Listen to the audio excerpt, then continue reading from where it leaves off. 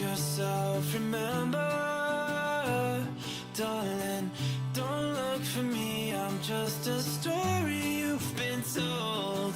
So let's pretend a little longer, 'cause when we're gone, everything goes on. You were staring at the window, and I said, I wanna take you to the sea. And when I'm better, we'll do everything. I gotta stop making promises I can't keep. But if I was gone tomorrow, won't the waves crash on? Is it selfish that I'm happy as we pass the setting sun?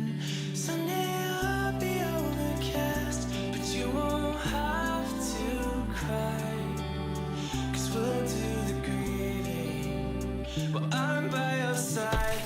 I said, don't try to make yourself remember, darling, don't look for me, I'm just a story you've been told.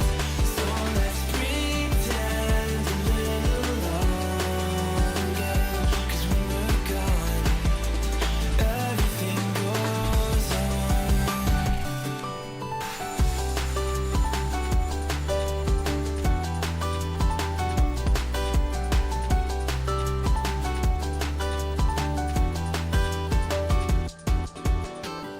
And I'm so scared of getting used to this.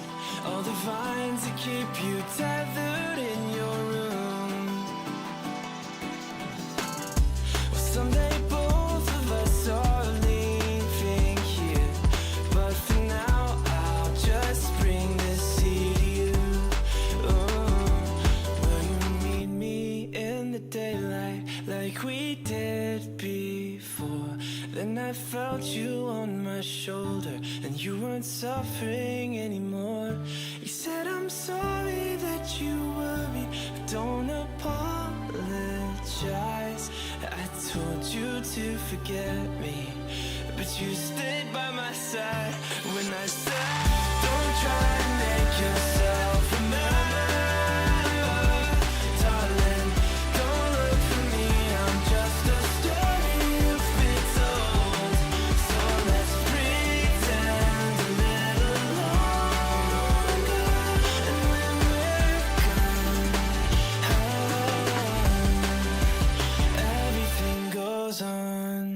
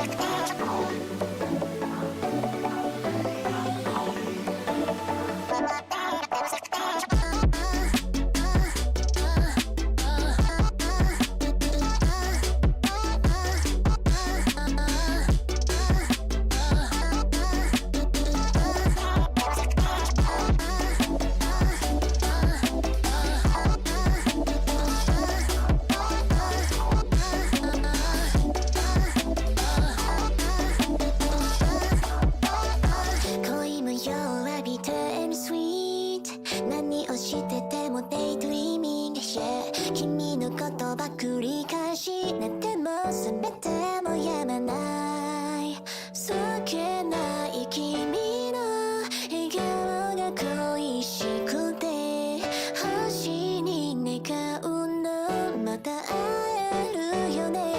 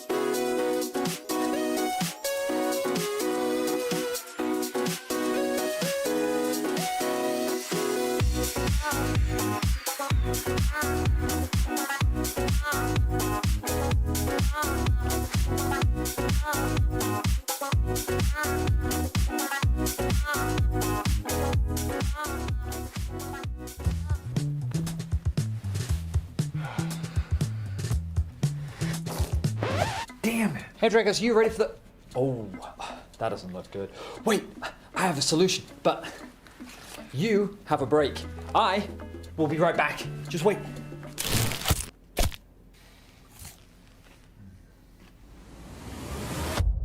Have a break. Have a Kit Kat. See? I told you we'd figure it out. I don't think this counts. Come on, let's go.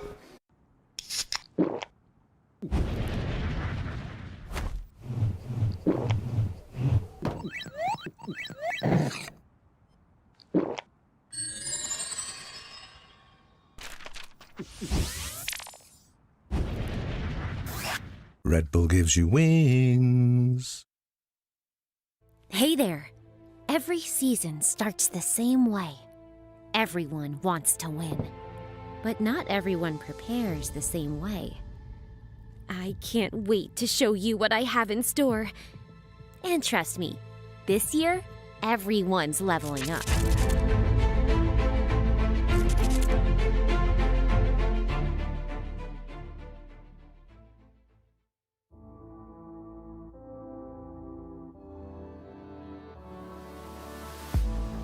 If you had it all, would you look the fall in the eyes? Could you walk away this time? Will you realize, recognize it's never over? And the flame that once had died, awaken. Will you rise above the days to come? Will you be enough? Will you walk away this time? Look to your left, to your right, leave the pain behind. 'Cause we all face the fires, and we stray from the light. Go and leave the pain behind.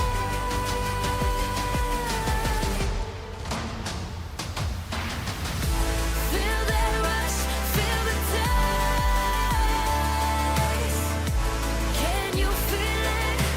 Rid the pain. Wash it away and stand again.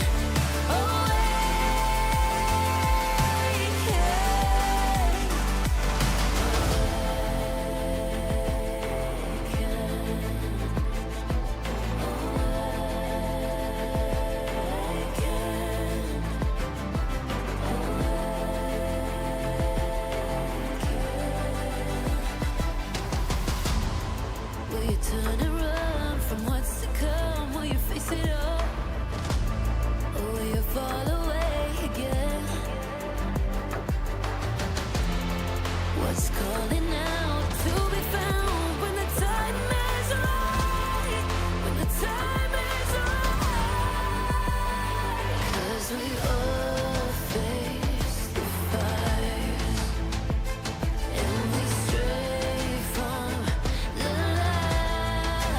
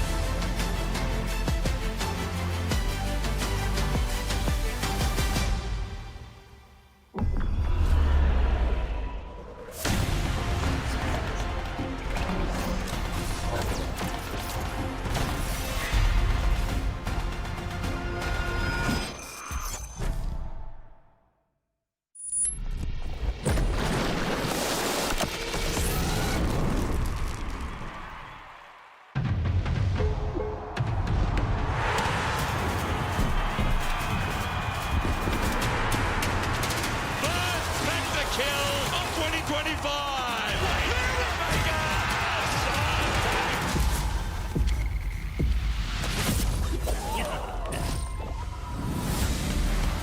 wave is coming to the LEC.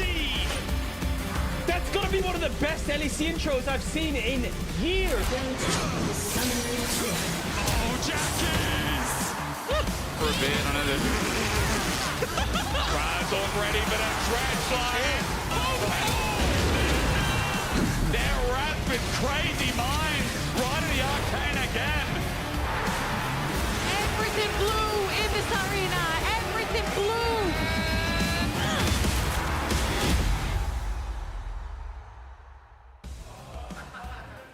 Hello everybody and welcome back for week 2 of LEC versus. We're back after the whole madness that was week 1, the good, the bad, the ugly. We've seen it all here in Europe and that's what matters. That's what we want for the league. I'm back, I'm Law. I'm gonna be the host for the day with Finn and Dagda. How you doing, boys?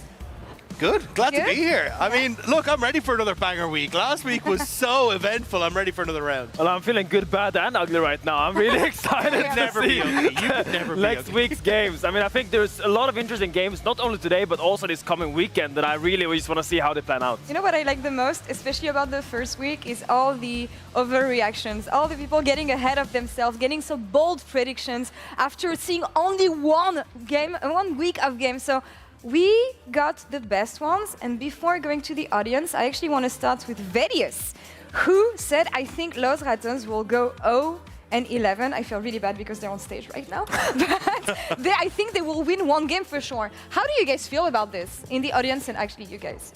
I mean, I also think they will win one game for sure. Yeah. I think there's like bound to be one games because I feel like they play very volatile, right? And I think in that volatility, you will sometimes find a team that is not really prepared to face it. You know what my angle is here? What? The fact that they still have pressure on their shoulders, and who do they have on the last week? They have G2 Esports. And what happens no. usually when there's no pressure and you play G2 Esports? This is usually when things go well. Finn, you know it. Yeah, I mean, I was on that Rogue team that famously was pretty bad, but we did beat G2 those 2 times in the regular season, so yeah, takes one to know one. Let's see They got about it. this in a few weeks maybe. Now, next one. Which one do you have? What did people say on X under the LOL Esports account that SK Gaming will make worlds? Now, that's some serious dose of copium. They didn't even make it to 4 minutes before losing the game the other day.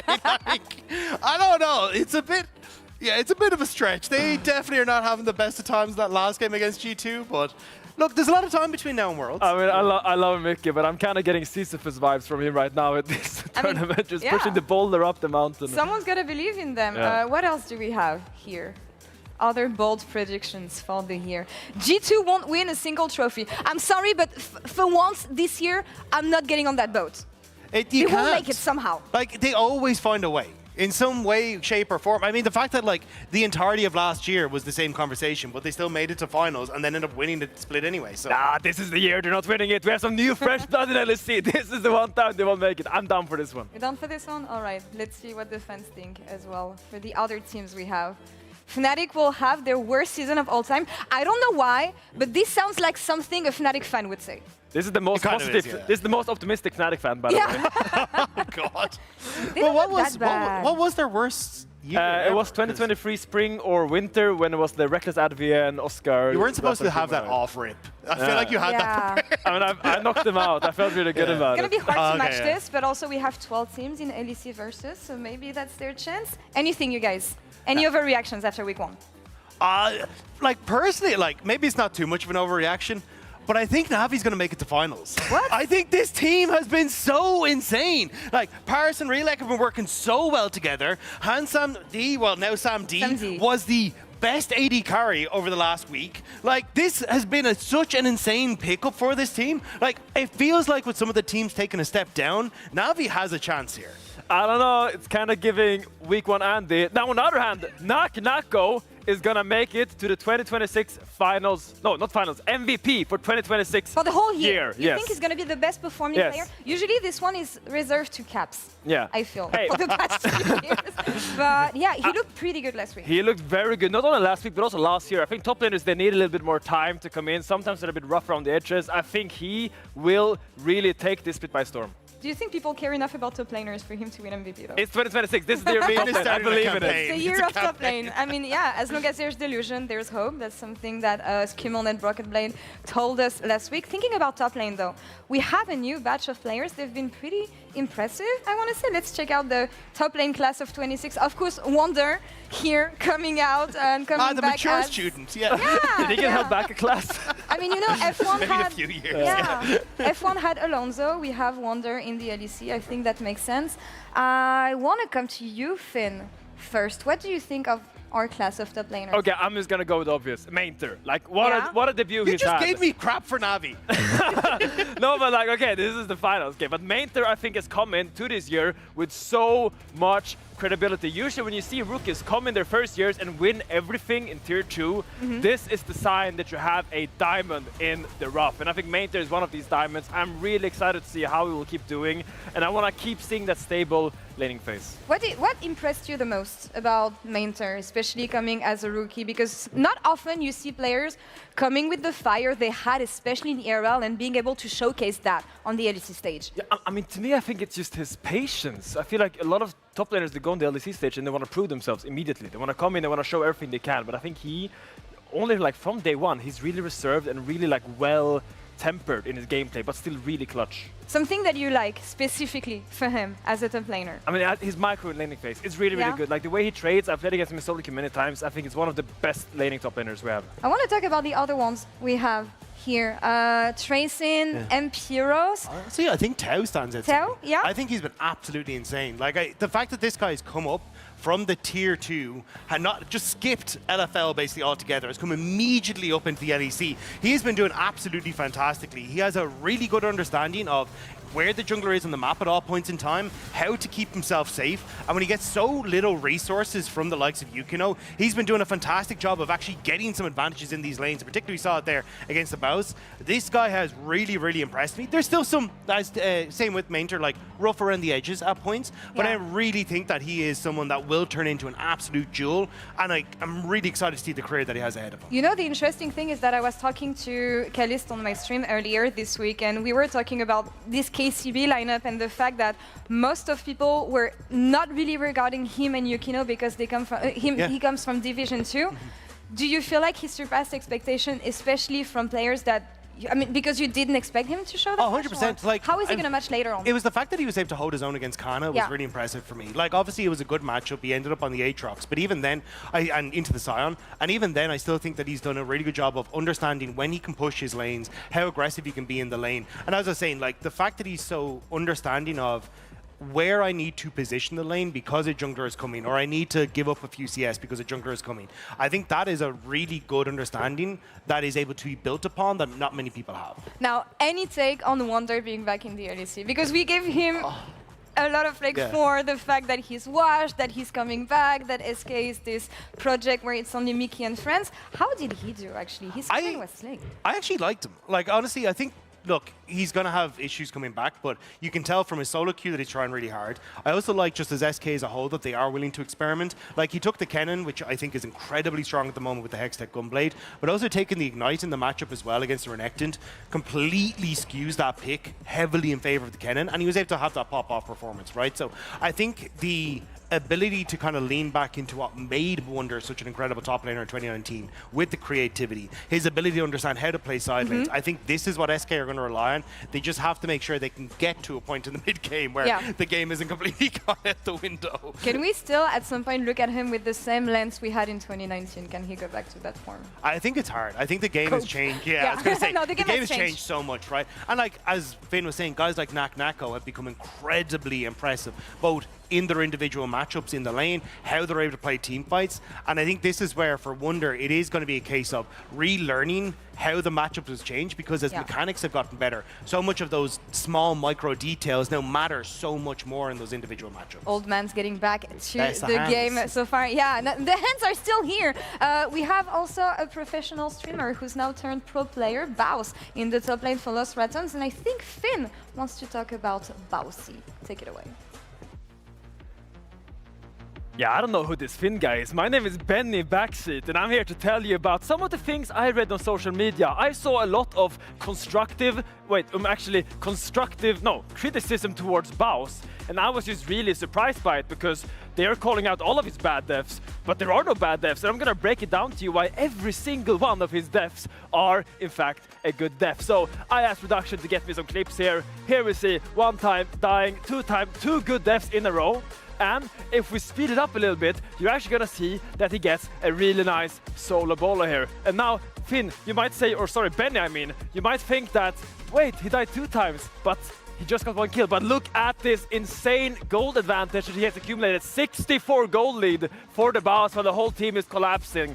And you say this man has a bad death? I don't agree. Okay, next clip, let's keep it going, because I have a lot more to show you guys. Here we see Bowsy getting chased by the Korean Gnar, Kana, and you think again, wait, it's another bad death, but no. Bowsy has it all planned. He has it all structurized in this great, vast mind of his, because Kana pushes out, gets the base. Wait, 1 more wave, Bowsy, chill a little bit. 1 more wave he's going to take and then loop the loop around. Together with Reckless will look on this Azir here in the mid lane and set up his mid laner for great success. Now, are you not convinced? Wait, I got 1 more for you. And you might think, let's roll the clip. How can this be a good death? He's just getting solo kill under his tower. And Bessa just gets a freebie. But here you can see the exact moment where Fnatic fans start to believe they won't have a mediocre split. It's right there. You see it sniped on that moment. Tell me, is anyone that's not named Bowsy that could do that feat? Now, that was all from me, Mr. Benny Backseat. But next week, we're gonna be back with Put a Doran's ring on it, where we go over Velia's engagement. Now, we're gonna send it to a behind-the-scenes interview together with Shox and Yamato. Big day for Yamato and Los Ratones. They get another chance at getting the victory here at the LEC after last week obviously didn't go the way you guys wanted. And I wanted to know how you as a group reacted to that and if that was a shattering of expectations in a way and how you handled that. I was a little bit nervous after the KCB loss in terms of how everyone would react, but I feel like the experience really kicked in. I think everyone's aware of what the situation is because it's very easy to sink in kind of a hole after being 0-3. I've been there before. But I feel like the KC game was the best showing we had, and we've just kept building on that, and I feel good about that being enough coming into this week. Yeah, I mean, that was a great start. I think it was pretty heartbreaking that you weren't able to win that game. What was the biggest reality check, you think, from seeing the group perform on the LEC stage? Because sometimes it felt to me that they weren't even playing to the strengths that they usually have or that we saw from them. It's been very difficult in general with the new patch because I think it really exacerbated some of the issues they had throughout the year with like how they connect, how they play together. They've been very, very self-sufficient, and we've been forced to like really face the reality of how you should play together. And I think that when you play the stage games, some of the things ring a lot more true. You see it a lot more clear because usually things are decided in like 1, 2, 3 plays, while in Scrim there's like blood, messy, 50 kills. So you get to like, you know, look at details that might not matter. So just about the slowness of the games and recognizing what is important, and hopefully we've done just that. That makes sense. You're up versus GX now. Can you give a little line to the camera for the Los Ratones fan who really want to win? And your speeches are famous, man. I don't know what to say specifically, but honestly, I feel very, very confident. Our scrims were good, you know, and that's the main thing we can hope for. I think when it comes to the matches, we have to just take it day by day, and I feel like the positive momentum starts today against Giants. They just happen to be our victim. Okay, it starts right now. I love it. Thank you. Good luck. Los Ratones versus Giant X right now.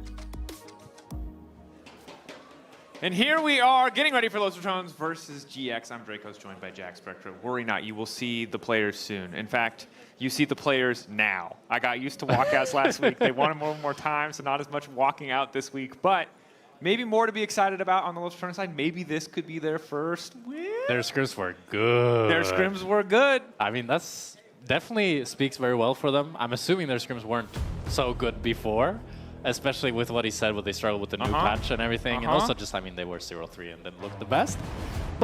And there's a new patch this week. There's a new patch this week. But it's very small changes. Yeah. I think if you missed it, the only thing you really need to be worried about for Pro is maybe less or no Jace jungle or Malphite jungle, but most importantly, Varus got buffed! Yeah. If that doesn't make any sense to you, you're not alone! We don't know probably for solo queue. But as a result, it's now, you know, one card Exodia, it feels like. It's absolutely incredible. Just does so much damage. My prediction would be for until Varus is nerfed, it's going to be like a red side ban always, and that we won't be seeing it picked, maybe in a game here or there. But we'll see. I mean, I think everybody in the league at this point plays some Varus. It's kind of been like a staple in the pro meta for so long at this point. So I'd be really surprised if somebody just like it goes unpicked or anything. Top lane flex pick, maybe? True, it's very OP Bring in top. back Because the thing is, it buffed both the AP Virus and the lethality. And the AP Virus, I don't know if you've seen the Dawn and Dusk. I have, yes. You know, you auto attack and then you use the spell with the other auto attack and it procs both PTA and all 3 Blight procs, and it's just absolutely a menace. And you see it there, the third red side ban from Los Ratones, as we're jumping into draft here. Let's see what they got. Oh, it's a red side first pick. Always throws your brain off. It does a little bit. It does throw my brain off. Yeah. I don't like it. Red side first pick makes me feel unwell, so it'll be the blue side counter pick. But it doesn't really mean too much. However, let's try to see, what do they want to use this pick on? Presumably something strong, safe in the mid lane. Yeah, I love the Azir. I think with the Orianna taken out and the Rise, there's not that much else for Nemesis to go to, and this just provides that scaling that they really need. But the instantaneous Yone lock-in makes me feel like GX saw this one coming from a mile away. Now paired with the Sejuani as well, Isma in a more supportive position this time around. And honestly, this pairing is pretty lethal, so hopefully Nemesis is ready for this particular mid lane matchup. Yeah, melee mids was where Jackie's made his name known. I think always just when I think of him, the Akali, the Yone. So especially with Isma on that supporting role, we don't see much Sejuani. It's the first Sejuani picked. And in general, she's kind of fallen off, but she always excels with those melee mids. And then just the Corki lock-in for Crownie. Not the biggest lover of it. It hasn't seen too much success in our league, and I mean, Crownie's 0-2 on it, lost both games. Although they are 0-3, so I guess. Yeah, it's kind of, yeah, what do you do? I don't know, if you lose a lot of games on a champ, then for me at least, like mentally to reset to pick another champ is nice. Cool. But maybe Crownie can handle that kind of burden that's at the back of his mind. Guys, if you get hired as a caster, you can fire strays willy-nilly and call it analysis. it's a secret 500 IQ hack. Now, Wukong coming in after. But one thing we were talking about, kind of behind the scenes, thinking about how could Los Ratones put up a stronger performance overall? Because they did have a pretty decent showing against Casey on the final day of last week. One of the things we talked about was scaling options. Azir, a scaling option. You've now got the Wukong as well for Velia. This is some pretty powerful late-game champions if Los Ratones can weather the storm of, you know, this Sejuani-Yone combo. See what the final pick is here for AD. Ooh, Noah's Kai'Sa. There's a lot of situations. Last year, you told me about it. You're like, how are these Kai'Sas getting through these Corki lanes? But if there's any Kai'Sa that can do it, it's Noah's Kai'Sa. Yeah, I mean, Noah looked absolutely phenomenal on that Kai'Sa in week 1. And just in general, he's felt like kind of the captain of this team thus far and the best performing member. I've been really happy watching him play. And I think this game, he has a really nice engaged setup for him with the Kai'Sa, so it's already a pretty nice Kai'Sa game. Presumably he can go AP as well, since he has that AD mid laner, which makes it an even better Kai'Sa game. The only thing is that tough laning phase, but with them being able to ban out some supports and target Reckless a little bit, I think they can for sure weather the storm of the early game, and Veli on the Wukong can't impact that bot lane that much either. So I really like the Kai'Sa, and I think Noah's set up for a lot of good success here. Is now we're seeing supports banned away at the end of the second ban phase. Reminder again, GX will have the blue side counter pick here, so Tony is very likely going to need to blind pick that top lane matchup.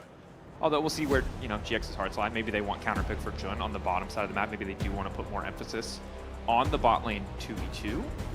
Reckless is Nami taken away. Nico taken away from Jun, but could be taken away from any support. Obviously still an incredible playmaker. Alistair now to join as well. Yeah, I mean, the Nico ban is really, really good from Los Ratones. It's just like a hard lane bully, and it's the one range champion that can play with Kai'Sa. And Jun as well has showed so great success on that champion. Now I think you just go for something like the Rel or the Rakan, as just like the 2 best engaged supports that are available. And now you have Rakan, Sejuani, Yone, Kai'Sa, all of them want to do exactly the same thing. Jump into the enemy team and just find one target and burst them down. We'll see what Reckless has into it. Zoe support. That would be pretty crazy. That would be pretty crazy. I think it might be the Bard. I mean, Bard seems more likely, but Bard doesn't have that great of a disengage. I think I would prefer something that could really save his teammates, but I'm not sure what that would be. I mean, the Alistar being taken out. Okay, Volibear locked in. Yeah. Some applause from Los Ratones fans here. And I mean, again, a boss special. We did see in the game where he played Volibear previously against KCB, he was able to get out of that lane phase as tough as it was and kind of impact mid lane. So maybe we'll be free to do the same here, depending on what Lot wants to go for. I think Galio would be a great pick for Reckless here, but I don't think he's going to pick it. I think he wants to go for something ranged, always hovering the Braum. It's a decent Braum game because it's good into Kai'Sa, Sejuani, and Yone. It's just a self-counter pick into the Rakan, which is why I kind of preferred the Galio over it, which serves the same purpose, but it's better into Rakan as a lane.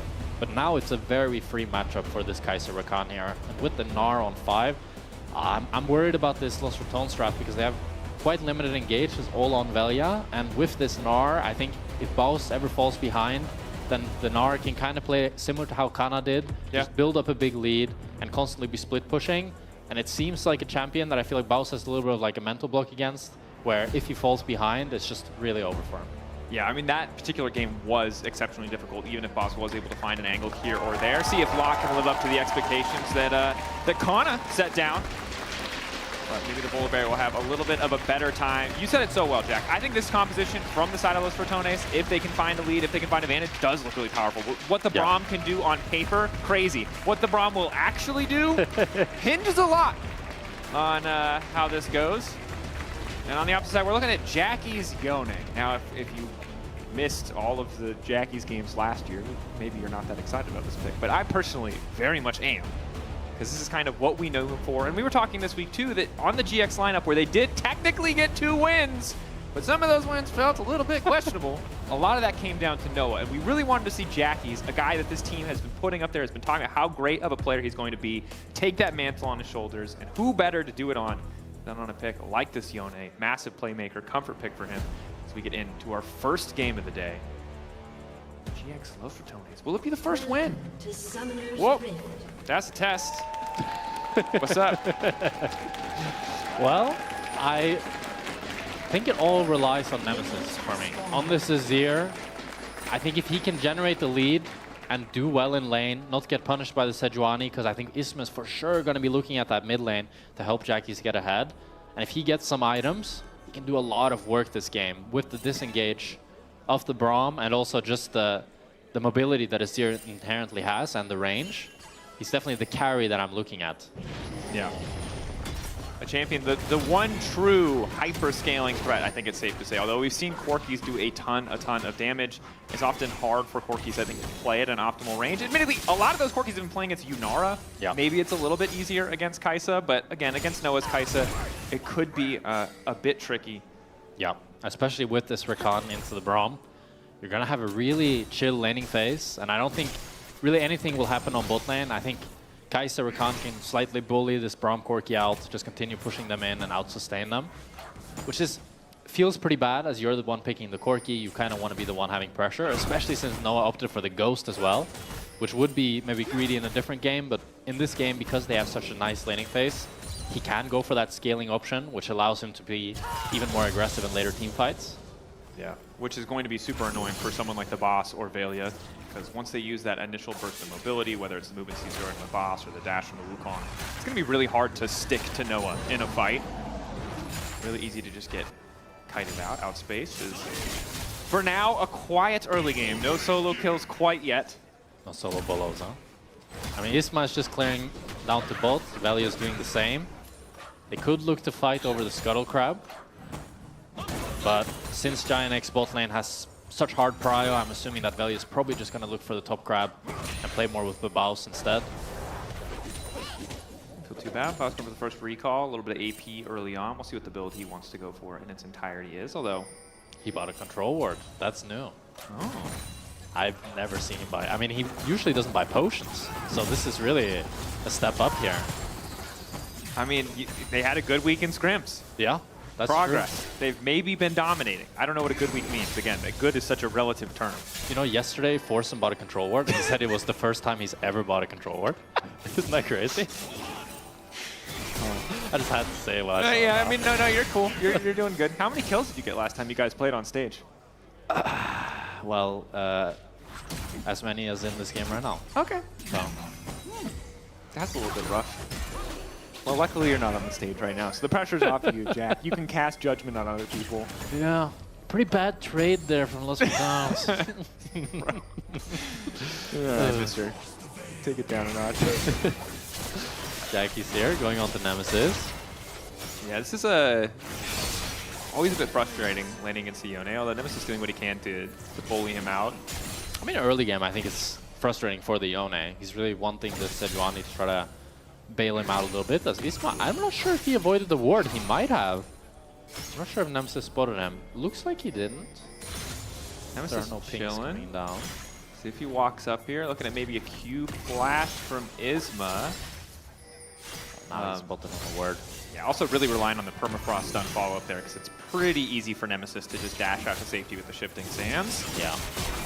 Akizo getting some decent trades, and yeah, this is... Ooh, missed a Q. Bit rough there. But Nemesis gets pushed. That's all he cares about. You just survive. You just weathered the early storm.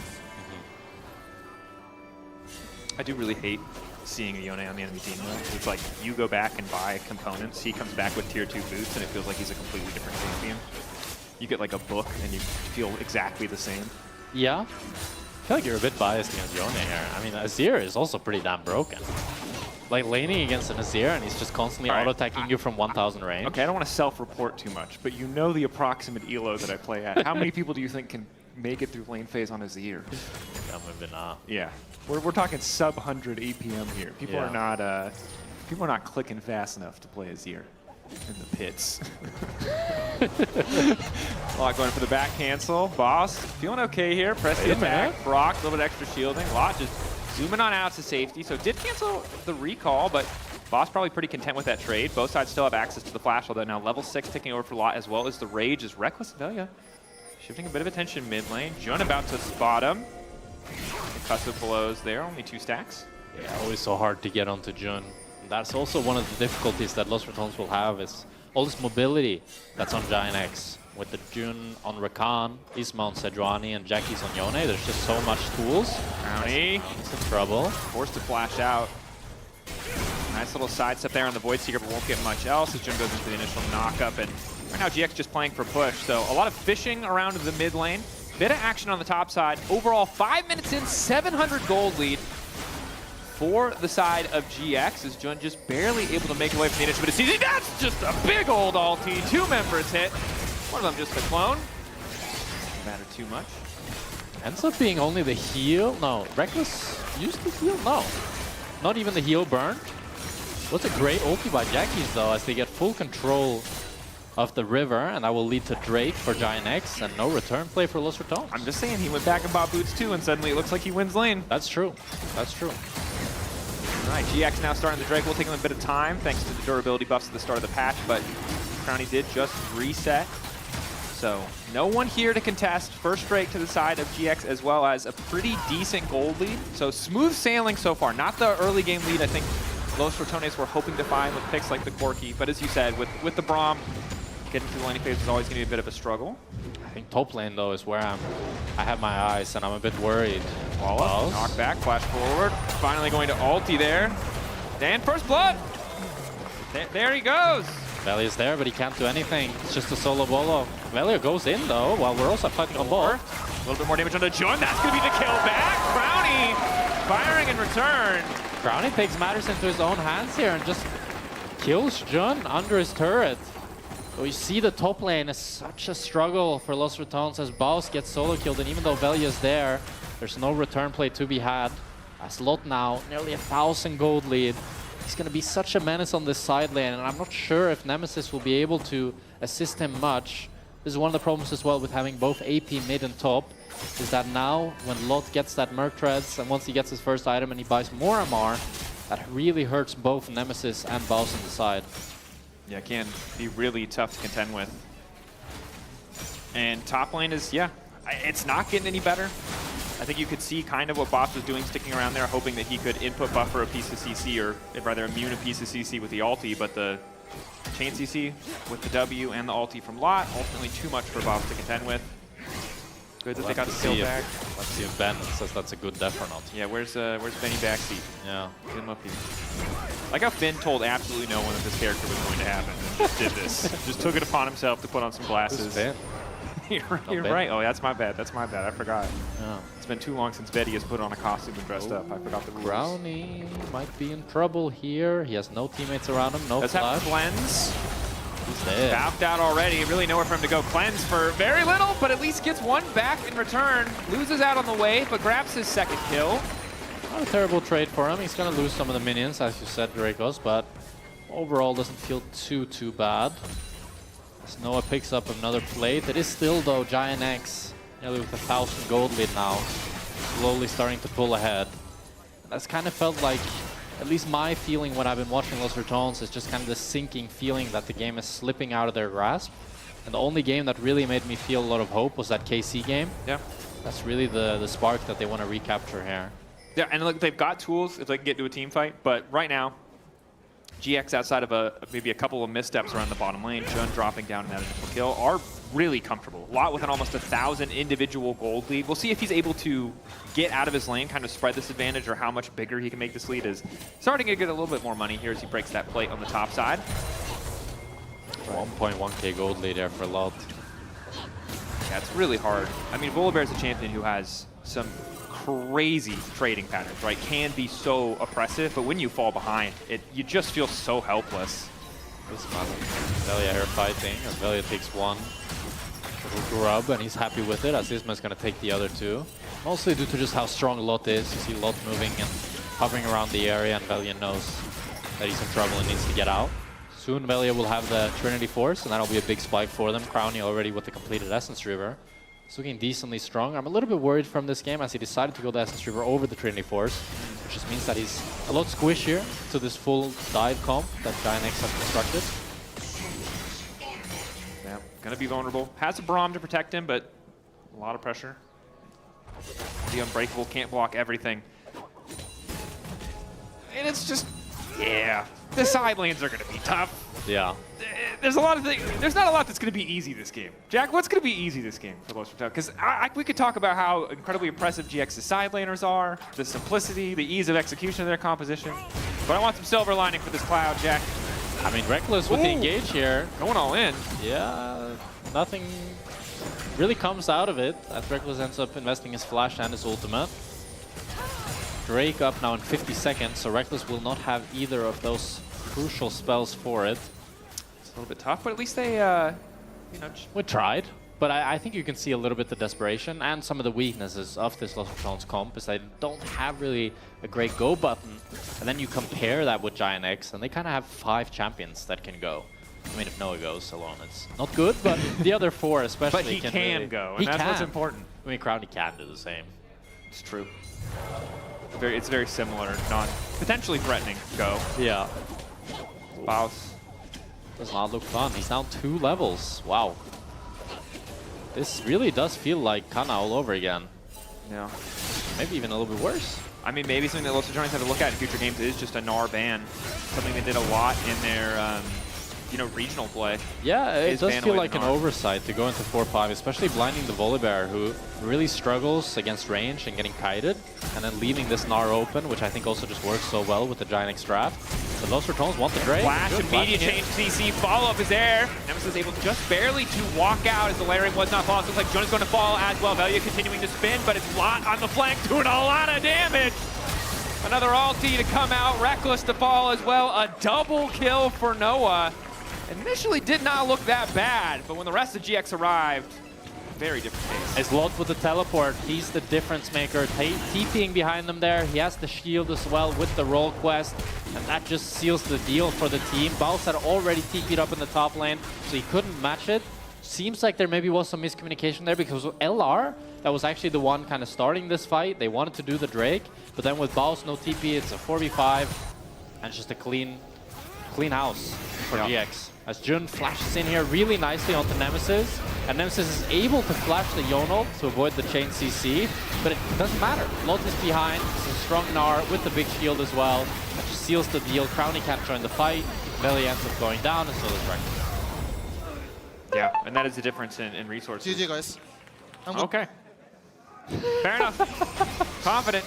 Oh, wait, Nemesis. Hold that thought. It's not GG yet. Jackie's caught out. Hey, no, it's not GG yet. Oh. That was a bit premature. Yeah. I mean, it's a 1,000 gold lead. It's pretty crazy to say GG. I mean, I like the confidence. I kind of have the same vibe. Like when I'm playing a game and it feels really good and I see that we're getting ahead, like, you know, I'm playing the Kaisa, I'd say GG. But maybe it'll come back to bite him. Yeah, I was trying to pull up a quick little Noah graphic, but he's 17 and 8 on the pick. So pretty good. You can understand why when he's got, you know, a couple kills to his name, maybe he's feeling like the game is just immediately over. Yeah. But for LR, I think we just need to see it manifest into more than just a couple of kills here and there. They're always good at kind of being scrappy and finding 1 or 2.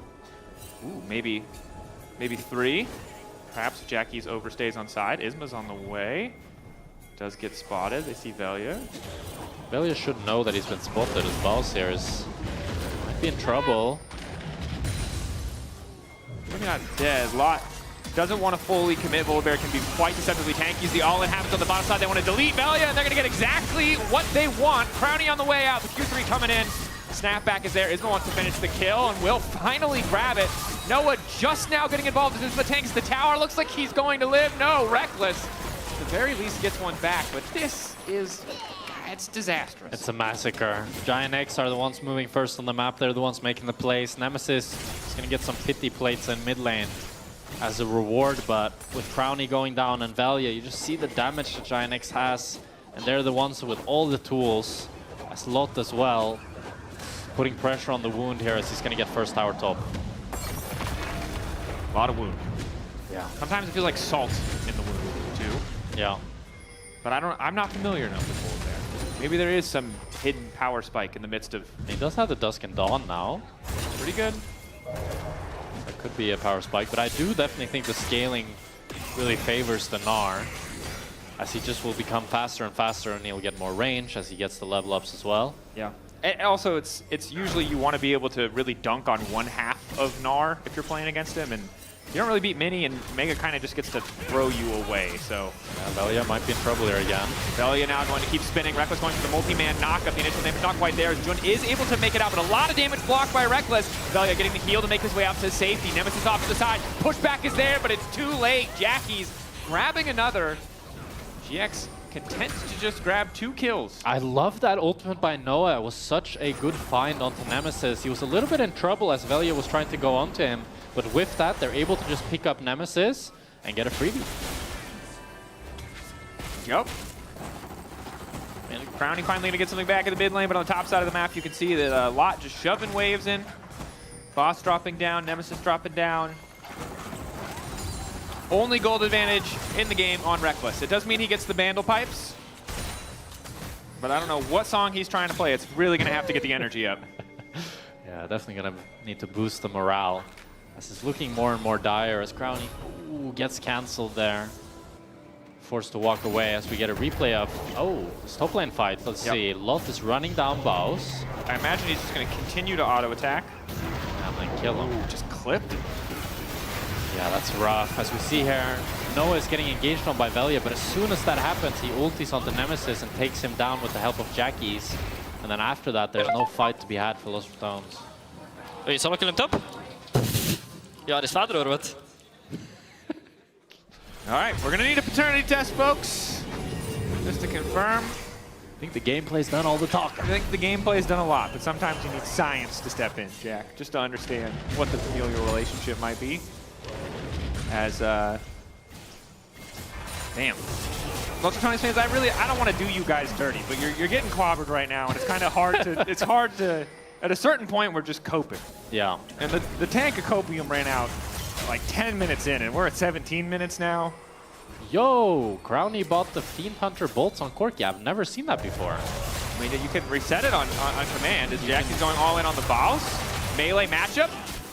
Okay. Boss wins these? But no, it's coming. No, it is. Baus is dead. Locked away. Oh, he dodges the W. Okay. All right. So Wait a minute. if they put him in a melee matchup on side, maybe he can actually just beat the Yone. Yeah. Might not be able to beat the Herald charge, though. GX finally going to break open mid.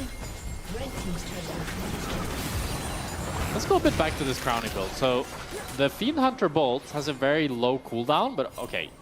I'm interrupting here. There's a Drake setup. Third Drake for Giant X. Isma's onto Velia. Velia immediately going to cast the Cyclone. Crowny. Panic there. Reckless ulting. GX getting a lot of ults for free. Yeah, a lot of desperation there by the support jungle of Lost Ratones, and that's going to be Drake for Giant X with 2 crucial ultimates gone. But of course, in their defense, they have no vision. So the second that they see someone jump on top of them, they're assuming that there's going to be more of an immediate follow-up. We get the privilege of seeing the whole fog of war. It's a very difficult spot for Lost Ratones to play. I mean, the problem was that Baus's TP was so late, so they had no setup. And now Baus might be in trouble here. Level 14 to level 12. Yeah. Both have 1 item. Yeah, their items are not that different. Their inventory is maybe Lot is sitting on a lot of gold. I mean, boots to completion also pretty expensive these days. That's true. Baus is taking a lot of damage. It's really tough. I don't know if waiting for that shield was worth it. Oh god, it's not getting better. He's just gonna walk him down. Oh, they get the flash. Yeah, this is tough. This is tough to watch. Question. No. It kind of reminds me of like when Seri was really OP. It's just like this inevitability of like the mosquito. It keeps hitting you and then suddenly you're dead. Yeah. I mean, a lot of people don't remember when Frozen Mallet Gnar was a thing, and you used to just get walked at. Yeah. And there was no coming back. Yeah. That was literally 10 years ago. As Crownie might be dead. He's gonna cleanse, but he's just got nowhere to go. Isma grabs the kill. GX find another 5k advantage. Soul point. I gotta say, Crownie in the mid-wave allegations, they're really not being beat. It's a little bit tough right now. Oh, his Baus is off to the side here. He's gonna be fine after having pushed in this wave, but it's nearly a 5k gold lead for Giant X. They have 3 dragons just waiting for that Cloud Soul to make it even harder for both Baus to play the side lane and for LR to have any chance of winning a team fight. Yeah, Isma really fearless here. Knows that he's got mid-wave pushing in, got topside pushing in as well. It's really unlikely they can find a kill as Boss is doing what he can to clear the waves. It's just such an easy game for Isma to play as well, because like realistically, if you face check them, how are you dying? Like you get Braum queued and the Braum passive, but then you just queue out. Then you can see that Giant X are not scared in the slightest as they start off the Nash here, but this could be Lost Ratone's chance. Delia on the way. 7k. They're going too slow. Fast. They're going way too slow. It's GG. Yep. It's gone. It's already gone. Yeah. Well, that really feels like the last hope snuffed out for LR. Only thing they can look forward to now is that final Drake fight, where they need to find a miracle. It's just really going to be hard to survive on side at this stage. Bausy might be in trouble here on top. Bliss. Talking a bit of damage there. Crownie can cover, but only 2.5 items. Stank. Well, 2-3 through, just happy to get a decent chunk there. Again, costing Isma a bit of health, but still quite tanky. Yeah, we get the tier 2 here. Lot getting even more gold into his pocket. As Nemesis is trying to push on his own, he's going to be able to get at least a few plates on his tier 2 bot. Probably not going to be able to take the whole tower. Jackie's already there. But he might be chased down as he ends up just teleporting out. Very conservative play, but doesn't have perfect information on who else could be there. So again, taking that option. Yeah, you can see just how scary it is for these LR carries to play. As soon as enemy support from jungles and fog, every lane feels super scary to farm. No, yeah, it's a little bit cooked. It's definitely quite cooked. But well, I think what we've learned, if anything, over the course of this season, is it takes 2 games for Los Ratones to adapt. It was 2 games to J4 before they swapped out of that one. Hold that thought. There's a TP. Oh, Baus. I don't think this is going to be great. Baus! Whoa, whoa, whoa, Wait, what is he? whoa. Why did he have no HP? What? He's a bigger fan of Noah's Kai'Sa than I am. What was that? Yeah, we're going to need a replay there. I think he panicked minimap TP to get away top lane. I just have to assume. Yeah? Maybe? Definitely not Baus's best game thus far. I just think the Gnar's got to go. Yeah, the Gnar's got to go. The Gnar has got to go. It's doing too much to them. I think they really need for Baus to be up against a champ that can't really split push as well as his Gnar. And now Cloud Soul spawning in 40 seconds. LR are going to try to look for a play onto Lot, but he has the Merc Treads, he has the Sterax. Maybe he's going to run into Reckless. Okay. Reckless gives him an extra bit of distance on the hop. That's unfortunate. There's just nothing there, you know, like they don't have the tools to really ever start a fight. 2-3. Jackie's just out of range as boss goes in. Protobell back. Immediate ulti, a little bit more damage. Entirely marked, but he might live. The casters! Oh, he survives. Jackie's there misplayed a little bit, missed the Q3, but you can see now. Away. Oh, Lock. This might not work out very well. No, they're going to all just get knocked to the wall. Value finally going to go in. Lock gets one. He's still living. No! It's so tragic.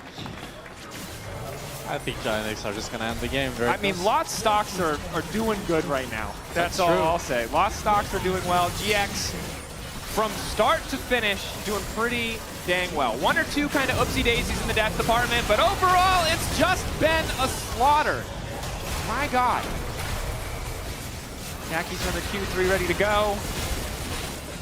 Very dominant game from Giant X. Noah kills Velia in his own base as they're going for the bounce continuing as well. to go for a little bit more. The Bao's finding a stun. Jun might die. No, he's still living. I mean, Giant X are just playing with them as they're going to take the Nexus towers here. You know, we were optimistic about Los Protones. That's a huge one, but there's not a lot to there. Just, good job, GX. But sometimes you come in, you know, you level up for week 2, and it's a massive difference. And sometimes you show up and you are one half of the coughing baby versus hydrogen bomb team. And I'm telling you right now, they were not the bomb. GX, though, taking down Los Protones. Smooth fashion.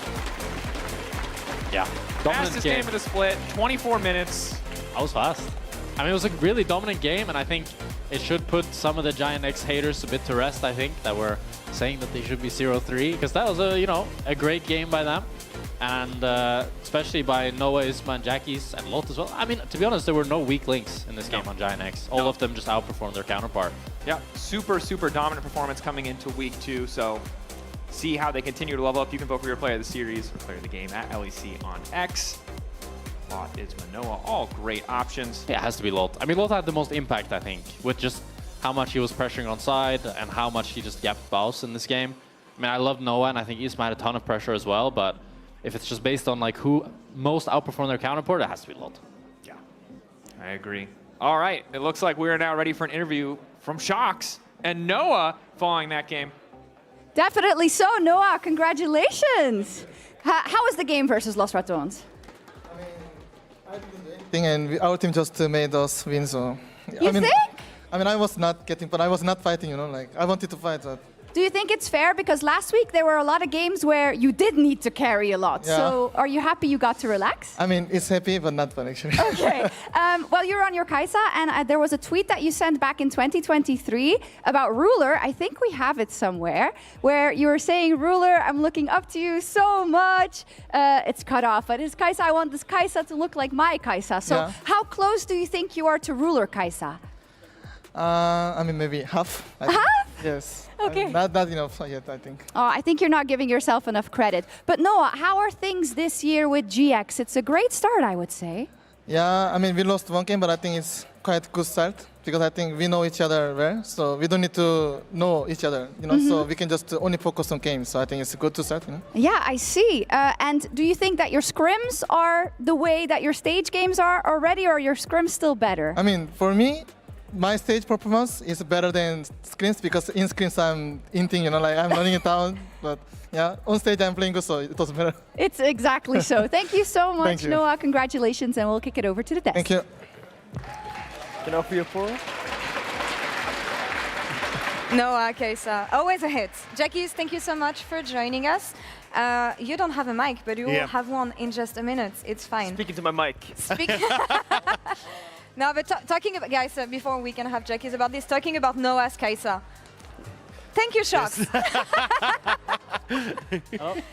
Yes. Noah's Kai'Sa, what do you think about it? I feel like Always if a Noah looks in Kai'Sa on stage, I'm like 90% secure we will win. I think it's too insane on this champ, so yeah, I mean, it's too good. What makes it special about Kai'Sa when it's not finals? I think it's an understanding of how far you can push the champion. Yeah. Like, if you understand, you know, hey, I can actually get into the back line here, pick someone off, and change the entire tide of a fight, I think that's what really separates good ones. And I think Noah has that kind of killer instinct. Like, he's willing to put himself in harm's way. And I think it speaks a lot to his growth as a player that he now has that confidence to say, no, I can change an entire game with this pick. Is that something that you notice, Jackie's confidence level in Noah, and especially in those clutch moments? Yeah, I think now for sure in this team, I think if our team is fighting, then we make it known in comms. So I think it gives him also the confidence that he needs. And I think as a player, he for sure grew way more. And yeah, now he even goes sometimes 1v5 and we report him after and that's it, you know. But I like it in the player. So. I'm curious about your Yon, because I think when you were coming up, you were kind of, in my mind at least, kind of a Yon one trick. I remember a lot of in-houses, there were some spellbook Yons going around. But I feel like we haven't seen it that much on the stage, but here you brought out really early in draft. What was the reason for it? I mean, I think Yon, I think he's a strong champion now, but I think the problem is when do you pick it in draft now? Yeah. I feel like it's too hard to draft around, especially with the jungle pool now too. You said it, but you picked it first. First pick, man. Yeah, well, they picked us here. Yeah, it's that's like true. The matchup I can actually play. Sure. But yeah, I think with the jungle champ pool now, it's all the Jarvans, Vi's, it's hard to pick it. So yeah, I don't want to say too much, but I feel like people know about Yon. So yeah. It looks a little bit scared there in the Volibear when you were one-wanting boss in the topside river. I mean, there, yeah, I don't know. I didn't know what to expect. Like, honestly, when I was half HP and he was running at me with Q, this bear looked so scary. I didn't know. I actually got a bit aura farmed or whatever you want to call it. I didn't know if he has the damage, so I decided to not look stupid and flash, you know. I mean, you don't want to be put in a boss edit on YouTube. Yeah, exactly. Yeah. I would rather look stupid by flashing out than getting solo killed, you know. Yeah. So, yeah, logic. I want to do a scrim check with you because you said in an interview with Sheep Esports last week that when you guys are scrim gods, usually things don't go. I'm just quoting you here, man. But usually things don't go well on stage. That was a pretty clean victory, so I guess scrims didn't go that well this week? I mean, I'm gonna be honest, I was running it down in scrims, yeah. Not on purpose, not on purpose. Are you sure about this? Well, I got accused of it, but no. I mean, scrim, yeah, also, yesterday I also almost broke the office, so we had to cancel. So that was a bit unfortunate, but yeah, scrim week wasn't that great, but yeah, I mean, on stage it looked better. Maybe it is actually the way. Did you say you broke the office? Yeah, what? Yeah, I spilled water on like 50 cables. Oh, God. Oh, that's why you had to cancel scrim against G2. Yeah. Well, yeah, Romain can put this one on the whiteboard at the end of this, please. Any words on Lotsky being Kia player of the game here? I mean, I think he deserves it, you know. I think no disrespect to Baus, but when I pressed tab at 15, there was a bit of a father-son situation on top. I'm gonna be honest, it is what it is. So yeah, I think Lot deserved it. The paternity test came back, and yeah, Lot was Baus's father, Finn. Anything you want to say about this? Yeah, it's a tough one for Benny Backseat later to explain. Benny Backseat is gonna have he's gonna have his work cut out for him. That's what I think. Jackies, any words, any final thoughts on how the rest of the week you think is gonna go? I know you said you don't want to look at the nameplates. You're gonna have Fnatic and MKOI. That was a really clean victory. So how do we make sure this one sticks? I mean, I mean, obviously I hope for a 3-0, right? But yeah, I mean, we'll see. I think for us, as a team, we are a bit too flip now. So, yeah, I don't know. I mean, usually against the good teams, we play good. So, yeah. So at least that goes for us, and these are the two good teams, so... Good. There you go. Yeah, should be a 3-0 week then. Keep on running it down in scrims. Thank you so much for joining us. And that's all for us for now. On this side of the stage, we'll be right back in a few minutes for Game 2.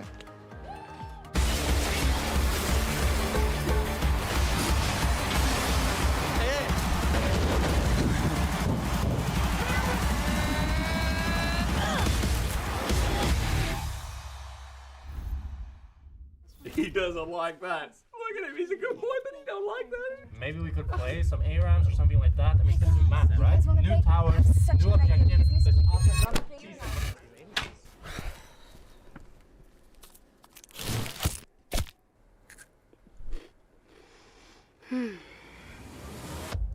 Have a break. Have a Kit Kat.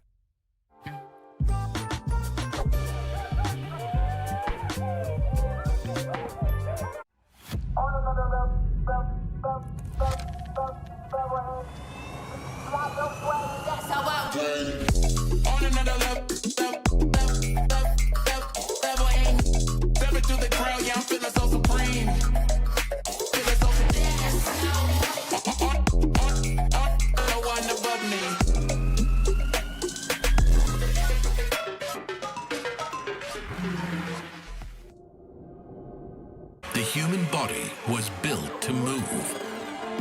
Not trapped at a desk in one singular posture for 12 hours a day. It's time your chair evolved. This is Secret Lab Titan Evo. Ergonomically engineered for you, gamers, hybrid workers, artists, backing your every move.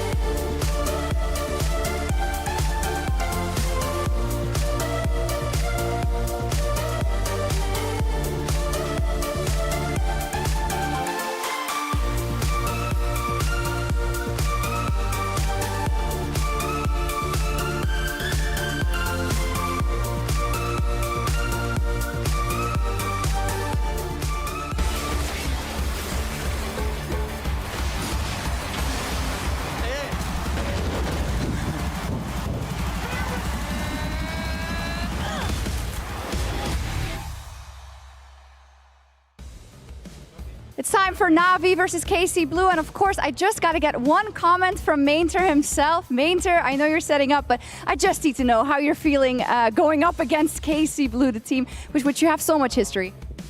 Like, I don't know, it feels like normal opponent because only one player left, right? It's Yukino, my friend, and the other four is new. So like I had some teams like Rinsas in Vitality, or like other teams like Bukada and Shifters. So basically they're kind of the same. And KC, KCB, they're also the same. So it's just normal opponent. I don't think about this before much. I just focus on my gameplay. Yeah. Got it. Thank you. Good luck. It's going to be a banger. KC Blue versus Na'Vi.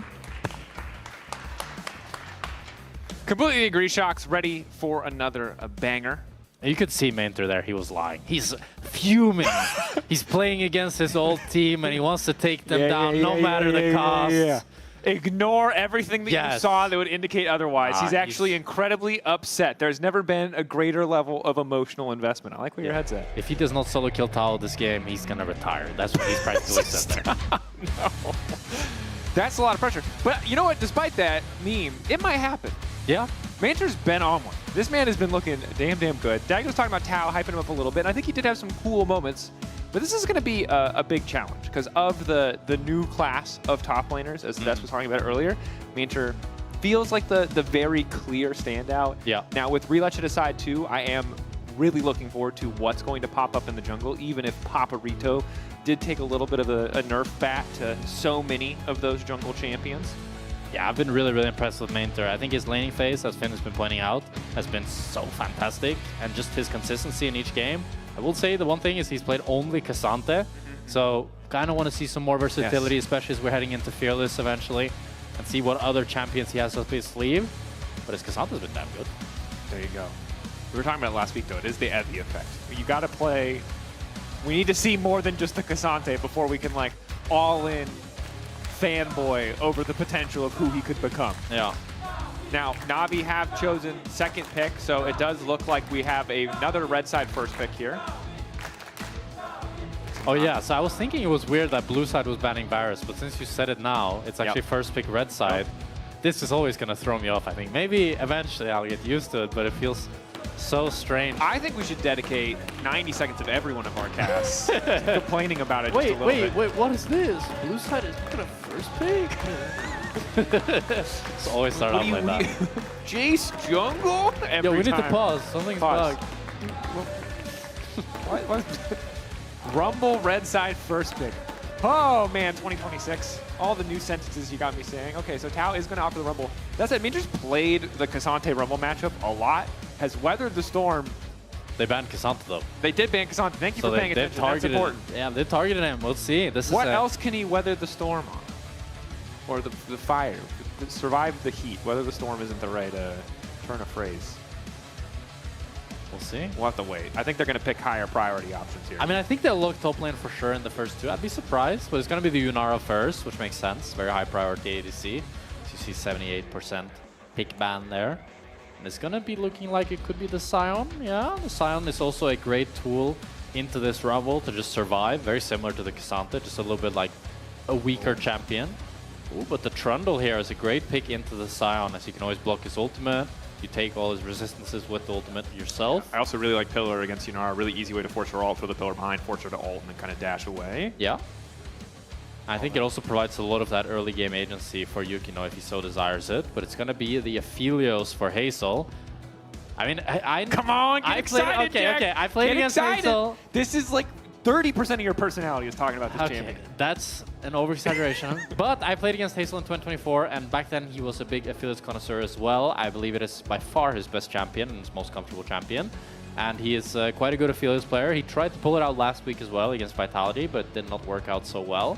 But into the Yunara, it's a really good matchup for Aphelios, where you can kind of always out-trade her. And then into the Sion as well, you're kind of happy because you have so much tank shredding. It's going to be the Jarvan locked in for KCB. A bit of an odd choice, as you already see that enemy ADC has some ability. And it doesn't provide too much into the Sion, and now with the Azir locked in for Poby as well. I'm not fully convinced by the Jarvan lock-in. I think they just felt like they needed some sort of engage. That might have been what they wanted to go for. It is kind of, I feel like, the generic stable engage, or one of the generic stable engage jungle champions. We did just see Sejuani in the previous game, but often without a melee pairing for the Sejuani, it just doesn't really make as much sense. Yeah. So I don't love it either, but I can see the arguments for picking it up. Now with the Azir locked in for Poby, we have a really very straightforward front-to-back composition brewing for Navi, which I think sets them up pretty favorably. Like, both these teams have had some solid execution in their games, but the mid to late game hasn't necessarily been the biggest or the strongest point for either of these lineups. So when you have a team that just, kind of team fights better, scales better, it does feel like it sets you up pretty well. Yeah, I think especially later on, it's really on to Hazel a lot to do enough damage to get through the Sion. And if Hanavi now can pick up some real threats for the Aphelios, just makes it so much harder for him to play. I think like Aphelios, Rumble, Jarvan, they don't have that clear synergy together. With Rumble, you typically want more of a utility ADC to set up that equalizer.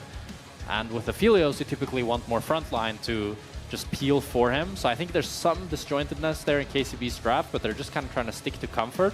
While Navi has, I think, 3 champions that just all want to do the same thing. Play a slow, nice front to back. But we'll see how both teams can round out these drafts. Yeah, and I think one of the things that's so gross about Yunara and Azir is they're kind of like 2 of the hyperscaling options that are in their own right really strong playmakers. Like Yunara alt dash into the W slow is so impossible to get away from if she has any follow-up. Same with the slide and guide from the Azir. So Navi, to a certain degree, getting the best of both worlds. Obviously still less than you get from a really early game champion, but nice to have that extra bit of utility. As I mean, here's the spice. It's always been Relec, Navi's jungler, who's willing to play what many others are not, as it looks like it's going to be the Aatrox jungle, unless they do Sion jungle, which would be pretty crazy, but... They really like their top lane jungle flexes that are actually have not really been flexed at all. They're pretty much set up exactly as you would expect them to be.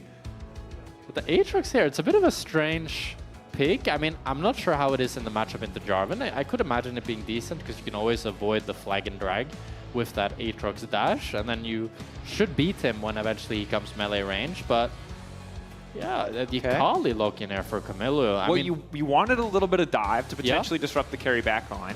That said, this is going to be a tough one.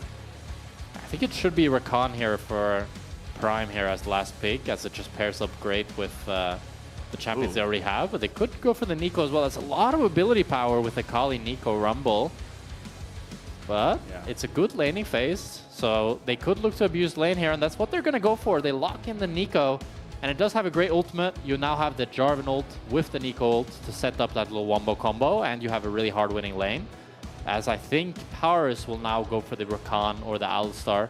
Probably just try to have a surviving lane. He could also choose to opt for something like the Karma or the Lulu even to try to kind of match fighting power a little bit and have a ranged option.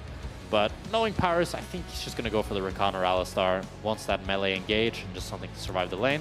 It's going to be the Alistar. Yeah, Alistar as expected. So again, we have a composition on one side who, outside of the Aatrox jungle, which is that little bit of spice that we've come to know Navi for, very standard front to back, but a draft that can fall behind in early stages of the game, right? Rumble can be oppressive if he finds a small lead. Sion will admittedly just get to build MR and not care about Aphelios probably until like 3 items, so that's great. Yeah. But there is just so much magic damage on the opposite side. Double range on the bot side for KCB. A lot of setup here to at least have control, maybe bot lane, top lane, mid lane, of course, a little bit of a different story. It'll depend on how comfortable Camilo is in the Azir versus Akali matchup.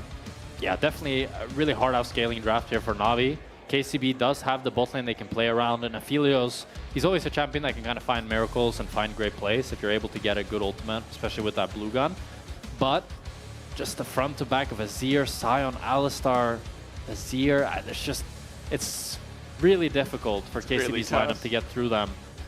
And I'm worried about the MR that Navi will be stacking up against this lineup, but we'll see how they do. We're just going to have to find out. Second game of the day, Navi versus KCB. KCB already finding that first win up against Los Ratones. See if they can find a second here against Navi.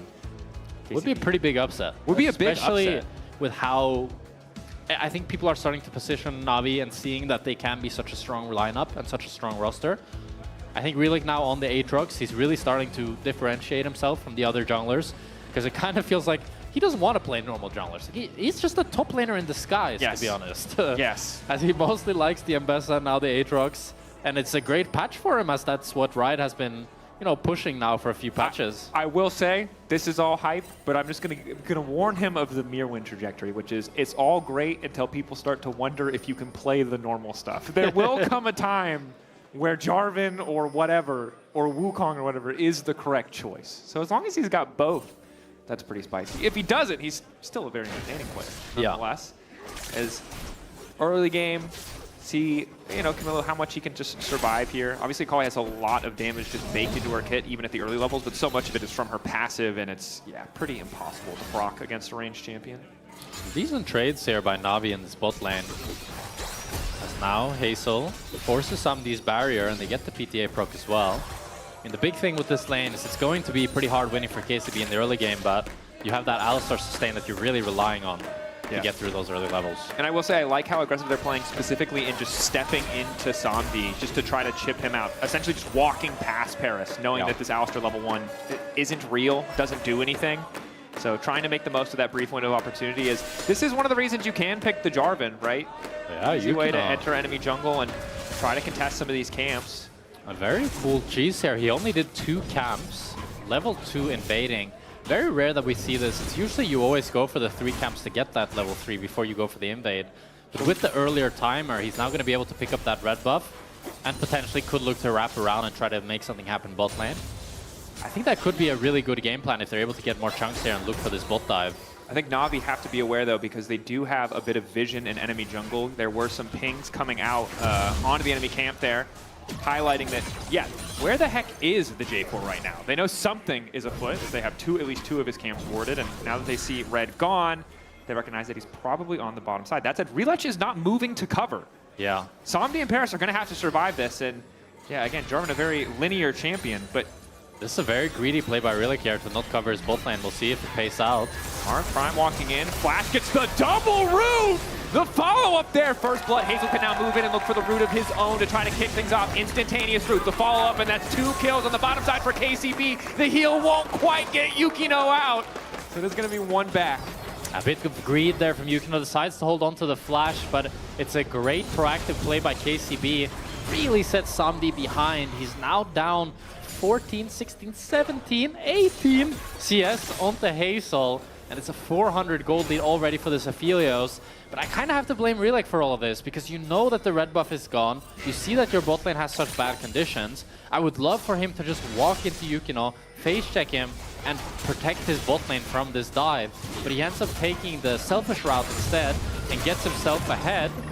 We'll see if it pans out. He now has a decent camp lead onto Yukino. He does have a pretty big camp lead. He does have a big camp lead, but bot lane is going to be struggling. And I think having the Yunar in a good state in this game is really, really important for Navi's success. Yeah. Well, it does feel like maybe it's worth when you watch the Aatrox fearlessly walk in and start laying down a bit of damage. It is going to be Samdi and Paris suffering on the bottom side. Keep in mind, Hazel didn't, or has access to the Ghost as well, so a single misstep from someone in this bottom lane and they can just get run down. Relech on the way in. Yukino. Initial stack of the Dark Blade does hit. Flag Drag forces Paris back. Hazel has good setup to get the root onto Relech. Poby now on the way, but Relech is getting damn low. Slow comes from Samdi to make sure they can walk away, but that was a really dicey exchange. I think KCB was too scared there. I think maybe because Camilo was chunked and he was calling them back off with Poby moving. But they could have definitely killed Relec with Hazel still having the flash and the ghost and being able to run him down. I think they misjudged the circumstances a little bit, but still a good play for them as they force Paris' flash, and now they're getting some good trades onto Samdi. Some damage here. Hazel burning through ammo pretty quickly. Next swap over will be the white gun, so the all-in threat does just continue to grow. Here's on the top side, Mater ignited and now in trouble. Tau, quick flash out! Solo Bolo on the top side! We were talking a lot of smack, Jack! We were saying it was Mater who was gonna get the solo. Tau's not hearing it! Now Mater's actually mad after this one, but you see him off to Cassandra. Suddenly he's not looking so scary anymore. 1 game sample size, all we need. Time to make sweeping conclusions. We were wrong. Tau is the best top laner in the league. And the Baus is the second best. Stop, bro. The strays are so ruthless. KCB setting up on Drake, having a phenomenal early game. I think it's important to note. The Rumble early pick paying off as they are able to punish and get that solo kill on top of a decent CS lead, even if Mantra does now have a little bit of MR. Bot lane going well, punishing Relech. In mid lane, not a lot to say, but kind of as expected in the Akali Azir matchup. Now that level 6 is there for Camilo, maybe we see him get a bit more active on the map. Yeah, I think we should give credit where credit is due. KCB, we talked about, is the top lane and the bot lane that was winning for them. And both sides have been able to amass quite big advantages here, especially in this top lane, as it's been completely solo. He has 580 gold lead with a freeze now up against Mainter. Very, very nice by Tau. Looks a bit funny. All right. just tank it. That's fine. Yeah. 2 champions. Trading shields. I am concerned for the side of Navi as to what this kind of mid-game looks like with Relech on the Aatrox, because I do think that the Kiana and Ebessa both have these really fantastic go buttons that make them, like, no matter what kind of happens in the early game, they'll always kind of be at least a little bit relevant. Yeah. Aatrox really doesn't have that. As Paris goes all in here. Red-white for Hazel means it's still a pretty easy fight for them, although no ghost means they don't want to over-pursue. You can see with those Chakram there, though. He's really just desperate to keep the auto attacks going. Yeah, but Hazel was a bit far back there. I wonder if he could have walked a bit more up. As you see, Prime is posturing so aggressively, but Hazel is not quite matching his aggression. And with Pars having no flash, I wonder if that could have been more. It's now Camilo and Yukino take to the river. Camilo just taking some plants here. He's been surviving in this mid matchup. Only down a little bit of farm here up against Poby's Azir. Yeah. A lot of, I think Camilo's relevance in this game, though, will be judged on how much of a threat to Poby or Samdi he can be. Yeah, exactly. So there's a lot of good peeling tools. Poby obviously has some of those himself. Paris, Mater can do what they can to get him off that back line. But as long as he poses that threat, stops Samdi from being too comfortable. And he's already a little bit uncomfortable in this game, right?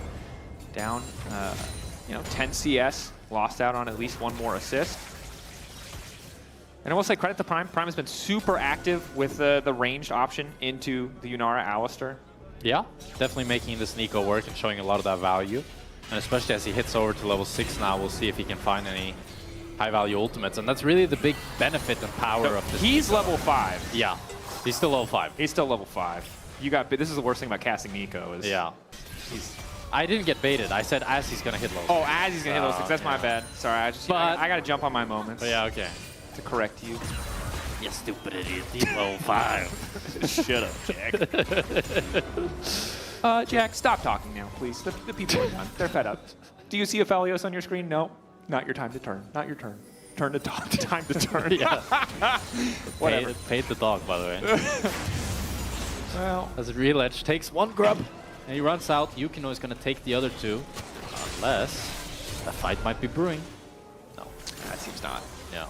Well, 2 grubs for KCB here as they scare off Real Edge. And they got the first Drake as well, with the second Drake spawning in 2 minutes. Really phenomenal early game by KCB. And now, with Prime being level 6, we have to remember, Nico, unlike most other ranged supports, is not useless after level 6. So that's really, really nice. Hey.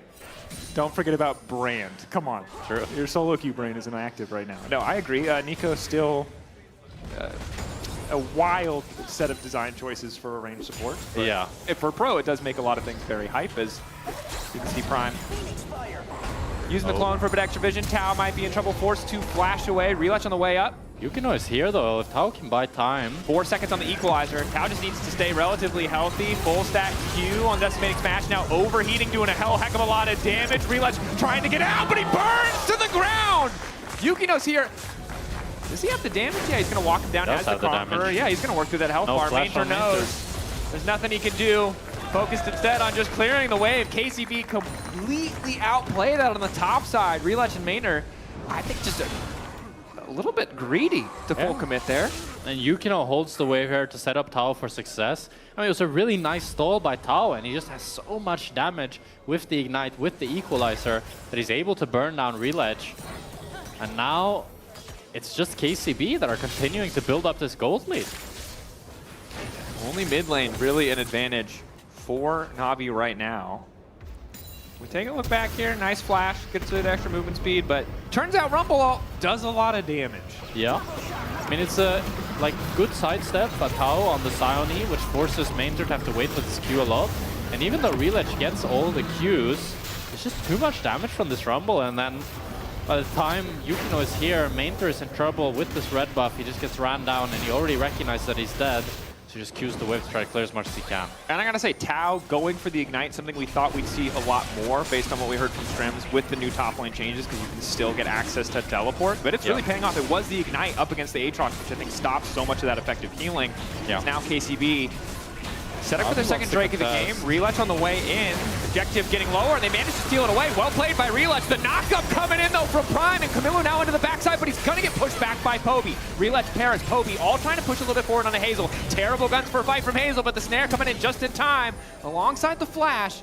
Make sure he can at least get it out. Hell of a steal from Relutch. Yeah, great steal by Relutch. Kind of secures that objective for them and makes it, I'd say, a winning fight, as it ends up being a 1-for-1, but crucially, they end up getting that Drake. And if you look at the summoners, there was no flashes burned from Na'Vi, while KCB used all their flashes. As we watch the replay here, Yukino tries to flag and drag back to the Drake, and Prime gets a huge Nico ultimate, but it's just only to kill Sandy. We really need to take down Poby as well, as he's starting to become one of the main characters in this game. Yeah, and Tao, again, where so much of that gold advantage is. The rest of the team otherwise really, really even. The good news is Hextech Gunblade finally finished for Camilo as Equalizer popped on the top side. Relutch Q flash back going in. Good damage coming in now that the Ignite is not in the picture. Hazel trying to follow up with an ulti of his own, but Paris there to keep the CC going. Red-white, though, means Hazel might be able to do a little bit of work here.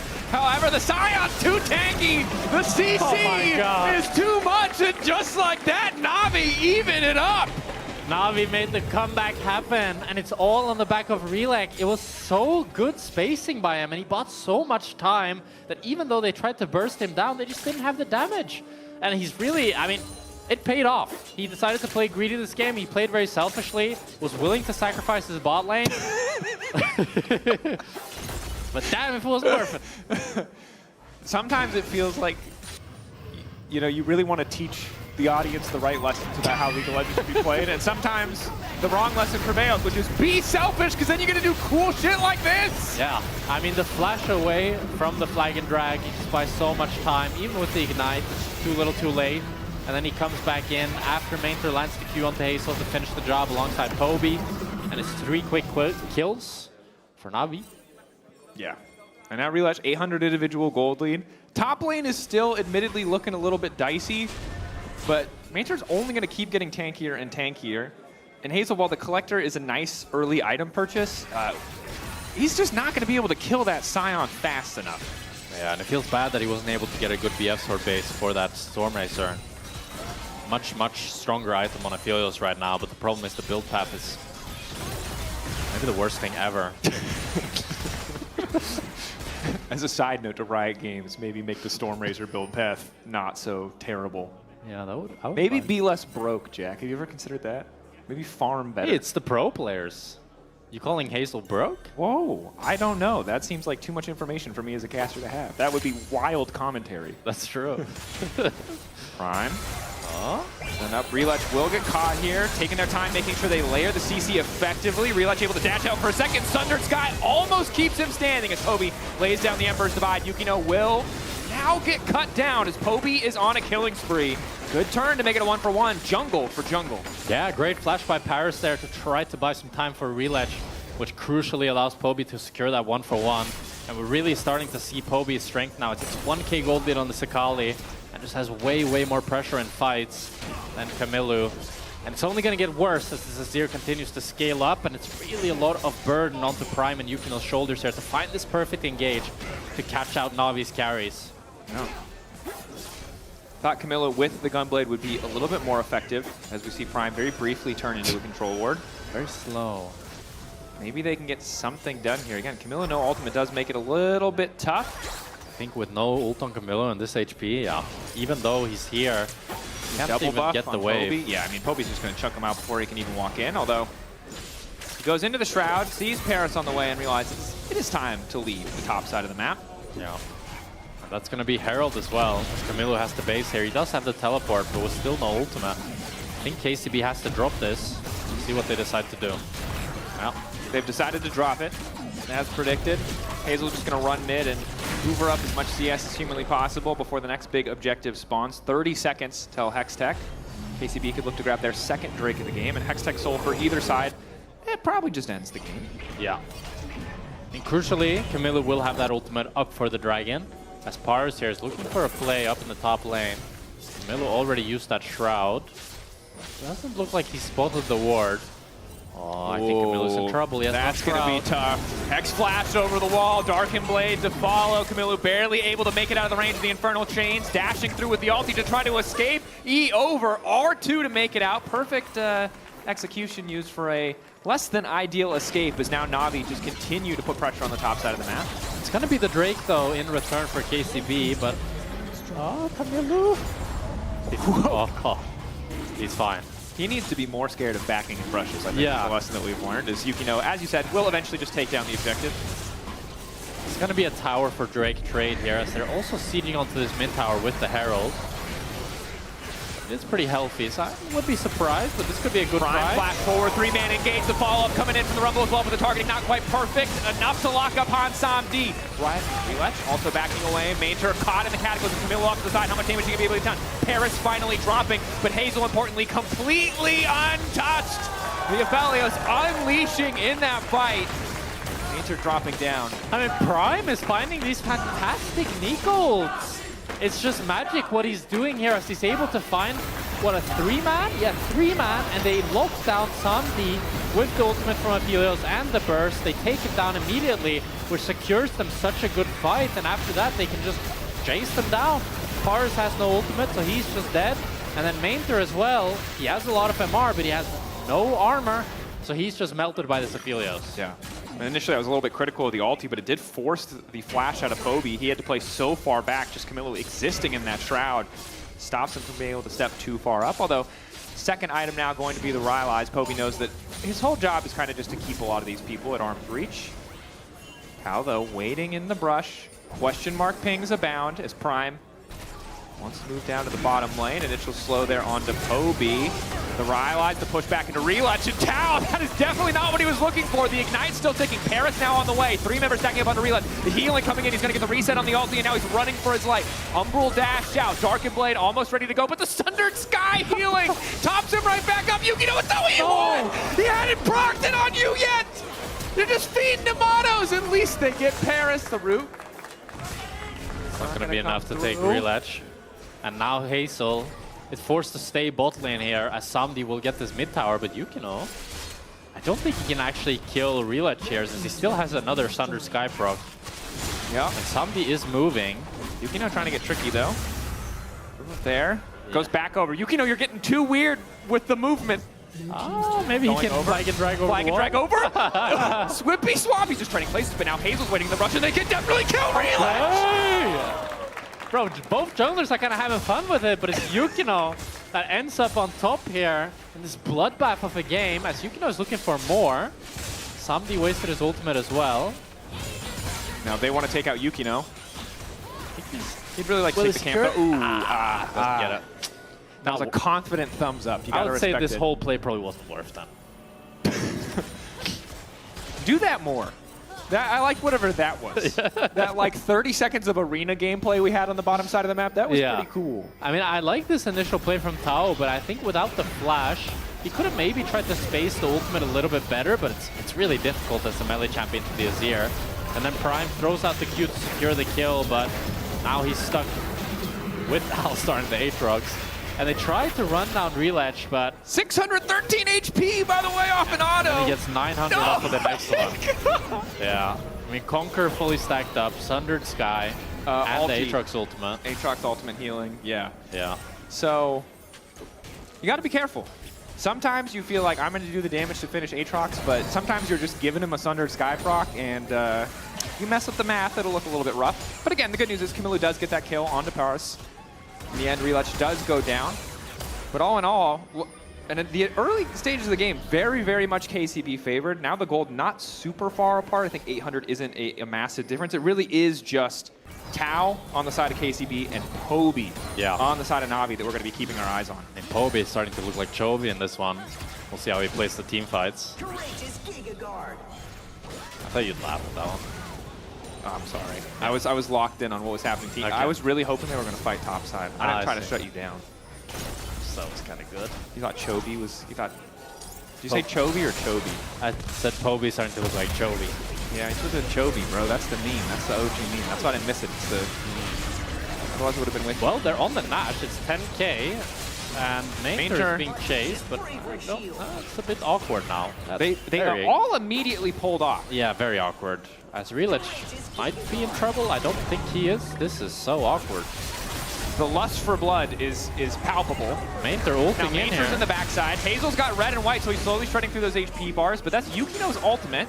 Lays down the flag for vision, and then Na'Vi are just going to try to hold on to their composure and push mid. Yeah, no flash ulti on Maynter there. Drake spawning in 10 seconds, and Na'Vi has full control. Looks like they want to go start Nash again. It's... Prime has... This is so weird. I mean, they've got really good Aphelios guns if he just gets over the wall. Yeah, or doesn't even really have to with this setup. Yeah, they got the decent blue trinket though, and now they're going to go off the Nash again, I assume. Are they? Or are they going to full? They're going to get off the Nash. They're going to have to get off the Nash, yeah.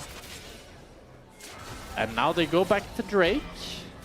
You got to feel for Baron Nashor. Dude's just showing up, hitting you in the face, and then leaving, and then coming back and doing it again is... Relutch is just going to be pretty content to get that second Drake for free. I think KCB misjudged a little bit there with the initial play onto Maynter. I think they could have stayed on the Nash, and they had a chance of actually trying to burst it down. But then once they tried to go onto Maynter all 5, everything kind of fell apart, and ends up just being a free Drake for Na'Vi. And a lot of tempo lost for KCB. Yeah, happy to just be overheating here as... Decent bit of damage. Tough now, though, with a lot of MR on the side. A lot of MR and that little bit extra healing. If you're not willing to commit the Ignite and the ultimate, eventually you'll win out, but it's going to take a bit of time. And Tao down to commit a little bit of his time. That's the equalizer used. Overheating now. Surprised he decided to use the equalizer here. I mean, if I'm Tao and I fight the Sion in the tri-bush and I do 0 damage to him, I'm not gonna think like, oh yeah, I'll kill him now. Yeah. But he wanted to try to kill him as Hazel. He's got that. He knows he has a lead in the game, and I think he's got that dopamine and that pressure kind of going for him. Because a lot of people in this game have been like C hero, immediately alt hero. Yeah. Which I think is. I say hero. It's like it's the old IG thing from like season 2. You know who also calls champs heroes? Who? Forsen. Well, you know what? I'm in good company. Yeah. I can tell you for sure, though, that I can hit a piece of CC on a stunned target. I'm not sure. I'm not trying to audition for your jungle position. I'm just saying I've there's played some with things you in to arena, bro. There's been some stuff happening. Don't take that on me, bro. Oh, he miscounted. How are you feeding at my elo, I think is the more important question. Because now, look, the game kind of, it chilled out. It got even. I'm waiting for the next, I'm waiting for the next fist fight, Jack. Well, it might come here, but probably not. Well, the lane assignments here from KCB are a bit strange. Like, Tao opens towards bot, but then immediately leaves. I feel like, for me, what I'm seeing is KCB as a team had a fantastic early game. Yeah. And now they're kind of falling, I wouldn't say at the finish line, but like in the the middle hurdle, everything is kind of falling apart. It's not like they're losing the game, but just their macro is a little bit off, their decision making is a little bit off, and they're not really showing that decisiveness that they showed in the Then maybe you don't game. need to say everything is falling apart. That's a pretty strong. That's a pretty strong. Hey, I don't want to, be too much of a doomer here, but everything is bad. Everything is bad and it's lost, and they should have found. No, it's a pretty close game. It's a 1K difference. Again, we go back to some of the initial commentary that we had in Pick and Bans, which is this comp for KCB is just going to end up being harder to play, most likely. There's a dream world where Prime continues to get these insane engages, because he really has been killing it this game. And you have the follow-up from Hazel, the follow-up from Tao, Kamilu, and team fights just fall apart for the side of Na'Vi, but hasn't been the case consistently this game, and Poby just continues to, build up a CS advantage. Chovy, as you said. Push back, forcing the flash out from Tao. Nice to have ahead of the next fight. Yeah, crucially, Drake and 140. I think both teams don't really want to start the Nash since the game is so close. Could be an easy way to lose the game. That said, like, Na'Vi with these two champs and a Sion. I mean, KCB as well, with Hazel having good guns, can do it incredibly fast. But Azir is like the king. It's not, Akali doesn't do anything. Okay, Aphelios is definitely the king of taking Nash fast. Over Cassio and Azir? Yes. Oh, because of turret? Yeah, it's insane. Yeah, like, Aphelios can do Nash in like 4 seconds. Not the new one, because it has so much armor, but the old one. Yeah, but in a different version of the game from the past? Yeah, sure, bro. Yeah, but the Nash also has MR, so the Azir is also doing it slower. Okay, fair. So now we got a Sion all coming down the mid lane. Main turn. Looking to find his man. Gets the initial slow on to Tao. Whips the flag and drag. Combo goes in. Na'Vi happy to have Tao. Know that the flash is gone. Kamilu's going to respond by split pushing on the top side of the map, but losing Tao ahead of the next objective fight. Pretty big. 40 seconds left on that death timer. Na'Vi might look to start Nash here with that pick. It's going to be a 5 versus 4, as Yukino as well with no flash. Does have the flag and drag to try to enter the pit, but reduces a lot of his playmaking options.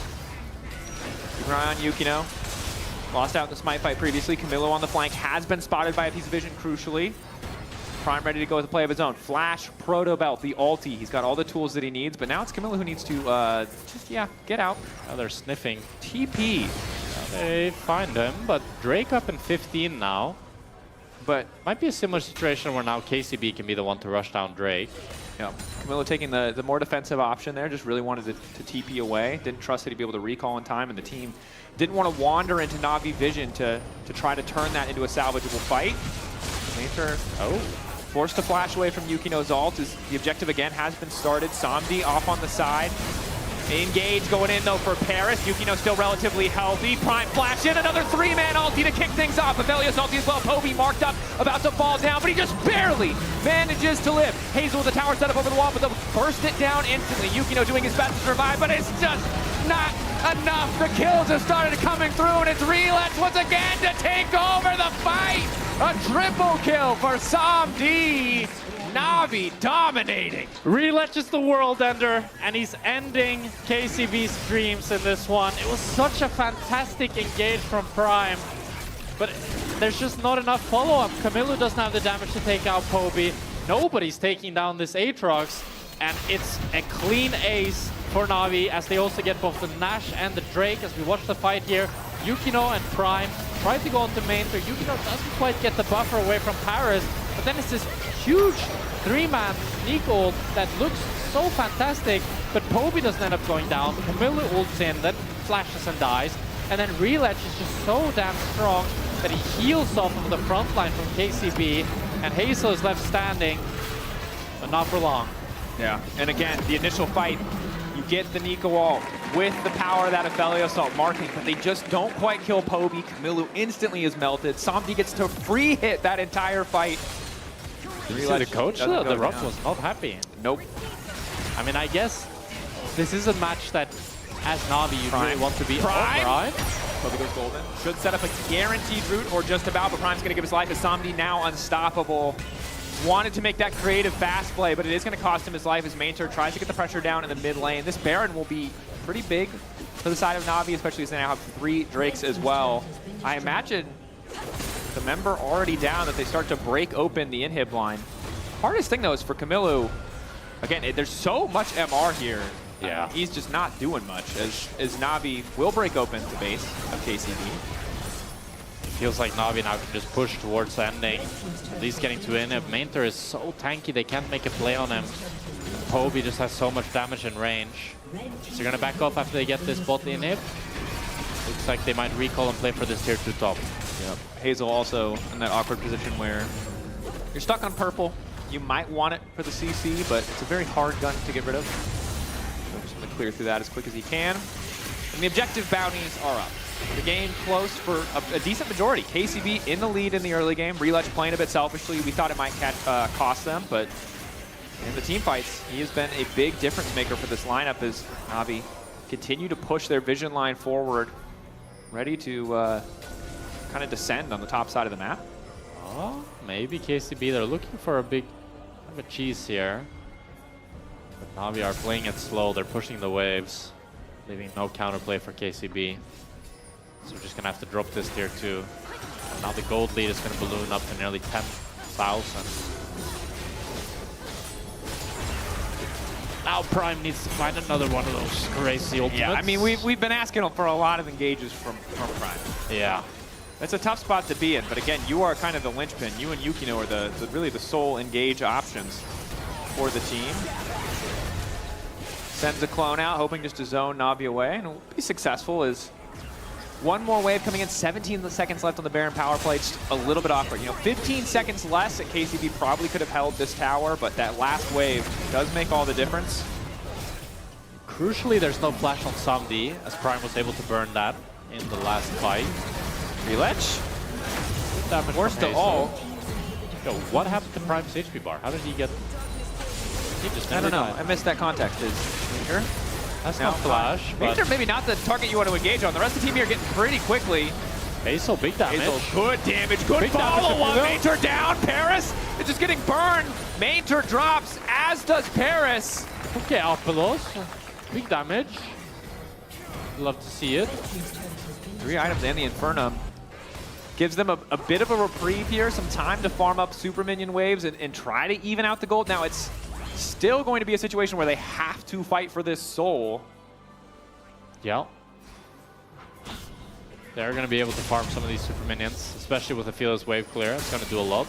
And it is the C44 new item on Aphelios.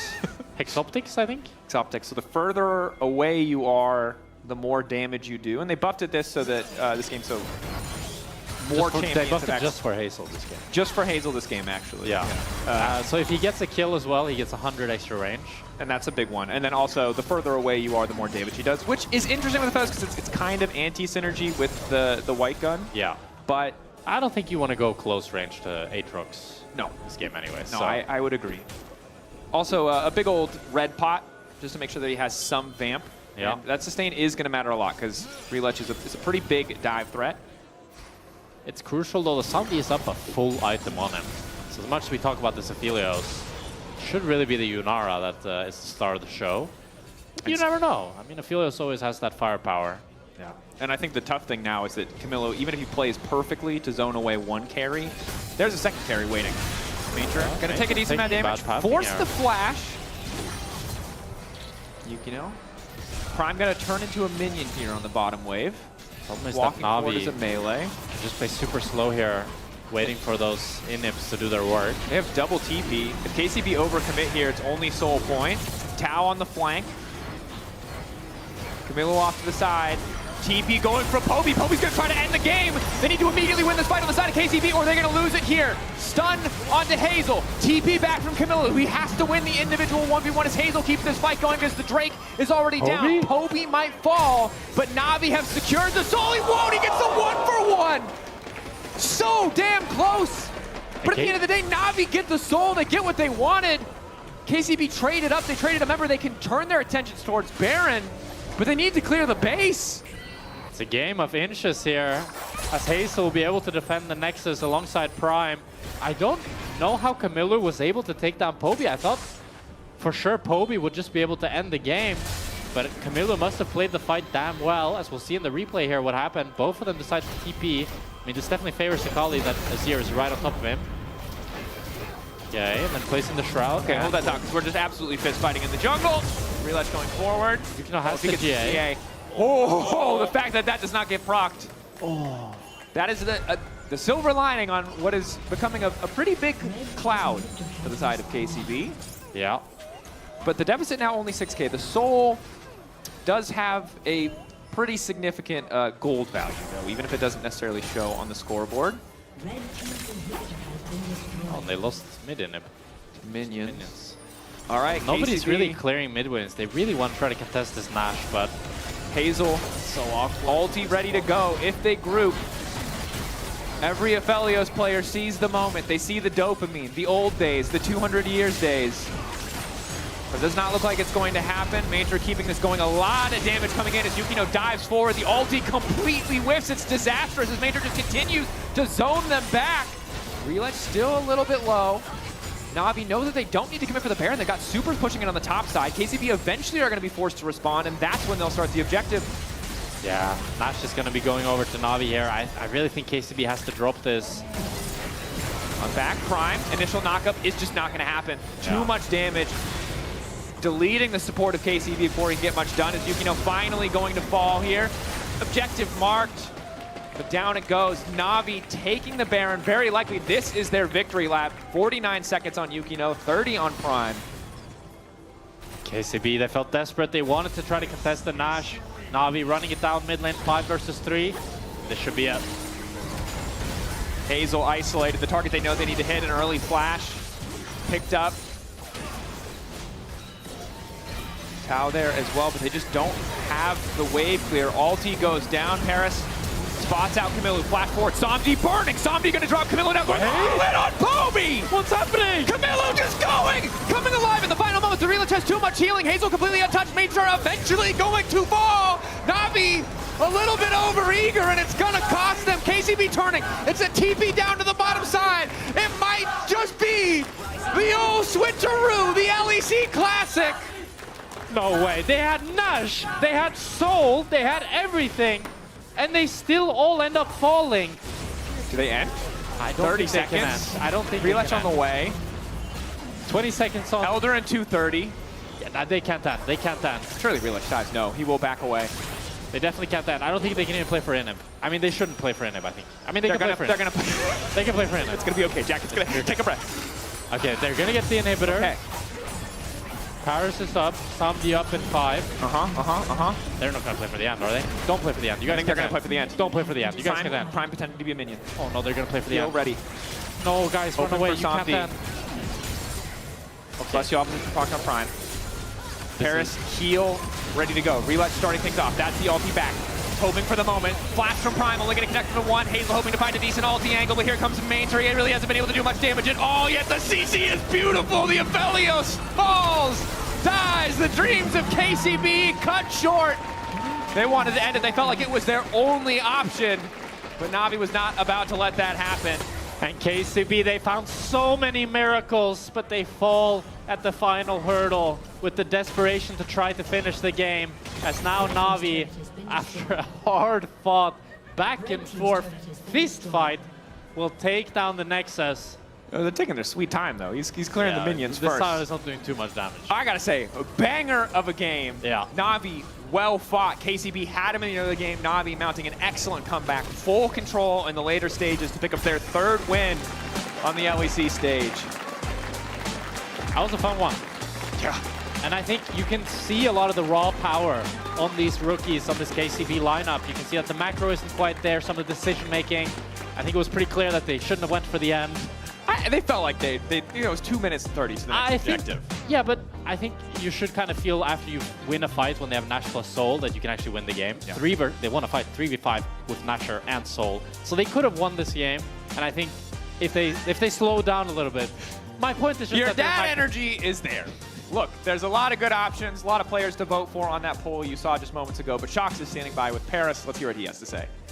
I am indeed, Paris. We're going to go over there to the mid lane, I was going to say, the middle of the stage. What a game! You almost pulled the shifters. Yeah, it was a tough one. Yeah? Like, we choked early game a lot, I think. I can't pick support, but I lose lane hard. That shouldn't happen. We were, like, more behind than we should be. We got dived on bot, that's illegal. So, yeah, we need to watch the game again. Again? Yeah, I watched it and I think you were incredibly resilient. So that's more optimistic. Yeah.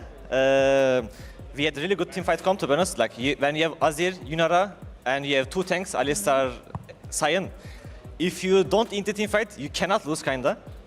But you didn't. Yeah, we didn't. A little bit. Okay, tell me about the final fight, particularly the fact that they were, I guess, they didn't try to end like all the way, but they were trying. So what was the calling there? First, we thought maybe they could end with TPs, but when they start hitting slow, they didn't go fast really. I was going top, and I'm Alistar with ultimate up. I cannot die. I'm like, okay, if they fight here, we will win the fight for sure. And they didn't have flash. Aphelios used his flash last fight. Sayin got his flash with ultimate. So we knew if you could 5v5 there, we would end the game. And it's what happened. It is what happened indeed. We saw some views of your coaching staff backstage. The Rock looked pissed, man. Is there anything you want to say to them? I'm sorry. Like, he has every right to be mad. I think it was kind of disgusting game from us. Not like first weeks. Yeah, I mean, the first week was really good, but I do feel like you're being quite negative, and I get it, right? You don't feel happy with your own game, but when you look at this squad and some of the players that step on the stage for the first time in LEC Versus, it's normal, right? Can you give yourself that grace? Yeah, like, it's morely about first week we played really well. Yeah. I think it was kind of big fall down from the first week, you know? That's why I'm disappointed, kind of. I see. But it happens, obviously. It's just start of the split. So, yeah, we will see. It does. I know that the team atmosphere is amazing. And actually, you also have this game where you do impressions of champions and then your teammates have to guess. Now, Relech is standing by with Finn to do a breakdown. Yeah. Can you do one of your impressions? Like one of the ones I did in the video? Maybe a new one? Whatever you want, really. Would I grab your mic for a sec? Okay. It will be the easy one. What? Should I do easy one? Yeah, or? yeah, the crowd can also guess. Go ahead. Oh. Oh. Come on, it's what you played, no? Is it? What is he playing? Come on. You break it down for me, Relech. Olaf, I don't know. What did you just Aatrox? play, dude? Aatrox, yeah. Wow, You got it, you got it. briefed it. It's okay, it's okay. It's okay, it's Yeah, okay. it's Well, okay. we're gonna thank you very much. We're gonna have a breakdown with Finn and Relech you. right now. Congrats. Yeah. Thank you so much, Shox. And well, that was definitely one of the Aatroxes. Another Aatrox was Relech that game. And I want to give a little anecdote. I did a lot of individual coaching for junglers playing Aatrox this off-season. And I was mortified when I saw Lockett because jungle players cannot play Aatrox at all. But then there was one moment in the game where I was like, okay, Relech, he knows how to cook. So I want to break down this play with you. And I want you to tell me, why are you contesting this crab? Rumble is first. And your support is in your base. You can see behind you. I mean, here I knew that Jarvan no flash, Rumble no flash. We also know that Jarvan no ult. So like Javan is also stuck in pit. If he uses EQ, he will insta die. He's no flash. He cannot dodge my Qs. So here I'm like, if you play, you will see I'm trying to bait his EQ, like playing on the edge, like trying to make him use EQ on me. Either he will use EQ on me and try to fight this for the scrap, or like he will just EQ out and I will get free grab. But he EQs me, I just flash out and we win the fight. Yeah, I mean, I really liked how you angle that flash, because usually you see a lot of Aatroxes, they E first and then they flash, but actually if you flash and then E, you can angle it a lot easier. So really insane play. I think this just highlighted that you are really cracked on these carry champions, and I want to see if you can bring up your champion pool as well behind. The champions you've been playing are not something that other people are playing in the LEC. What makes you so confident to keep pulling out these champions like the Aatrox and the Fury? Like, first of all, I'm playing jungle role, the most broken role in the game. And also, I'm playing top lane champ in jungle role. Like, it's double X broken. So, yeah, that's why, that's the reason. They are top lane champs and they're so cracked. Are you gonna let Mainty get out of tank prison soon? I mean, that's his choice. He likes Is it really his choice? He likes to be in that prison, but yeah, it's up to him. Okay, thank you so much, Village, and well played again on this Aatrox. And we're now gonna toss to a break, coming back after this. And Prime talk? Hello, hello. How are you guys today? Hello, I'm Prime. No Prime? No, you're not Prime. I'm Prime Camilo. We'll see if it pays out. Mark Prime walking in. Flash gets the double root! The follow-up there. First blood. Hazel. If he EQs, he should die. Look Rumble, look Rumble. If he EQs, he should die. Look, look, Jarvan. I'm coming. I'm here. Still no fight, After this, no flash. However, the Scion too tanky. The CC is too much, and just like that, Navi even it up.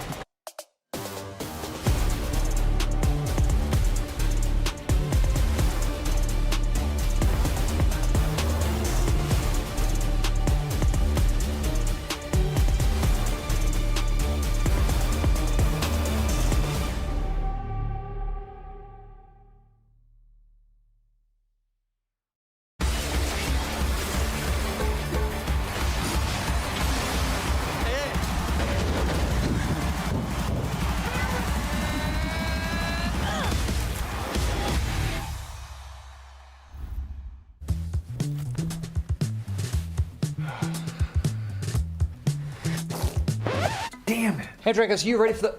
Oh, that doesn't look good. Wait, I have a solution, but you have a break. I will be right back. Just wait.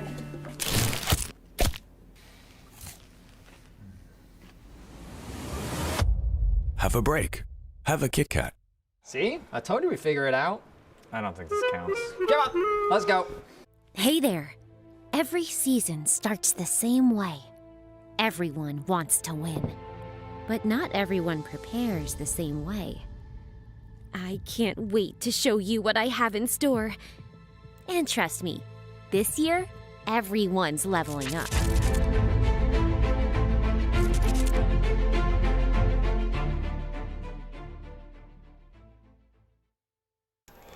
Alright, headsets on, guys. Get ready.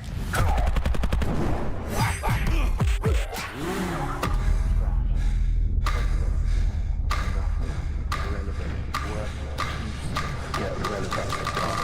Just get up.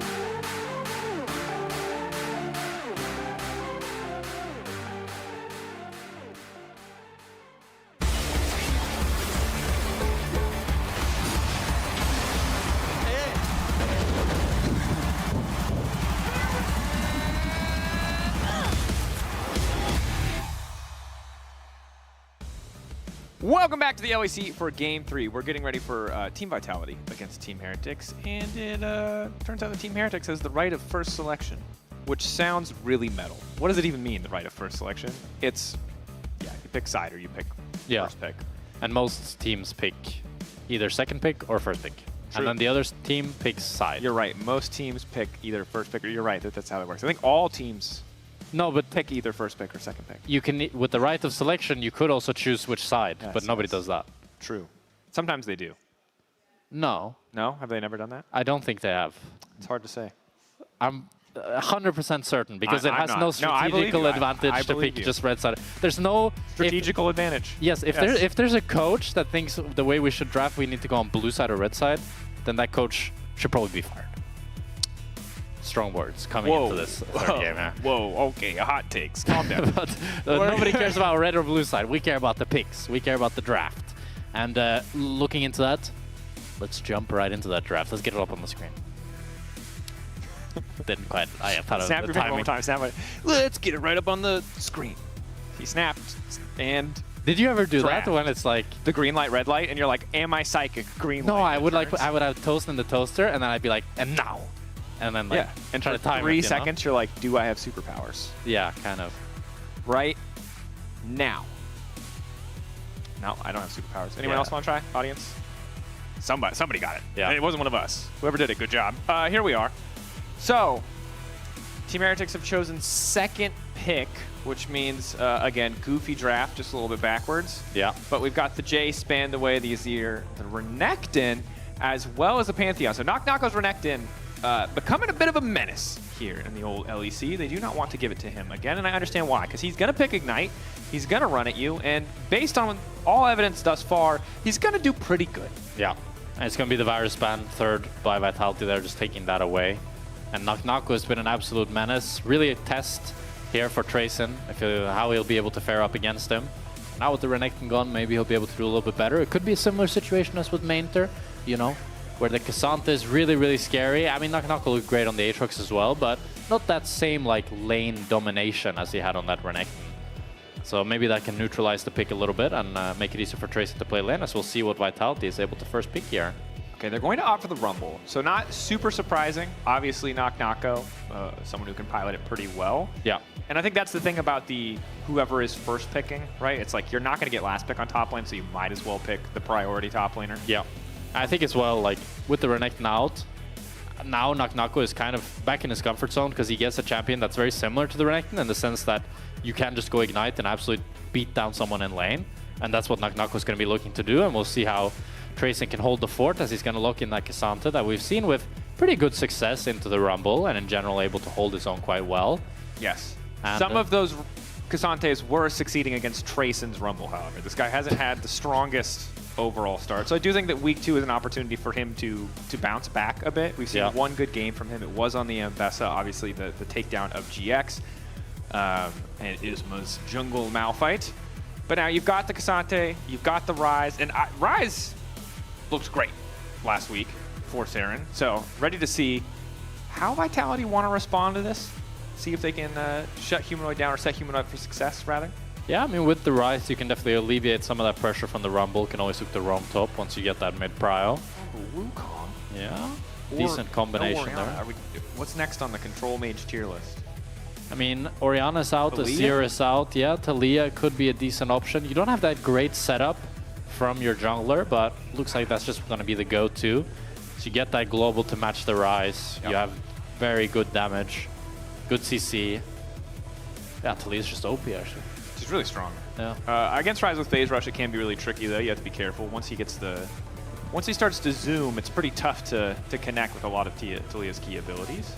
Yeah. We'll keep an eye on that landing phase, see how well Humanoid can perform. But we got some nice setup here. You got the semi-global from Taliyah. You've got the Wukong ulti paired with the Rumble. You've seen this top side probably hundreds of times in the last few years. But Team Heretics, they liked what they saw last week. So they're giving it a bit of the old run back with Sheo on the Mundo in the jungle. And again, Mundo really good against magic damage champions. Really good at limited forms of CC. You can just tank the first... the seismic shove or the cyclone from the Wukong. So this feels like a pretty ace pick in terms of what Vitality are showing topside. Yeah, I was a bit surprised because it doesn't like immediately speak to you as a Rumble angle or as a Mundo angle, I mean. But I think especially now you could look to target some high DPS ADCs as well and get those off the board, and that way this Mundo can be really, really unkillable in this game.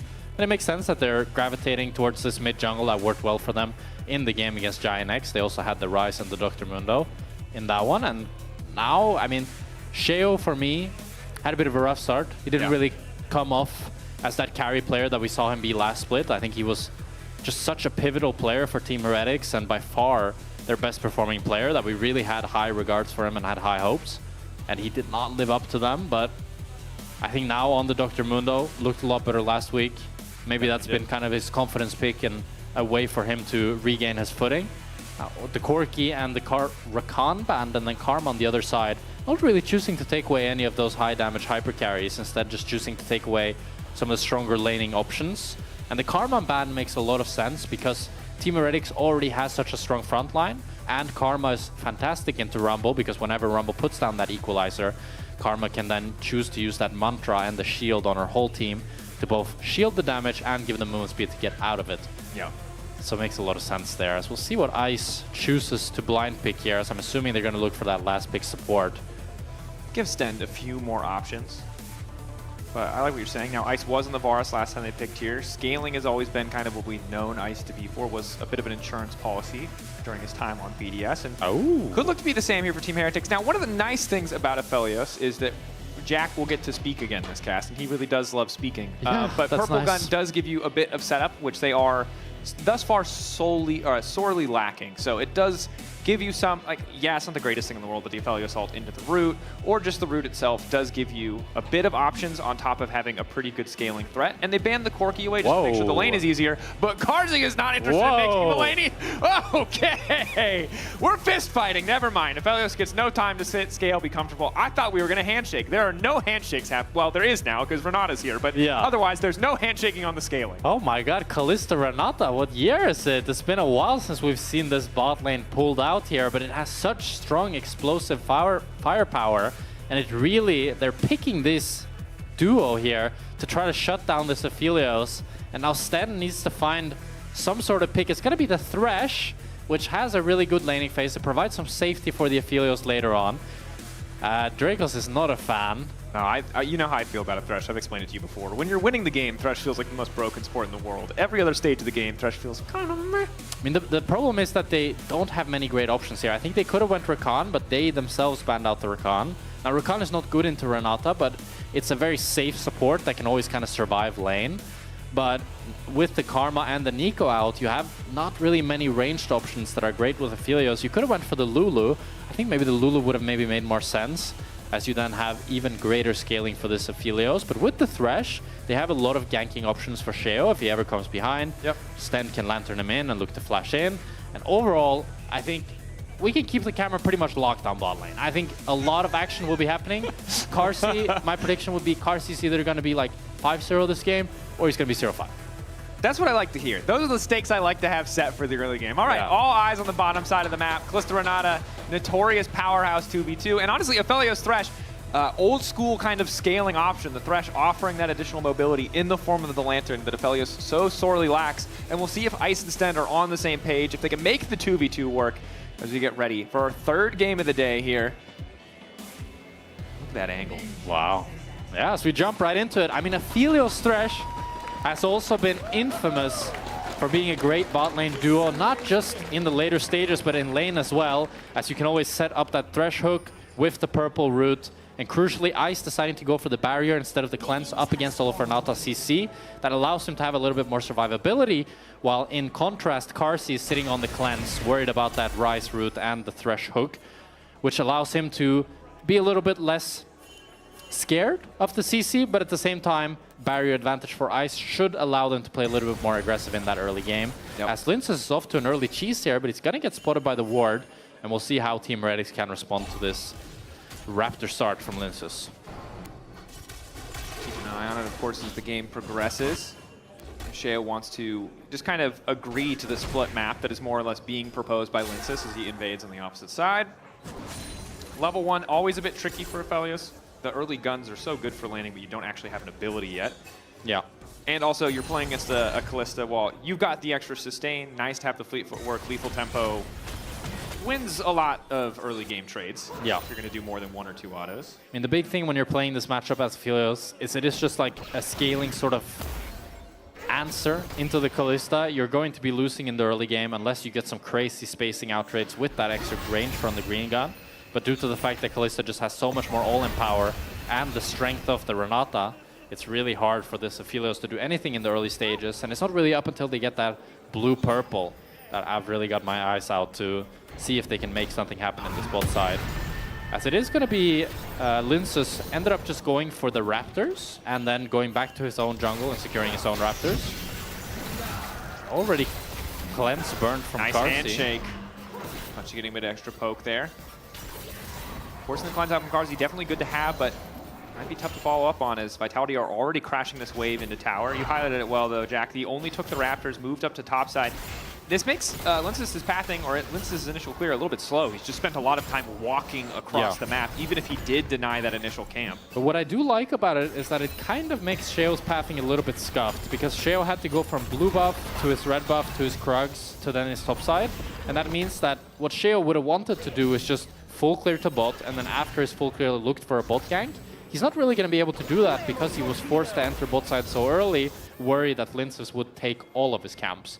And then, in contrast, Linsus is actually the one that's going to be bot side now for quite some time, and presumably going to be able to secure the bot side crab as well, which just allows him to have a lot more pressure, and you can see that the Aphelios and Thresh are not going to be able to try to abuse this Karsi lack of cleanse whatsoever. Yeah, definitely a tricky lane to play out. You would love to land a hook, force a short trade here, but even throwing it out can cost you a lot of space, a lot of pressure in the lane. As Knock-Knocko doing well thus far in the 1v1. The CS is even, but the pressure very much favoring him, and obviously a difference in summoner spells being taken. We mentioned before, Knock-Knocko. We know him for the Ignite Renekton, also a fan of the Ignite Rumble. Not too surprising, but does mean that Trayson has to be careful of those potential all-ins, as Sheo and Linsus might start trading blows around this bottom crab. Yeah, Linsus is able to get the crab here, and he's going to run to blue buff. Sheo's able to pick up the respawned Raptors that are... It's pretty nice for him, to be honest, this pathing, because now he gets a leveled up camp, while Linsus recalls without picking up his blue buff and is going to run to his own Raptors that have leveled up. So Linsus' path is... Both junglers have a little bit of like weird pathing, based on just what they would normally have, but I do think that in the long run, it will probably benefit Sheo because he gets that Raptors on such a short respawn timer in comparison to Linsus, who's now doing the same clear, but you can see much slower as he's doing the Raptors, and Sheo's already finished the Krugs. Made the timing suffer a bit. Ward in the brush will give Vitality a little bit of advance notice. If a Lantern play comes through, Lantern flash play, classic play. It's like we're back in Season 2. The hook connecting as well. Well played from Sten. That's the root follow-up on the Graviton, and down they go for first blood. Team Heretic. Damn, that was clean. Yeah, great gank by Sheo, abusing the power of the Aphelios Thresh there, just showing that Lantern gank and neutralizing any sort of pressure from this Kalista Renata in the early game. And now Sheo, with the Giant's Belt and the Ruby Crystal, setting himself up for big success here. And Ice as well with a great purchase. Gets the serrated dirt, gets the boots. He chose to not opt for Stormracer despite getting the BF sword. Makes me a little bit sad, I'm not gonna lie. I really think if you get the BF sword, I mean, Stormracer has way higher win rate. But lethality and collector are dopamine, and that's what you have to remember. So people like pushing an ability on Aphelios Ice? real hard. Ice, gonna take a lot of damage here. Double root. Hook connecting onto a minion, not ideal. But they still got that first play, right? They still got that first play, and Karsi is the one who hasn't based yet, so if Ice can lock him in lane now, he's going to be pretty happy. Already popped both stacks of the refillable though, so it is a little bit difficult. Both sides reliant on that thought is Humanoid knocking back Saren, very smart. Does not waste anything on Sheo, hitting the rise, keeps him alive there. Does cost the flash in the end, the Ghost up shortly, but it's gonna make things a lot more difficult, especially as Saren has a flash of his own. See Linsus waiting in the shadows, maybe ready to cover for his mid laner. Yeah, some good pressure from Saren.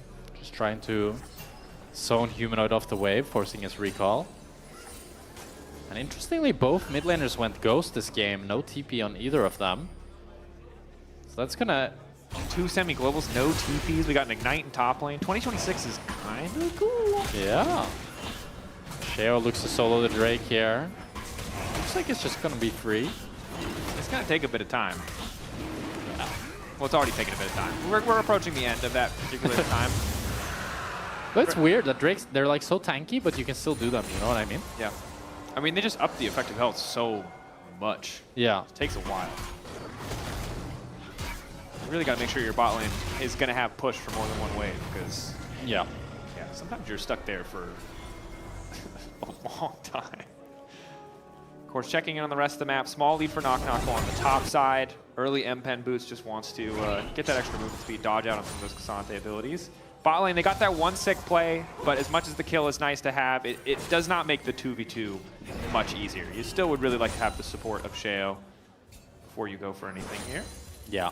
I also think just with the Talia being always able to ulti bot, it's a little bit scary for Ice and Stand not having the flash makes it so that he can't really repeat that Lantern play, while also having to worry a little bit more about any potential gank from Linsus or any roam from Humanoid. And with that ward that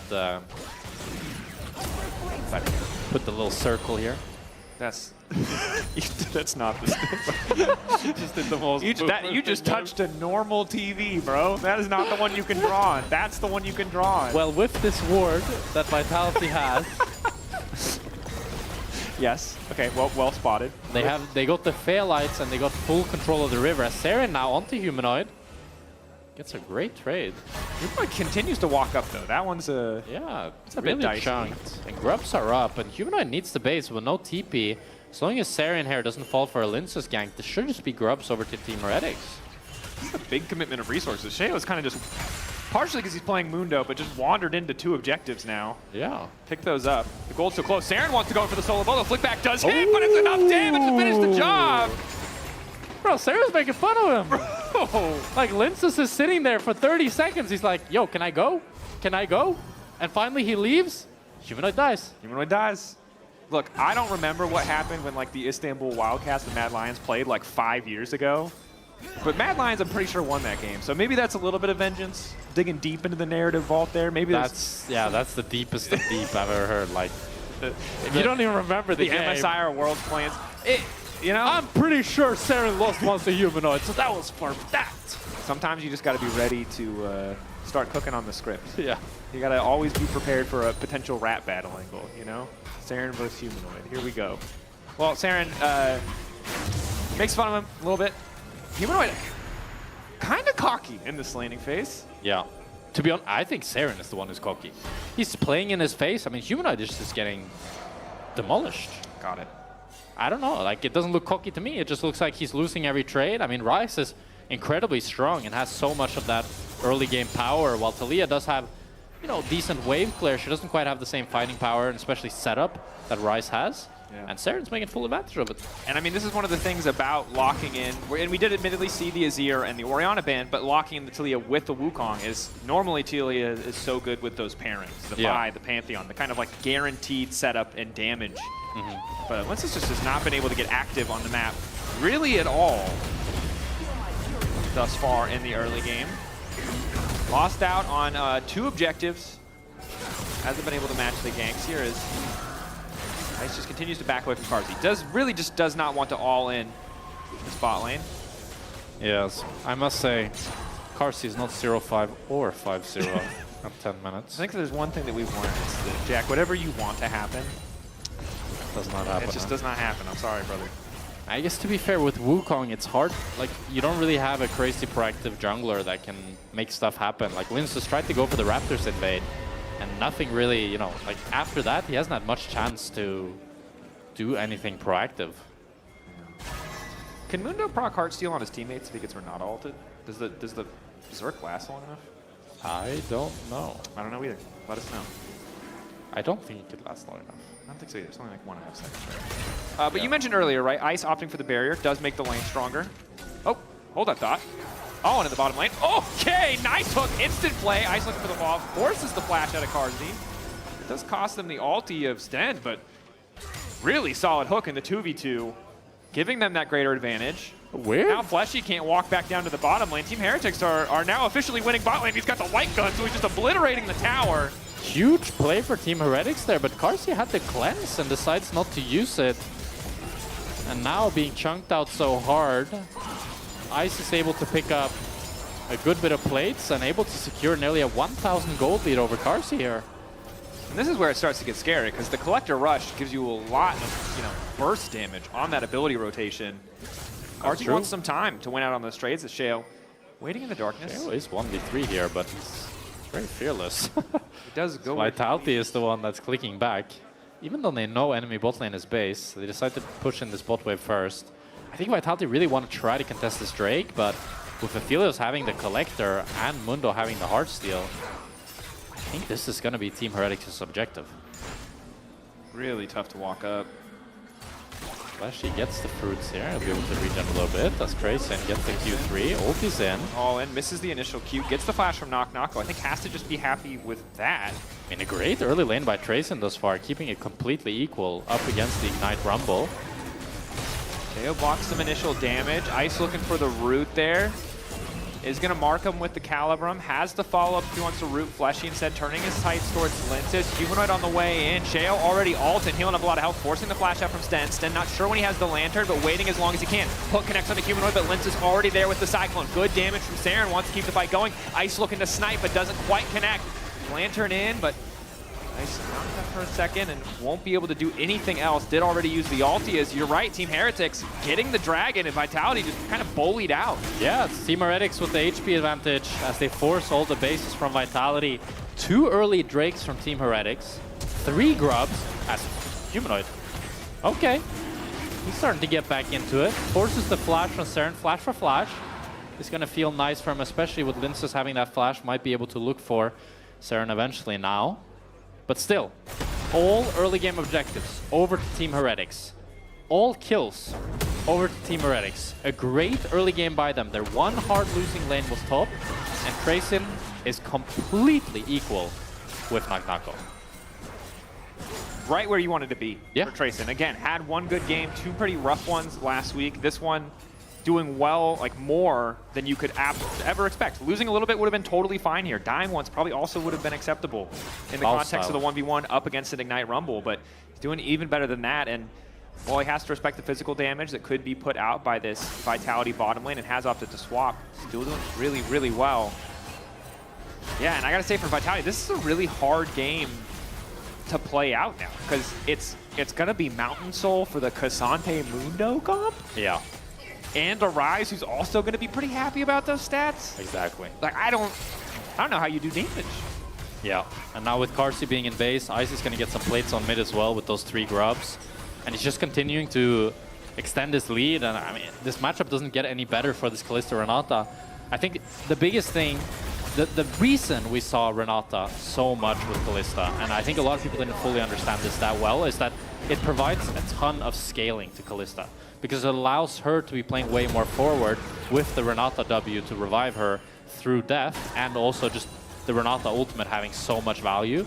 So it's not like if this is Kalista Nautilus, then I'm really feeling worried for this Kalista.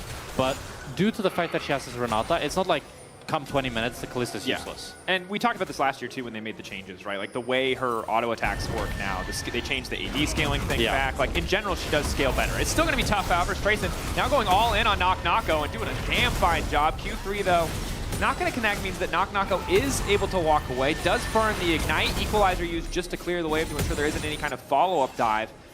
We'll start to retreat now. Oh, Humanoid is looking to ult here off the stand, no flash, but he has the plan. Blast Cone is still going to get stunned. Flick still going to connect. Sten likely to go down here. Nice little pick from the side of Vitality. But Team Heretics want to turn into a bigger fight because Ice is ready to absolutely pop off. Carsey caught off to the side. Carsey now set to fall. The Mikhail's coming in, but it's not quite enough.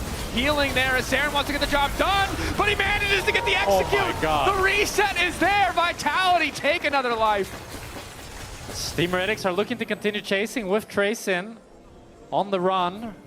Vitality are going to get out. Oh, but it's still tense here as Linces gets over the wall, but you see the power of the Renata there, even though Carsey's in the midst of it, with Saren trying to take him down with the revive of the Renata. He's able to survive, but it's still Team Heretics with the tempo gain that able to get mid tower here as Linsus and Sheo are kind of just looking at each other. Sheo really wanted to kind of cheese and start the Herald while Vitality was based, but now Linsus is the one starting Herald. Sten has the hook. Linsus? Lantern? Pull him back. He can't go anywhere. Oh, he did. That's a very sad monkey. No. Oh, no. I liked what Linsus was doing, stopping Sheo from starting the Herald. Yeah, but he stuck around intelligent. Too long. But then he did something unintelligent and started the Herald himself. It's been a rough one for Linsus. This game? Yeah, he has just not had the presence on the map that I think he wanted to. A lot of that is Wukong by nature. Yeah. Maybe, though, Carzzy and Flesh can get a bit more pressure down onto Ice here in the mid lane. Relatively low mana. Stent is on the way, though. 2026 home guards, making it pretty easy for him to get back to mid lane. Herald will finally fall for Team Heretics, and they continue the trend of taking every single objective on the map. Yeah. Overall, a really good game for Team Heretics thus far. I think now with Ice slowly approaching 2 items for this Drake as well. Unstoppable, humanoid. Oh. Q3 ready to go. If he doesn't dodge the Q3, ooh, but he does. I wonder if Tracing could have just ulted him off of that W. I mean, humanoid has no flash. If he just, yeah. But the window of opportunity here, I think Tracing not quite confident in the flash timer cooldown. Yeah. Humanoid, though, still has to be careful. Pathmaker mitigating that CC. It's now third Drake coming in 30 seconds. Saren matched up against Knock Knocko. It's going to be really tough for Knock Knocko, though. Rise so mobile. Oh, Humanoid might be in trouble here. I think they can just the BP boys are here. The flash, the wall, but there's no CC for the Mundo. Good flash ulti there by Humanoid to get out. And that is going to be most likely the Drake going over to Vitality as Heretics is choosing to opt in to going full for this top side here, getting this top tower with the Herald. And also Ice spacing now, I believe, for his Infinity Edge. Let's see if he has it completed. He's going to get a decent amount of damage in on the top side, but Vitality are double dipping here. They protect top side as well as go for the Drake. Sten tries to throw in a cheeky hook, so good to take that away. Slow at the very least the Drake stacking of Team Heretics. Huge spike for Ice here as he gets the Infinity Edge. Now with the Collector IE, he's going to be doing so much damage in these team fights. I think especially with the blue gun as well, if he can get a big ultimate, can really be the carry to watch in these fights. Shibuya speed for Humanoid means he's able to catch out Saren. Again with the Roa, it's just so hard to keep the rise low. Linsus is sticking around bottom side though. Flashy. Oh, he misclicked ult. Oh. I mean, it was a good pick, but I mean, he misclicked. He misclicked. It happens. Everybody misclicks. The good news is they didn't lose anything for it other than his ulti. And a little bit of pride. And maybe the game. No, what? Well, maybe there's a different reality there where he gets ulti, Ice dies. Doctor Strange, take it down a notch. I'm just saying, if he's suffered enough whipping the ult in front of all these people. Imagine if Ice dies there, Carzzy takes mid tower, suddenly it's a 1k gold swing. That's all I'm saying. We come out of the game, Ice looks at you, he says, what if I just gave you $1 billion and you're super rich? Dang it, Fleshy. We could have been living in that timeline. Could have been. Instead, we're in this timeline. Yeah. Where I don't know if Ice has $1 billion. Probably not. But maybe. I don't think Ice is a billionaire. You don't know. But if Fleshy had hit that ulti, he might have been. We never know.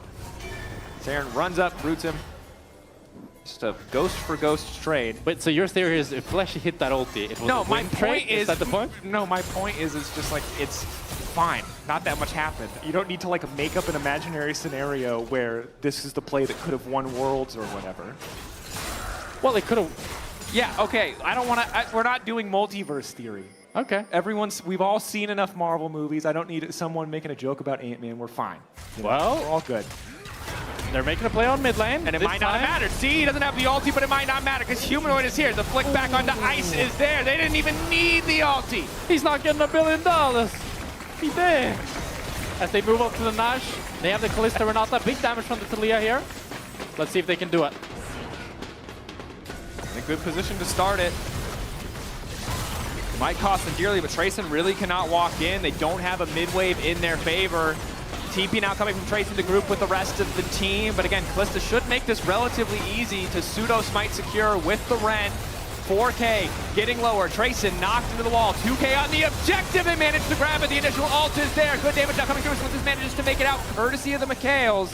Team Heretics just in time to watch the Baron fall. Well played by Vitality. Yeah, beautiful secure there by Carsey and Linces to sync up the smite and the Ren. But Sheo is face checking it. Whoa, whoa, whoa! Talk to me about that timeline, Dr. Strange. What are we cooking now?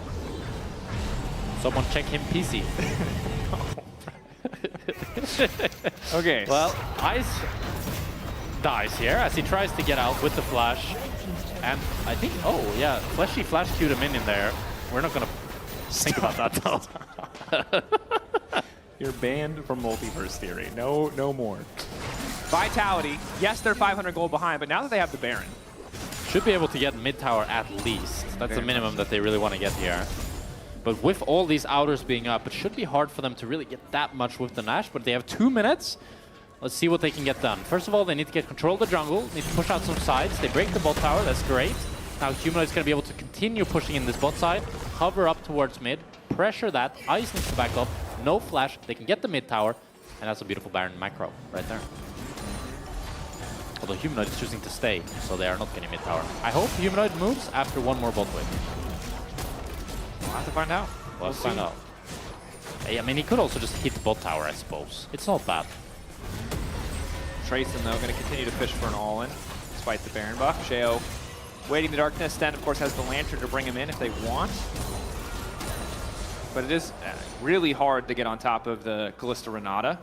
And again, Ice, no cleanse, and no Mikhails for Sten yet either does mean that Fleshy's ult can do a lot of work. Yeah. So they're still choosing to keep this 1-3-1 type of lane assignment, which means that Humanoid is able to get some damage onto this bot tier 2, but not able to break the mid tier 1. I really want Humanoid to use his push bot to hover mid here to actually break this mid tower. I guess it is eventually breaking with the cannon, although Sheo smites it away. Really determined to hold this. Yeah, I mean, just feel like it just dies. The longer they can hold this, the better it is for denying this Nash. And the fact that they could hold it for 1.5 minutes of the Nash is not bad. It's not bad for them. No, definitely not. Humanoid will finally break bot lane tier 2. Yeah. Pretty good Nash, all things considered. I don't think they're getting much more than this, but they break 2 towers on bot and the mid tower as well. And they make around the, what, 3,000 gold swing? And they get the second Drake as well. Not bad, not bad. Tied up 2-2 in terms of overall Drakes. Taking a look at, of course, items just to see where the relative power is.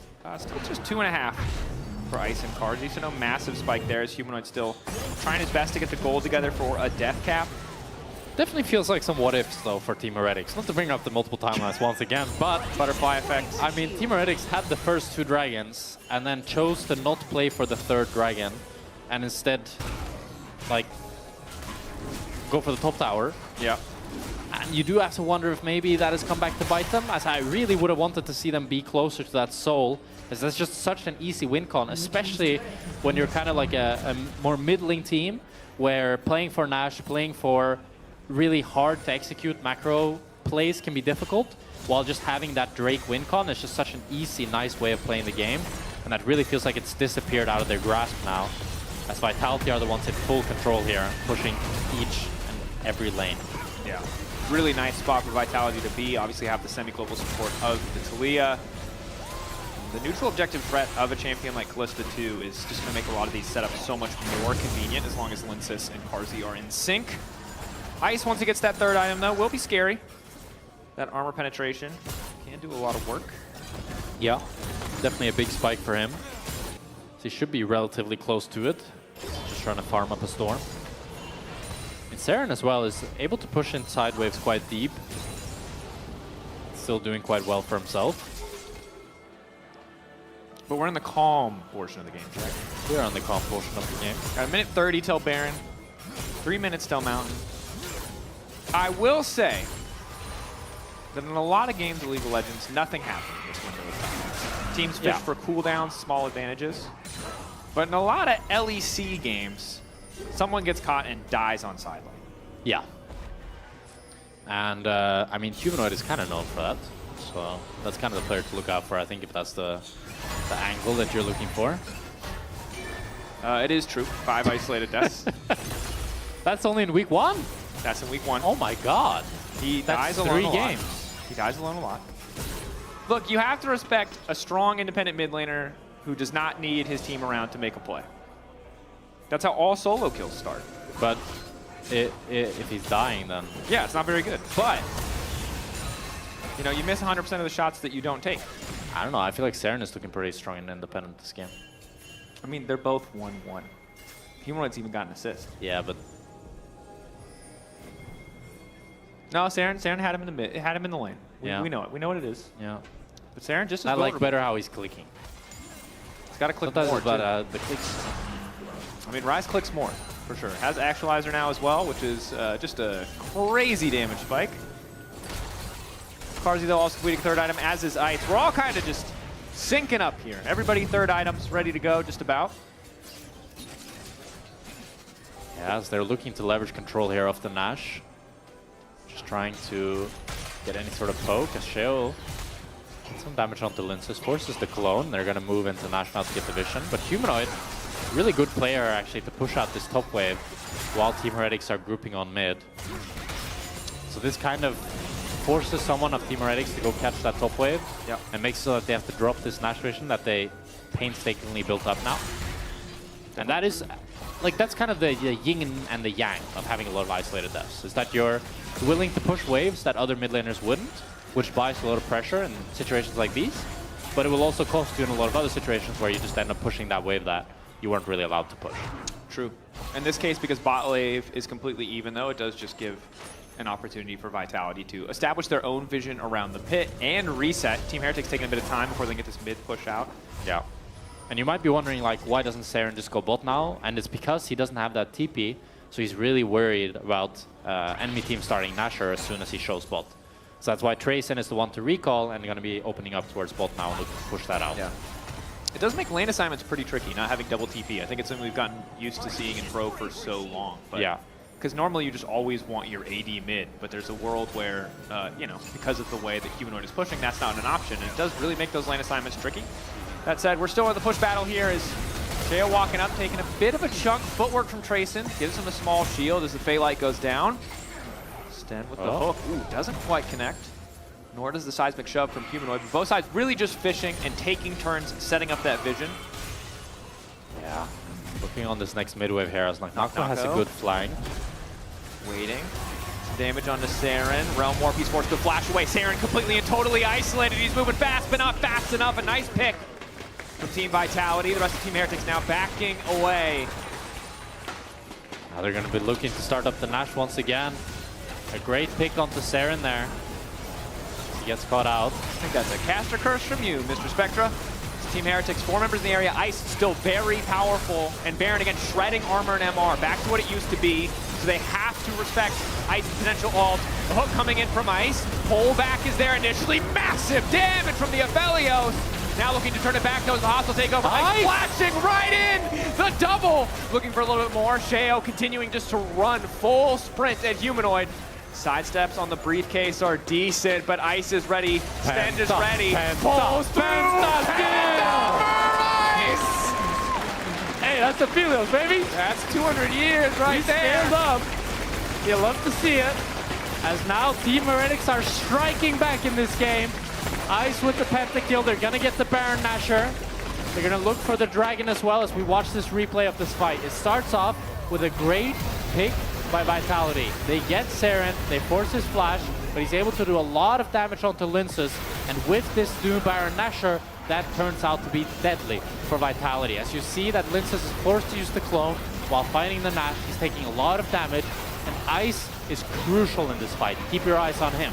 As Sten walks up, gets the hook onto Fleshy, they get a good bit of chunk, and Ice is just clicking back. He gets a great blue ult that pops down Linces, has taken so much damage from the Nash. Ice has the QSS, perfectly times it with the Renata ultimate, sidestep the Talia W. A wonder class of a team fight from him. Yeah. Super impressive stuff. Obviously the finish here. Icing on the cake, as is the pentakill. Penta.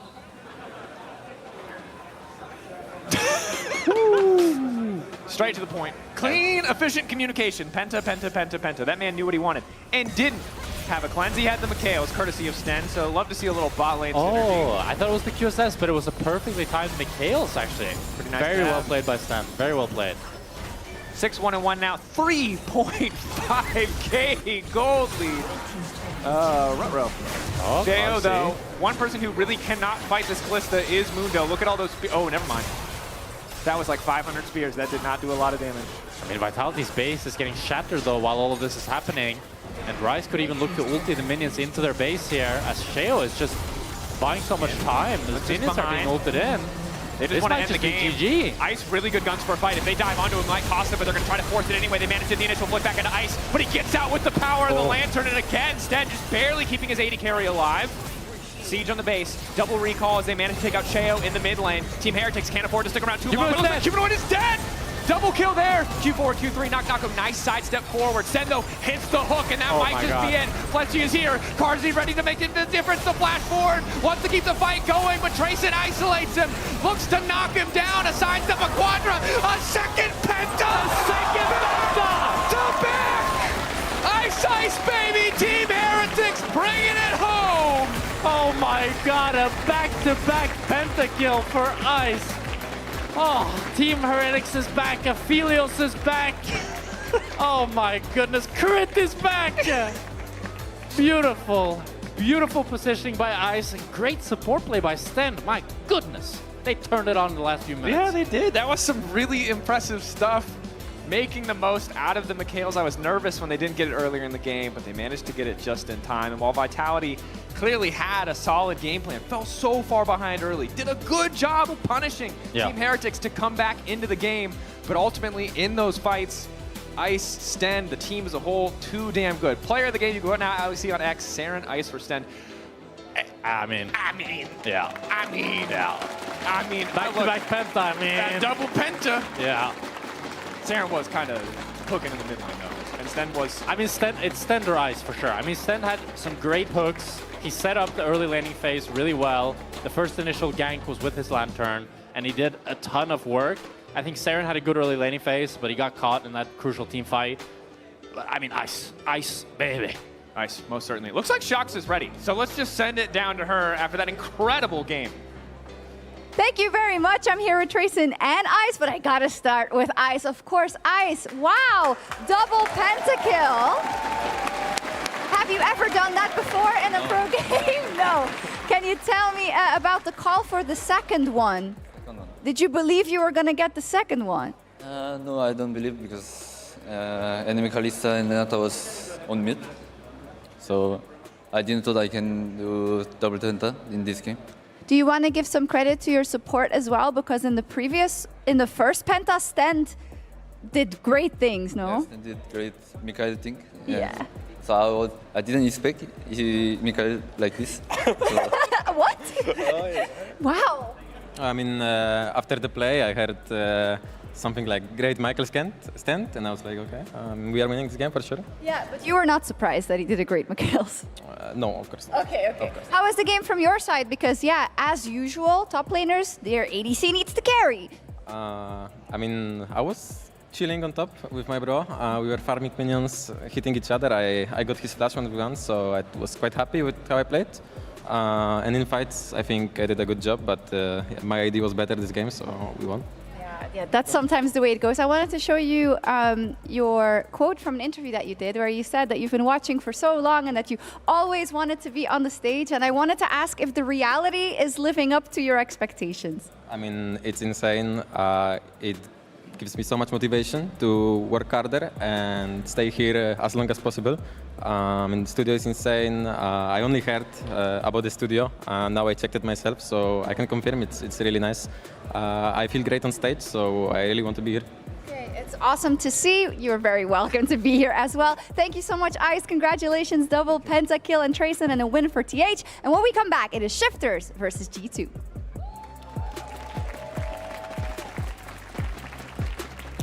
Can you stop shaking the stage?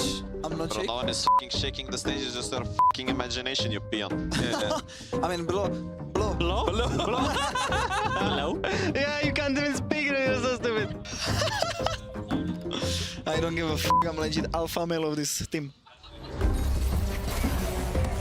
Oh, he misclicked the ult. Front to back, front to back, front to back. Kalista, Kalista, Kalista, Kalista. Nice hook. Nice. Nice, winning, winning, winning. Can go mid, okay? I think can go mid. I see. Nice and like.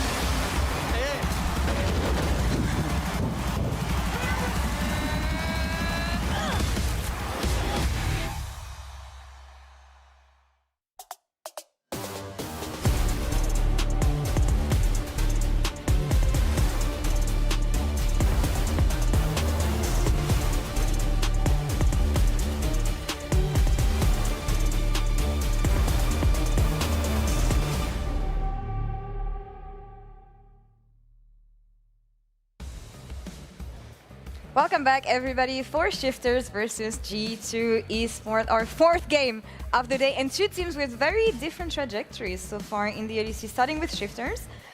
They should be 3-0, right? Minus some oopsies in day one, right? Who doesn't mess up in day one, especially after that playing for 6 months? But they're so good. Great start to the LEC, if you forget about this one. Yeah, I mean, I think you can actually make a legitimate argument, as you say, Lord, that Shifters actually should be 3-1, or 3-0, I mean. 3-1 even.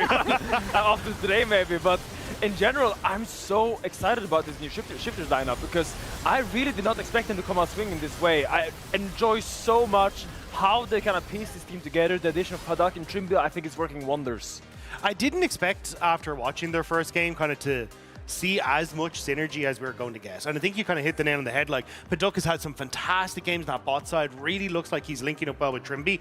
And then just the synergy around that mid lane seems to be so important to this team as well. So I'm excited to see what they can achieve. Yeah, and that's something we can always count on. I feel like when it comes to former BDS, now Shifters, the fact that Nuke consistently good for this team, but now he's got teammates to play around as well. But coming into this matchup, especially if I were Caps, I would be scared, because getting solo kills on Caps is Nuke's job. It is, It's been yeah. Nuke's job for 2 years. Historically, he's always been doing really well against Caps. Maybe not in those like really high pressure moments, but usually when they play, Nuke actually does really well against Caps. And I think especially last year we had a lot of interviews with him where he said that in the last year's BDS, he had to take a big step up in the roles he had to take. But now getting Trimby in, I feel like it's really allowed him to just hone in his mechanical prowess, his own individual strengths, and allows him to shine. And I'm getting fed up with this against Nuke Duck propaganda. or Nuke, sorry. Because honestly, like, this feels like it's not the year of the Nuke Duck, it's the year of the Nuke. This man has been so incredibly good for so long. And the biggest problem that we saw last year for BDS was not that Nuke couldn't get leads and Nuke couldn't carry games. It was that they didn't understand what was happening in the mid game. I feel like now adding Trimby in with the same kind of style that he brought on Vivo Keystars, this is where Nuke can really pop off and take over in these games, because now they have an identity they can play through in the mid game. And this is where I feel like Trimby coming back to Europe, he said it, I'm not only coming back as a veteran, I'm coming back to show what I've been learning abroad, what I can bring to this team. He came as an Enchanter player, but he's making steps and plays all around the map, and that's something that's going to help Shifters, hopefully, today. Yeah, and I also want to highlight, it's the little rematch bot lane. If you remember Rogue, Hansama, Trimby, they played together for a long time and then got separated. Now a little reunion. I really think there's going to be a lot of sparks flying in the bot lane now. Hansama with Labrov, and Trimby with his new AD carry, Padak. Year of the Nuke, Padak. We got both Nuke, Ducks, they're both there. It's all working out. All the Ducks are It's there. all coming up for Shifters, all right? But yeah, I 100% agree. I think Trimby's been such a great addition to this squad. Again, like, bringing the shot calling, bringing that control, bringing that movement that they need around the map. Like, Trimby has really stepped up, and it is Nuke who is developing as a result. Like, it really feels like these guys have found what they need to, well, no pun intended, but shifted up a gear and actually become one of those top teams in Europe. So many possible puns around Shifters. I love this team already. What do we think about G2, though? Because interviewing them last week, it's kind of like getting the ins out in the first 2 games, and then they show up on Monday, completely different team, but I wouldn't expect less from G2. I mean, Shifters kind of shift on their opponent, but G2 kind of shift the bed. If you know what I'm saying. I feel like it was really depressing to watch them play, especially the Hansama dive on bot here, the Inhib tower. I feel like it was a lot of jitters for a week 1 from a team that kind of stayed together. I would have expected a little bit more cohesion, a little bit more focus, because sure, they can blame it on week 1 that they're focusing on the long run, but like, if you're a team that has been playing together for so long as G2, that went through all these strives last year, I would expect them to come into the winter split a lot stronger than they did. I think that's the biggest thing for me, is that we're coming off the back of one of the best performances in the last 5 years that G2 has shown in an international. Like, you got 2 playoffs at Worlds, you looked good, it felt like you'd started to figure out all these issues, but then like individual missteps have really come through. I think they will pull it back, but it's can they pull it back here against Shifters? That's the main question. Yeah, a very interesting team again so far, and G2 got a win against the retirement home, so let's see if it was enough to pull back their groove here in the LEC, but let's send it over to casters for this one. Thank you very much, Desk, and welcome back to the casting desk. Vedas and I will take you through the next 3, and especially when G2 and Shifters are involved, anything is possible. I feel like G2, as we see right at first selection at the bottom of your screen, G2 are this weird enigma at the start of the split. Last winter we were saying the same thing. We're like, oh my god, how good is G2? We've got a similar value here again at a 1 and 2 start. Yeah, I mean, they historically have always started splits off relatively slow. Scorelines like this are not exactly novel to them. No. But individual performances like this are a little bit of a surprise. I feel like that we saw some not so great performances from Caps. I mean, the fabled TP that we did see in his first matchup against Koi. That was good. I don't know what you're talking about. A surprising mistake that we don't normally see from the man in the mid lane. But also that degree of consistency that we're really used to from Broken Blade is not something that we've really been exposed to so far yet this split. But week 2 means that a lot of things can change in the practice leading up to it. So let's see how their priorities shift as G2, as you highlighted. First pick, and on the blue side, will be taking away both the Nico and the Yunar. Don't worry, every time Vedia says shift or something related to, I will give a little slap on the wrist, okay? None of that's going to happen here. We've gone through the shifting memes. I feel like there's no more content. It's not a meme, it's just part of my lexicon. There's no more content. We've run out. We've run it dry, okay? I think we're getting towards the end. Now remember, again, blue side, red side as normal. And if you are just tuning in for the first time here today, you're a G2 fan or a Shifters fan, 26.2. Not as big as the opening season patch, but there are some things that will run you through getting into this game. I want to see if we see more Aatrox here again today as Orianna gets banned. We're looking more at the mid lane rather than my inquisitive thought for top. Vedi, what do you see as open? Wow, with the Malphite being open, last week we would have said first pick, first ban, but of course, didn't make it look too that's the thing. So after the nerfs, it looks like that's shifted significantly in priority. Rumble, though, still going to be high on the list, and for Broken Blade, nonetheless, last year, one of the biggest conversations G2 was having was, do they play Rumble? Yep. On red side, they were constantly banning the Rumble themselves. When we spoke to the coaching staff, we heard about how Rumble was not something that they really wanted to prioritize, but they could definitely play it. We saw Broken Play playing it a bunch in solo queue, but they never actually brought it out. And while he did have, I think, like 1 or 2 games on it last year, it was just something that this team did not prioritize. So for G2 to first pick the Rumble, definitely a big shift in their priorities. It really is. And again, Vedius, you have to be careful. That's strike 2 of using the word. He's 3 and 5 historically, by the way. So for Broken Blade, you're right, like it's at the bottom of his wheelhouse. He's almost played Rek'Sai more than he has Rumble in top, as Shifters are thinking about what they can do in the jungle here. Cassante already locked down, which we know is one of the strongest blind/answers to anything, really. And that Azir in Europe is still just hovering around. They get smacked down for Nuke, and I think Nuke's Azir is pretty damn good as well. I mean, I wonder if we'll see something similar to earlier in the day. The Sejuani plus Yone could be a very effective combo into the Azir. Something that, I mean, there was a World Championship, I think it was 24, where we saw that as an answer all the time. That was kind of the mid matchup, Azir versus Yone. Right with the year, yeah. Skewmond hovering over his fabled. That's more relevant, isn't it? But I guess we get the mid matchup that we are expecting at the moment. Talia's open. AD jungle pairing, Vedi, since we have AP solo laners. There's so many AD junglers up at the moment. It's just about what is S tier for G2 here, and what does Skewmond fancy for his game of the day? That's a great question. Xin would be something we would highly expect last year, but Xin's priority definitely seems a lot more mixed in the current meta. Vi's also been seen. Yeah, Vi, but I don't think she's as strong. Jarvan is something we've seen paired a lot alongside it. But yeah, all right, we're just going to see a stock standard Jarvan. This does give Bukada a lot of flexibility. He was hovering the Nidalee earlier. I mean, really good matchup for the Nidalee, can really bully the Jarvan, but into this composition, or with this composition, I should say, that Shifters is building, I think Nidalee wouldn't make a ton of sense. Something like a Wukong, I think they could do. Yep. They could also grab themselves an AD carry if they want. That's completely fine. The jungle pool, I think, is deep enough. You could pretty much pick whatever you want here. Yeah. Okay, Ezreal locked in for Paddock, and remember, we're really excited about this bottom lane. If you didn't hear the stories, or at least throughout the first week of us giving him a bit of hype, coming into the second, he's getting a hell of a lot more for how they played their lanes. This time on Ezreal, we'll see if Trimby gets a partnership deal where he can play a stronger 2v2.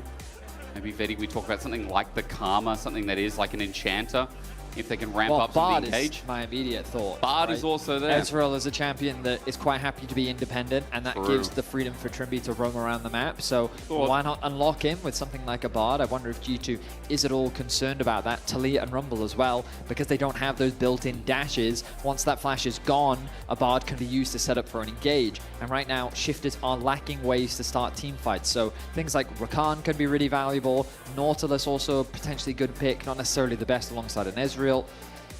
But also there's potential for disengage. Poppy can be good. I think the Alistar ban makes a ton of sense. But right now that support pool is really important just because depending on what shifters choose to pick in the jungle, which right now I feel like is likely to be something like the Wukong. Yeah. Riccardo's already had 2 games on the Wukong so far this split.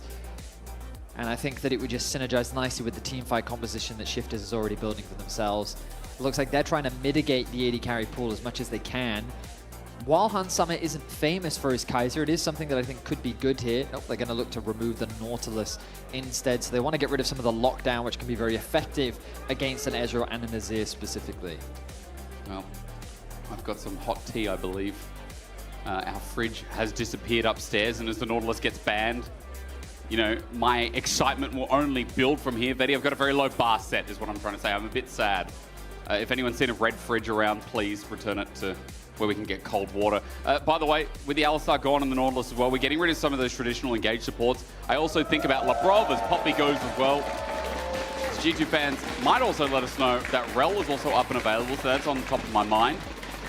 Maybe a steal away from Shifters here, especially when you're going up against Labrov. I mean, G2 might be thinking of a Rakan themselves with both Alistar and Poppy banned. They might want to grab that.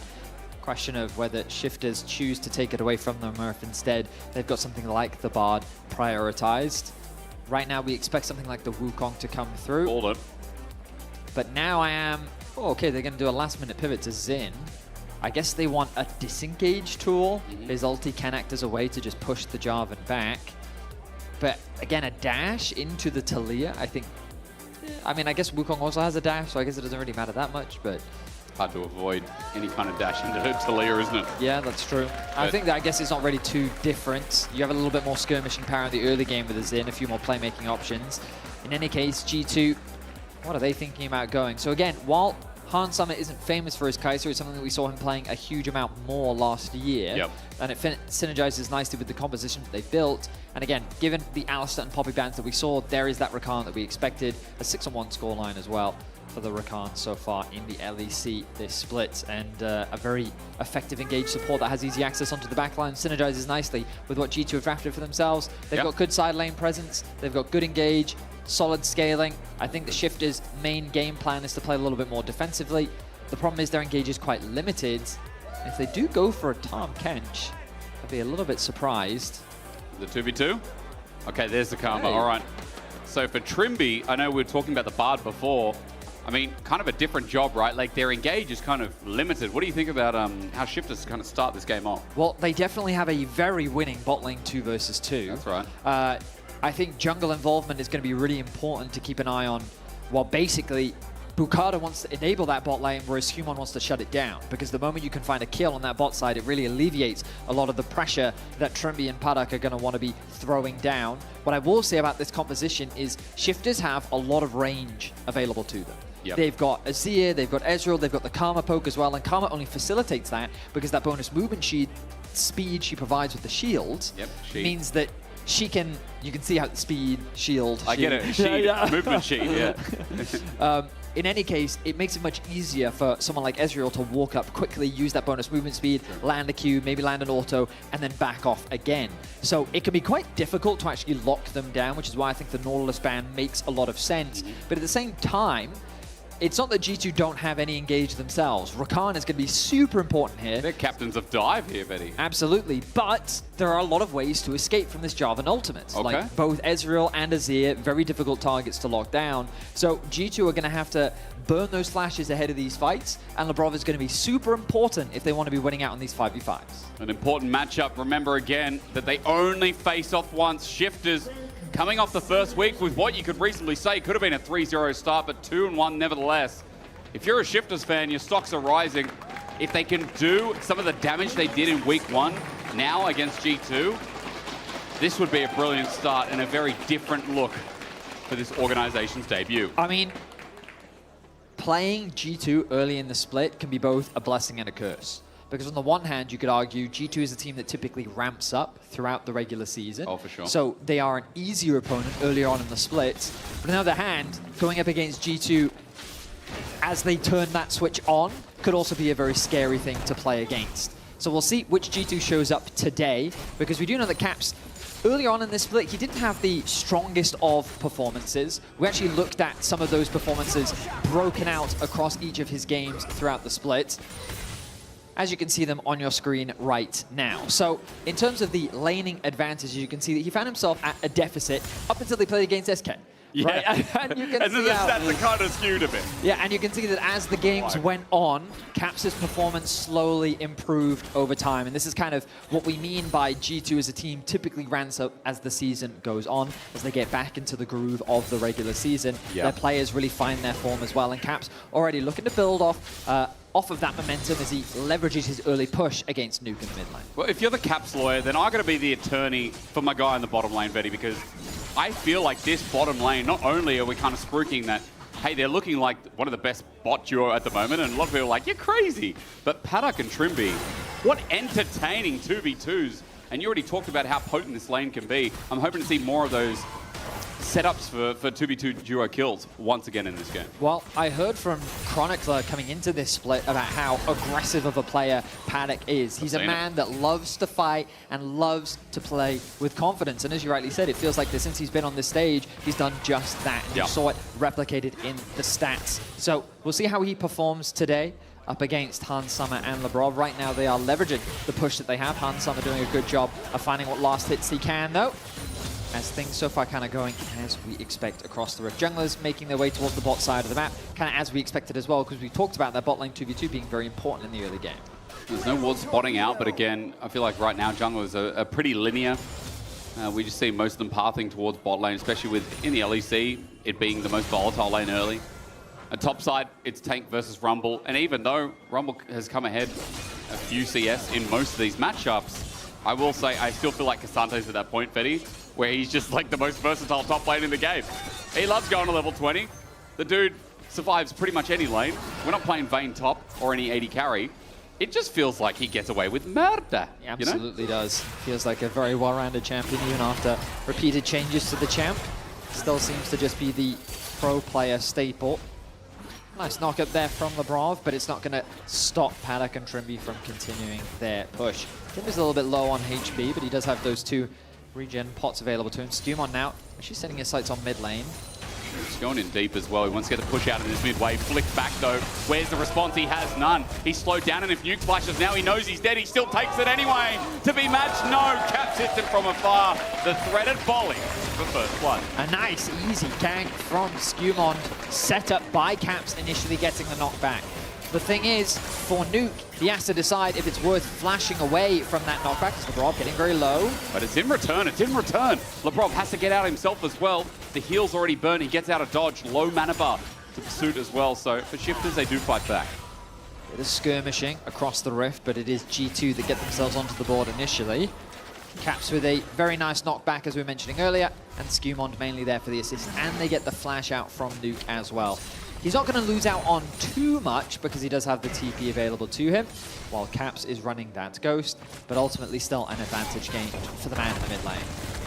Good side step from Nuke there, getting away from the threaded volley this time. I just feel like, again, we were highlighting how Caps is going to ramp up. He hasn't TP'd onto a minion yet, Betty, so this already is 100% stock intake. This is absolutely great. Flick again, side step, or rather step back from Nuke, because Bukado's in the near as well. Labrov sets up and wants to engage, but there's going to be a 3v2 before long. So for G2, as their junglers now getting engaged upon, the fight pursues. Trimby's looking for an angle as Caps is low on mana. He's just run onto it with a shifting sand. Flash is committed. Trimby gets a tether, kept in place. Nuke stands and delivers for a piercing blow. It's 1-for-1. The supports make their presence known in the middle lane, but it's Trimby that helps his mid laner get something back. That goal difference going to be decreased.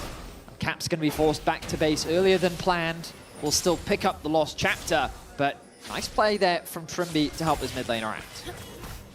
Again, with that roam, we were talking about how Ezreal can be self-sufficient as Vedius.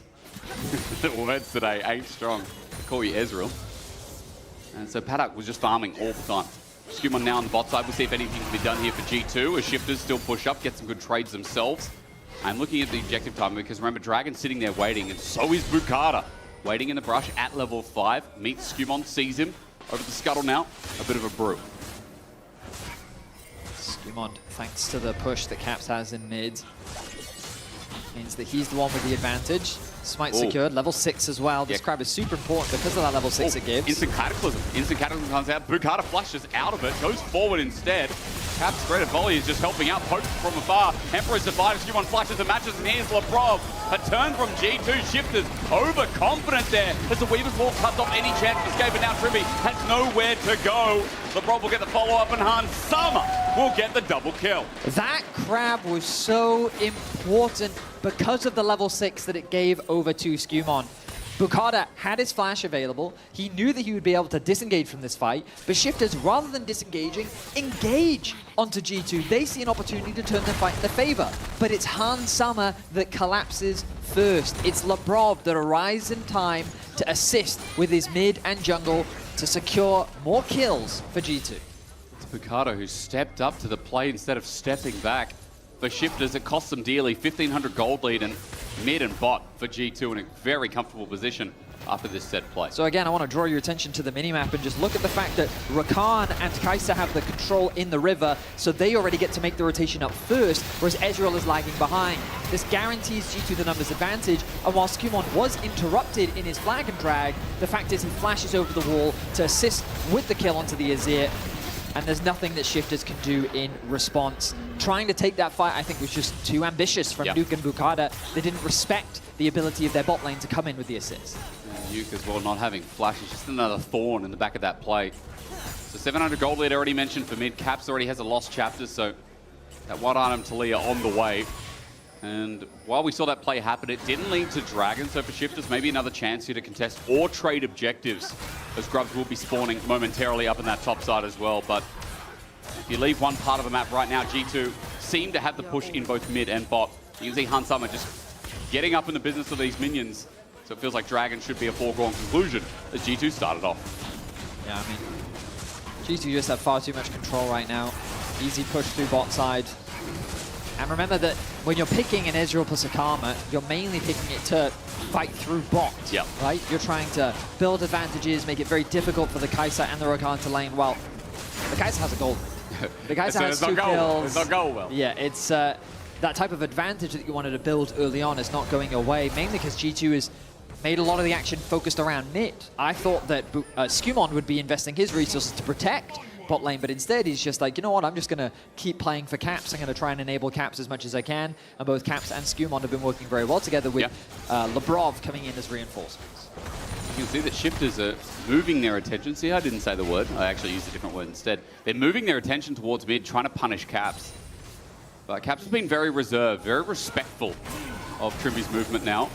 As Ward gets placed down here in the Phaelite, just spots out that Shifters are starting these Grubs. Having to be pulled away, though, is Bukata, as Grubs will reset. And even with a bit of topside pro, they are paying respect themselves. So no real momentum until Bukata thinks, maybe I should start it a second time. Skumon is doing his Krugs. He even pinged, I'm doing my Krugs. He cares not. He was like, yeah, I'm fine with this. Lebrov, you're welcome to do what you like, but I'm doing my Krugs. And those Krugs have been secured. Skumon can go back to base and pick up a very, very juicy Sundered Sky to complement this early game. Yeah, put it between 2 bits of bread, bit of lettuce, some mayonnaise. I would highly recommend not treating Sundered Sky as an appropriate condiment to a sandwich. Bro, it's an item. It could be a bit of paper for you know. Like you don't know. You're ruining my fantasy right now. Why am I? Yes. I didn't know you had a fantasy. I imagine Skumon wielding the Sundered Sky as a weapon as it's meant to be. That's your fantasy, is it? No, it's the power fantasy of playing games, Jake. Follow the program, I was going to say, we're going to have to talk to Skumon about this fantasy because it's a little bit odd. In Benny's spare time. No. It is good working with you. I don't know why they paired us together 3 times in a row, but there must be something working here. Dragon 3 minutes away. So not an easy objective for either side to play for. Easy plates to secure on the bot side. Push in the top side as well. Ooh, they're setting up a bit of a roam towards bot side. Trimby sniffs it out. I mean, I pretty much sees it happening. He sees it, but he wants to get nearby. Caps is hovering, though. 4 members of G2 still here, and even Bukata, as he puts the ward down, he gets caught out with the seismic shove, a threaded volley, and an easy engage. Cataclysm down, and There goes Bukata right into the ground. You can't do anything, and bot is still an interesting proposition as G2 layer the wall down and Cap getting in for the engage. Down he goes as Trimby sets up, flashes away, but he cannot escape. Now it's up to Paddock to survive in the 1 versus 4. Hun Summer takes a turret shot, so even with the barrier, maybe Paddock gets something here. The auto's out, and it's all he needs. A shutdown finally. Taking on the world is this big duck, but how can he do it? 1 versus 3, has to kite around a missing shot that misses Arcane Shift timed well, but a shove means he can no longer move. Caps will make it a trade, but my lord, did Paddock try. He really gave it his all, but Skewmon acting as a wall to make sure that those skill shots did not connect.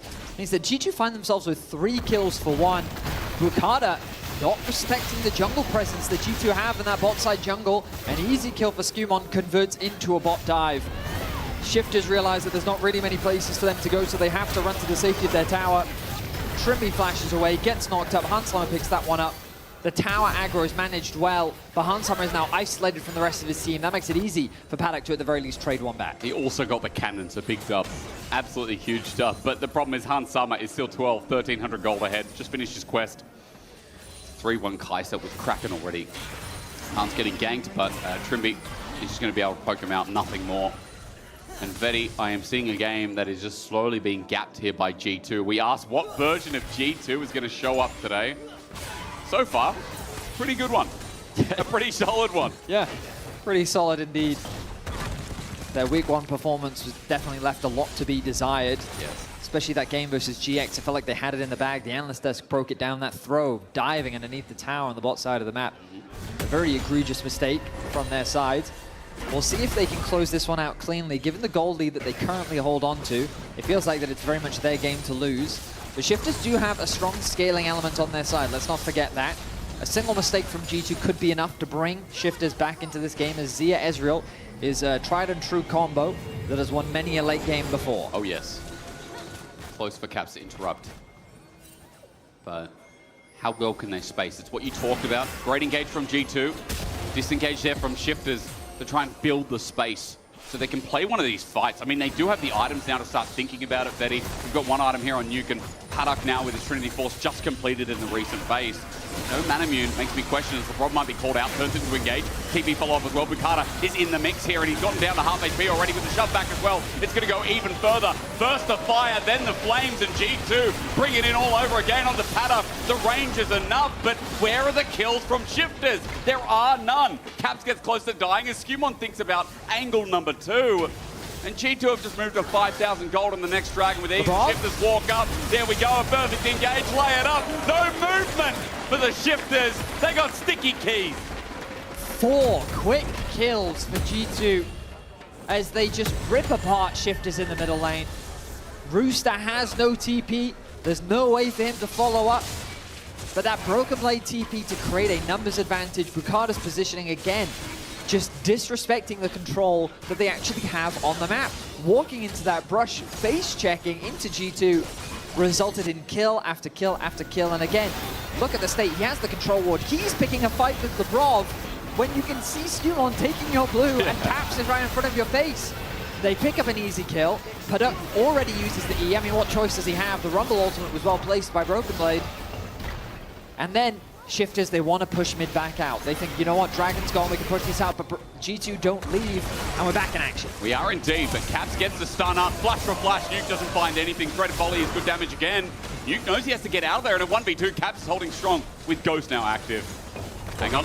Oi, sidestep imminent, needed. Nuke, one shot away from dying. Bukata now steps up to the plate, but I don't think he wants to. Skewmon's on the way, doesn't have flash, but he has a flag, and he can drag. Right on with the chilling smite. Bukata's getting some movement speed, but he flashes away from the Cataclysm as the rest of G2 are on the way. A long way to go, but I think it's going to be a quick route to the base instead. He does get a trade onto Lebrov, but Hans gets out in time. A 1-for-1. The Shifters get caught again. I mean, I like the idea from Shifters. You just have to go for something. Look for a pick on a side lane. Try and slow the game down as much as possible so that you can look to try and scale up. But, I mean, G2 turn every single play in their favor. Skewmon with a 3-0-8 performance on Java, and it's a little bit deceptive, but still 100% kill participation from him. 3-1-7 for Caps in the middle lane, and G2 have definitely showed up here in week 2. As we get a teleport from Labrov, close to catching out. Paddock does get away though, hidden in the brush. Herald is up and available, and it does feel like a much later game than seeing the Herald would indicate, right? Because G2 have run the map from the word go, really.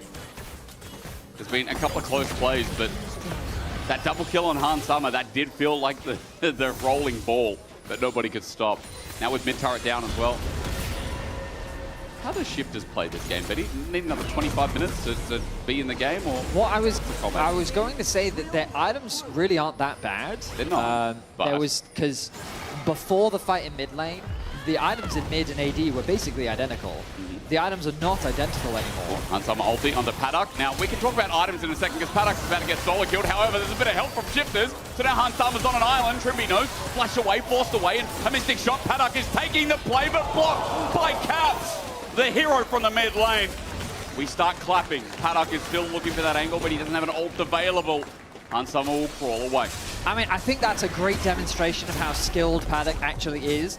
In a 1v1 scenario where he is outgunned, outmatched, he's still able to get close enough to his support to then give him an opportunity to turn it around, and Q after Q connects. If it wasn't for Caps at the very end there, that would have been a kill in favor of Paddock. 11 HP for Han Sama, by the way, if you're wondering. Thank you, production. Very close, very close. I mean, still a winning play overall. They've slimmed the gold down 500 as Nuke is picking up the turret plates by himself. He's unmatched, immovable object right now.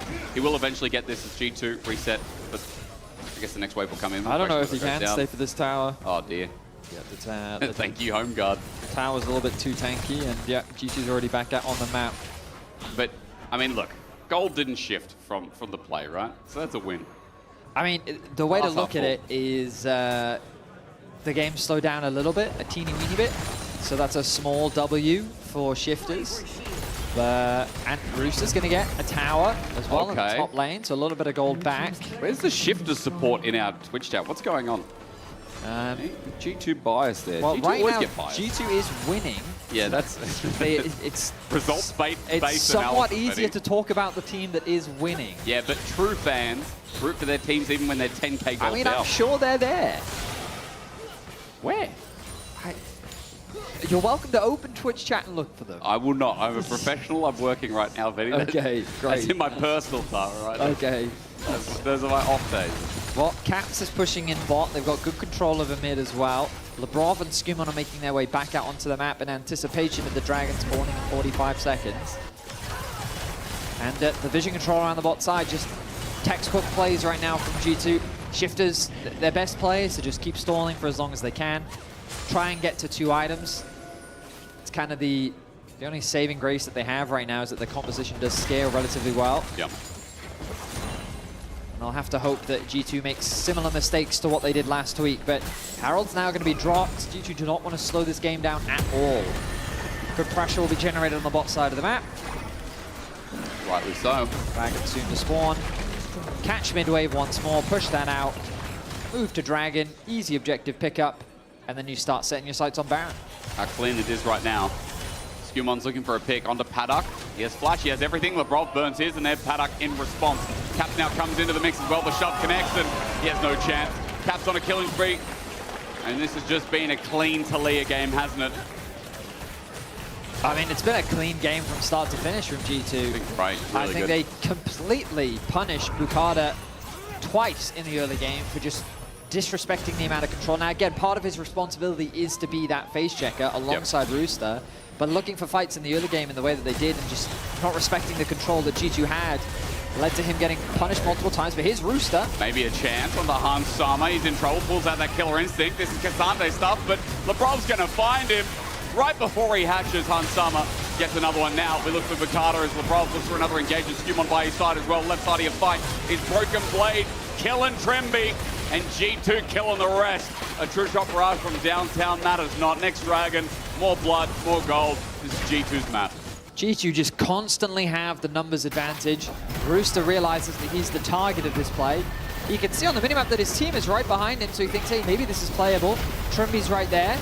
But then Labrov zones away the support jungle combo.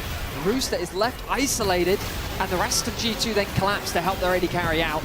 Then it's just about trying to retreat out of this situation.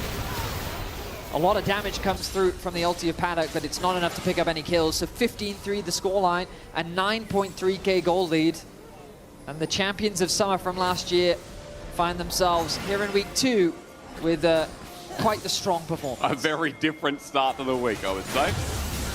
Very different indeed. And it is good. I mean, I feel like, you know, G2 fans go on the ups and downs. Obviously, they're used to being a championship team, a winning team.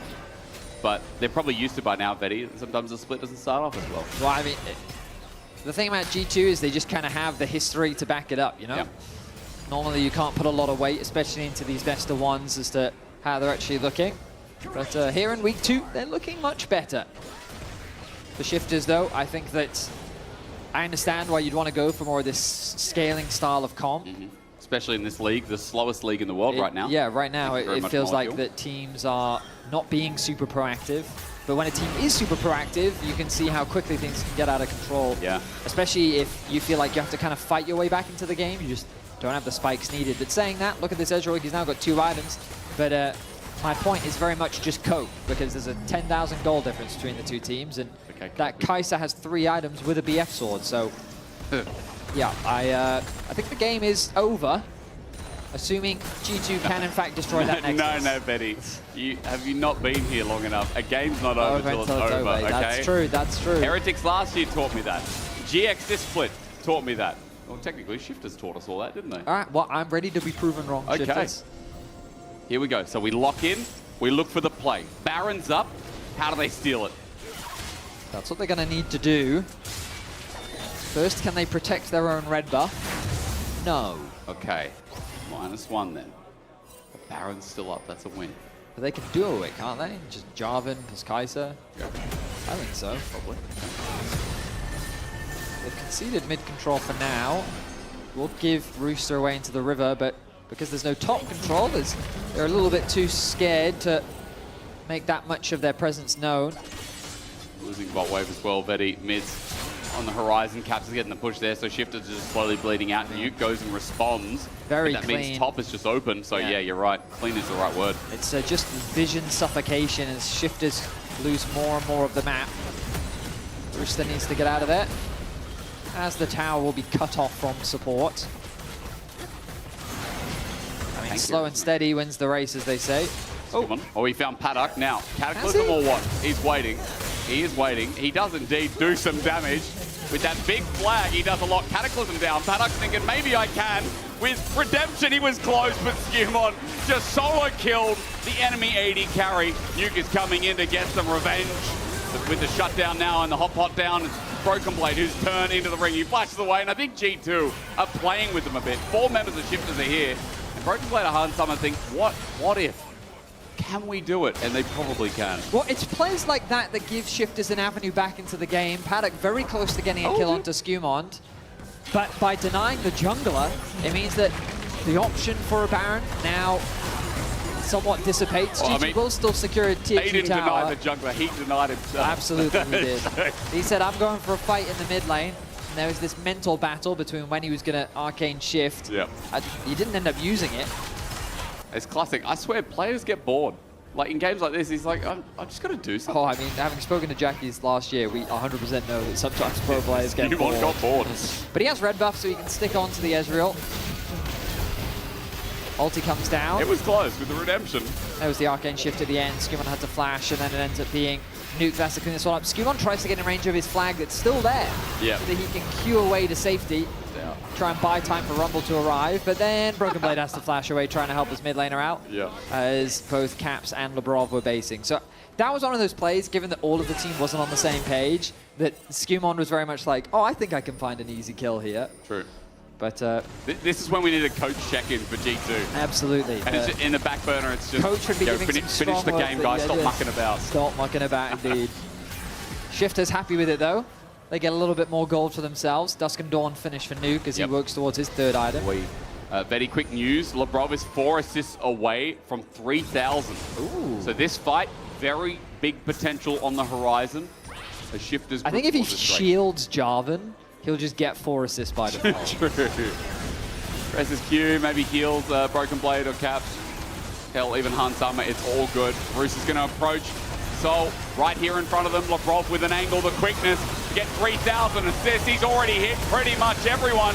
Even if he dies, and he's close to. The Battle Dance that runs out. Shifters are doing okay, but Paddock dead on the rim. You get to kill in response. Trimby somehow alive. Hang on a minute. Shifters doing better than they would have thought at 10,000 gold disadvantage, but Scumon's going to do it himself.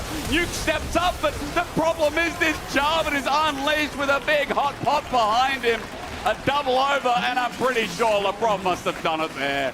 G2 just barely navigate their way through the fight. Shifters put up a strong resistance to the G2 engage as Labrov finds a beautiful flank. Oh, he's one short, Betty. He's still one short. He's one short of 3,000. He died the last kill expired with the right. Oh, no. All right, we'll look back. Fantastic engage from Labrov onto the back line. Paddock naturally becomes the target. Hunt is quick to follow up. Great shielding, though, from Trimby to give his last bit to make sure that his AD carry can stay alive, but it isn't quite enough. Meanwhile, on the other side, though, Caps falls to Nuke, and you're thinking, hang on, it's 4 versus 3, maybe they can do this. I think Bukata just engages too early. He goes in before Nuke is in range, and then Nuke has to even commit his flash to try and just get the GA out from Han Sama, which he can't do. And then it ends up being a 1 fight for G2 at the end of it. So 13,000 gold, but, you know, Shifter's got some fire. Like, well, now it's Cope. Now it's Cope, but hey, 3 items there, here we go. You know, anything's possible. I'm telling you. That is not a 3 item, is it? Now it is. Now it is, but bro, it's not even Cope, you know?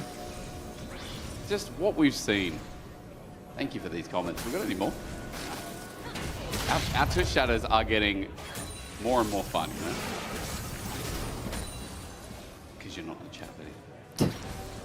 Sorry, I had to insult you. I felt like you insulted me before. Unwarranted. I felt... No. You know, all the stuff I've been copying from you today. I tried to say hello to this guy, and he ignored me. Move past I can't. Ignore you. I thought we were friends. This is kind of like the relationship between G2 and Shifters right now. It burns a hole in the heart, and it's probably for the Shifters fans. G2 about to move to their second win. And this is how they do it. Through top, apparently. The flick back onto Picado again. Instant crescent guard. The ulti's down. Xin Zhao now has nothing to engage upon, or rather to use on the engage. 1 inhibitor at the very least. G2 are taking the slow. They've only got 1 wave of minions to work with so far, but that top lane is making its way closer to the tower. One of the easiest towers to siege, thanks to the wave clear that they do have. They need to try and keep Nuke away from the objective as the poke comes through from Caps. Now the tower's starting to melt.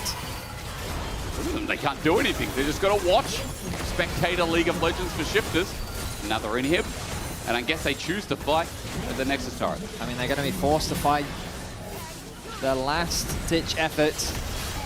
Brewster's stacking up his Q3. He's got it. Scumon goes in. Here we go, Equalizer down as well. Scumon sent back with the all-out. He's got a GA available, though. He still gets his engage off, and he's tanking the turret. Slow to go down while the rest of the fight's continuing behind the Nexus turret. Brewster doesn't get a flip back, so Brookblade survives for now. The engage again, the Cataclysm out, and a double to Han Sama. He's picking up all the kill credit this game. As Broken Blades dealing with Bruce, you can see Paddock is a one-man army. Han Sama going to pull out the killer instinct, but with his lethal tempo, Shifter stand no chance. G2, this is the team we wanted to see and expect here at the start of week 2. A very strong performance from G2 from start to finish. Picking apart and punishing Shifters in the early game. Sub 30-minute win still, and an overall fantastic performance from them. Shifters, I mean, we didn't really get to see a lot from them. Not at all, because it was a quick game. You can, of course, vote for your player of the game based on that performance. I mean, Scumon, I think, naturally comes to the top of your list, but both Scumon and Labrov had fantastic. And he did get to 3,000 in the end, by the way. So big congratulations to Labrov getting to 3,000 assists here in the LEC. Now, Scumon had a role change there, as you see on the bottom of your screen, but hell, he could play top at this point. He'd be good in any role. Scumon, congratulations. Kind of a stomp, I'm going to say. Was it absolutely necessary that you went for the enemy ADC in mid lane there? For sure not. I really thought I could kill him like without using like flash ult, but I think I just played it wrong, right? But I mean, the game was like kind of won already, so I was kind of feeling it, but it didn't pay off, so it's fine. Yeah, it's all fine indeed. After last week, how do you feel overall getting such a good start to this one? And what were your maybe concerns after last week? I mean, not really. I just think we usually always have like slow starts, and yeah, it's just like the time you need to get back into it right on stage, because the games are really different from like scrims or solo queue, right? Like the pace is like really slower, and you need to get used to, yeah, just like play for your tempo and stuff like this. And yeah, I mean, today was a good example, I think. Maybe a lot of kills, very bloody, but I think we showed some nice stuff here. Yeah, it was super fun to watch for sure. Now, you ended last year with, of course, a good performance for EU at Worlds, thanks to G2, also the Summer Championship overall. Who do you think, after these couple of weeks in Versus and in Scrims, will be your biggest opponents for the title here for Versus? I would say KC, yeah. I think they are kind of strong. I mean, honestly, there's a lot of good teams. I think every team has like their own identity. So, yeah, I mean, I'm just interested to see like how everybody plays on stage, because it's obviously different than scrims. But I think KC looked kind of strong, yeah. KC, no honorable mentions, okay. Yeah, I think they're really pretty good. Okay, well, this is the opponent to beat for G2, KC, Skewmon says. But for now, you get another victory on the board. Congratulations, thank you very much. We're going to take a quick break, but when we come back, it is KC up versus SK, and I hear that Caps is going to flame his old teammates.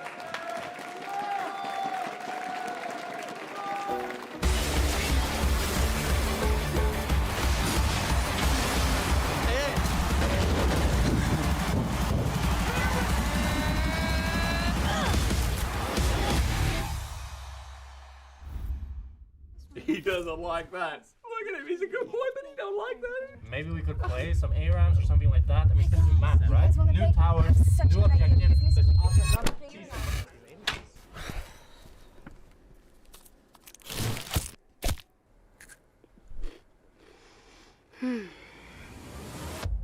Have a break.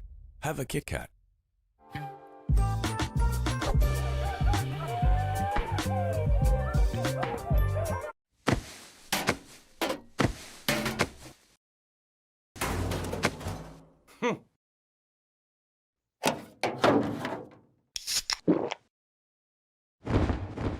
Red Bull gives you wings. Hey there. Every season starts the same way. Everyone wants to win. But not everyone prepares the same way. I can't wait to show you what I have in store. And trust me, this year, everyone's leveling up.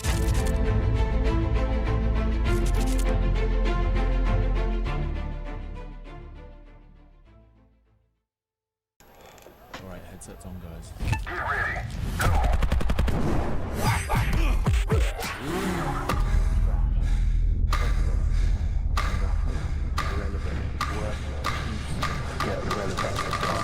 Just get up.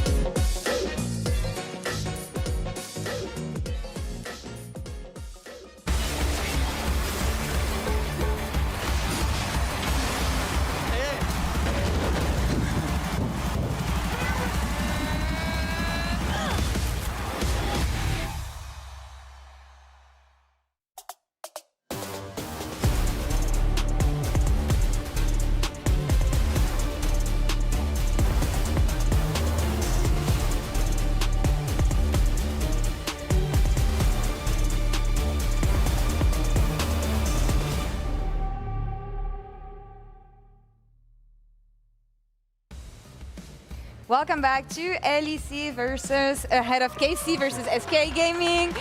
Before we get into next game, we have special guest Caps with us. Caps, thank you for joining us. Thank you for having me. So for the previous games, Kumon was player of the series, Kia player of the series. What did you think about his performance? I was talking to him last week. He seems way more confident than before. Is that something you felt? Yeah, I mean, I think already, I think he's been playing very confident for a while now, and I think he was very tanky on the Javan today, so it was nice. Yeah, the fact he was soloing the Ezreal was absolutely insane. I just saw him jump on top of him. I was like, Viduk's going to escape. He's fine. And then I was like, no, this Ezreal is just dead. When is he ever going to die? And he did a great game from you guys. Honestly, similar to the one you played last week against SK, which is why we brought you in today, because you played with Wonder and Mickey, but you also played with Yike. So we actually want to get your opinion on who do you think is going to win this match. So we want you. We got the whiteboard here. SK, I don't know if you guys can see. SK on this side, KC on this side. We want to have your expert opinion on this. Okay, what do you think? What do you think Wonder and Mickey can bring to SK or against SK to bring the victory here? What are your arguments? Yeah, I mean, I think there's definitely a lot of strengths on both sides. I think for SK and for Wunder and Mickey specifically, I think Wunder likes to get in the head of his opponents, right? Like a bit of all chatting, a bit of vibes going maybe. All chat, that's one argument. Love I think for Mickey, he is usually not scared of dying, which can be a strength and a weakness. And if they want to win this, I think it'll be a crucial. So do you think that goes on KC's side, or do you think it goes on SK's side? Mickey, I would give it for it to die. I would give it on SK's side. Okay. It could backfire, but maybe we'll give it some good engages. Okay. Now, and also he's familiar with Busio, right? Like he already beat him at Worlds. Can't be hard to do it a second time, right? Yeah. Right. I can see it. Okay, beat Busio once. But we're also talking, I mean, you played against them last week. We're talking about guys with old man's hands. I feel like sometimes they don't quite work. Do you agree? Yeah, but we are playing a bit earlier today, so... Earlier today, that's good. Okay, it's not bedtime for them, an argument for SK. On the side of KC now, you've played with Yike. What do you think Yike can provide to KC to beat SK today? I mean, I think the big thing is definitely like he has like a champion force, right? I think especially when he gets the trees, the Maokai Diamond. Okay, let's get the trees in. I'm gonna draw a tree here. Hopefully that helps. That gives some extra points. Okay. Maybe some jungle mid synergy. Do you think that could help? Yeah, I mean, I think KC is doing quite well so far. Okay. And like Yike is a big part of it as well. Okay, so Yike and the Wolf. Who do you think has the edge in the top? Do you think? Because I feel like Khan has been playing really exceptional. Do you think Wonder can take that there?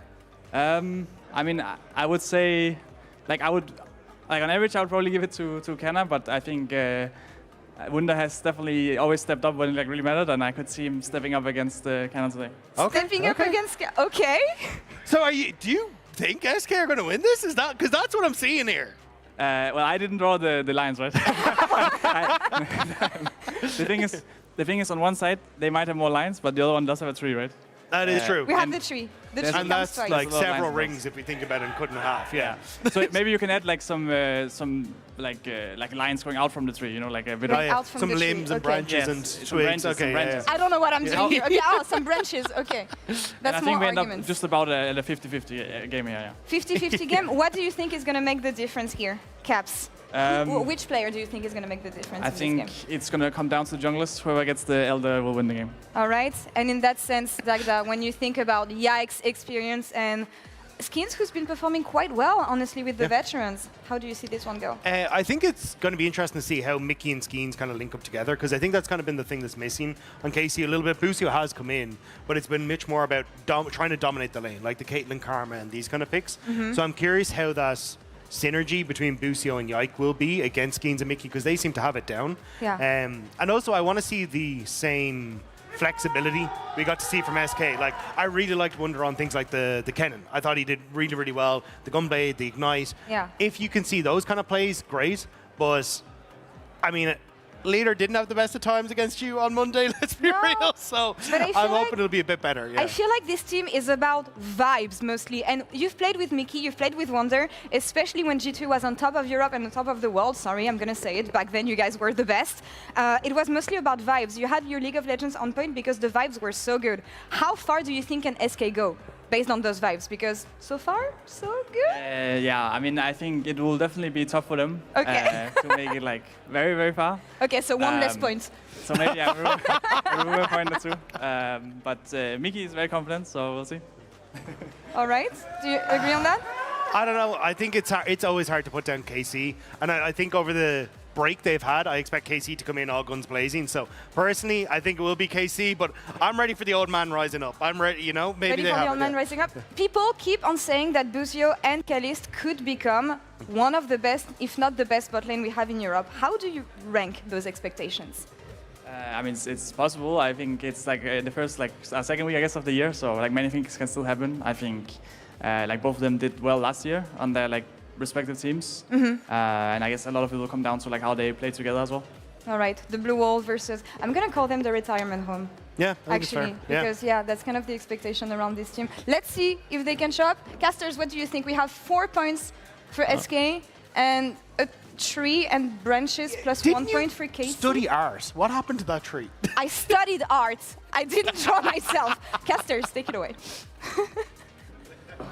I'm sorry, I was looking at that tree having flatulence or something. I don't know what that was, but welcome to the casting desk. Trimby's going to be with us for the very start until we end draft and give us your thoughts. And I'm sorry about the loss today, but we have been hyping you up as a bot lane for the first week. So I'm sorry for that game then. Sorry for that one. You guys are pretty good. I mean, you're also with a bit of a superstar AD carry. Definitely, as well. yeah, definitely. Superstar support. That's why the bot lane shines. A little bit, yeah. I mean, my AD carry is a superstar, actually. I really like playing with him so far. I've been enjoying it. And just the fact that he's really aggressive, but at the same time, even though he's Korean, he has the language barrier, he tries to communicate as much as possible, right? He really, even if he doesn't find the words, he truly tries to show you what he means. So I'm really happy with that. That's cool. It's a good effort. Well, it was a rough game today, but of course it's a busy weekend. Oh, so, of course. There's plenty of opportunities to bounce back. But we just saw on our screens that KC have right of first selection. What are your general experiences and thoughts of this right of first selection thing so far? I mean, it depends if you want to min-max or not. I feel like if you don't want to min-max, I think it doesn't matter at all. But yeah, there is something right to it, like the skill shots and everything from the blue side, right? How it like, it is easier to do this stuff, of course. And then it's just about like the map, how it's like changing, right? Of course, like blue side a little bit more focus on the grabs, on the herald, right? Just because of the terrain, right? Same for red side when it comes to the Drake, right? So it's all about what you actually want to do with the comp too, right? Like this is something that I think could be evaluated, right, for the teams. Yeah. And first pick, last pick, I mean, it's a bit of, I think it's a bit of pity of a last pick, but I don't know. Okay, you think last pick is OP? I mean, like that it, shifts consistently throughout the year. It does, it does. But right now, it definitely feels like, but also one of the big things is getting that double power pick, right? Oh, of course, Depending on how many power picks there are in the meta. So jumping into this draft right now, of course, we all know Varus was buffed on this patch. So he's now made his way to the permaban. I don't know how. I mean, but he was. yeah, on hit was a bit too weak, so we needed to shift. Of course. Yeah, shift and give another option for build paths. Very nice. Excellent. I like that. Versatility. And unsurprisingly, he's banned. Now, Irelia ban. Yes. I feel like that's a very leader-focused ban. It was. I was hoping today that they wouldn't ban it, but sadly, I really want to see leaders Irelia, definitely. And is Akali. Oh wow. Okay, that's. Okay. I think I saw a video lately about Akali with Gamble being a bit too overpowered. So maybe they saw the video. They're like, nah, we don't leave it. We don't leave it for first game. Okay. What's his first pick going to be? Like we're talking about Azirs these days. I mean, Talias are there. What do you raise as first pick? I mean, I would say it has to be Azir with those bans, because you ban Akali, it's either Azir or Orianna with this Akali ban, right? I'm not so sure. But I mean, you've been playing against Leader in solo queue for years. You probably know about Leader pretty well. Do you think he must have more than just Akali and Irelia? No, he does. It's just like, I think, outside the comfort zone thing, right? Where like some champions, you can't just truly pick them 1-2, right? And then the draft gets a bit tricky, right? With the fact that you have to counter pick it a bit later to see more about their team comp, right? I mean, they went for Yunara first pick. Let's see how they rounded out. We saw Aphelios, I think, today into Yunara. Looked pretty nice.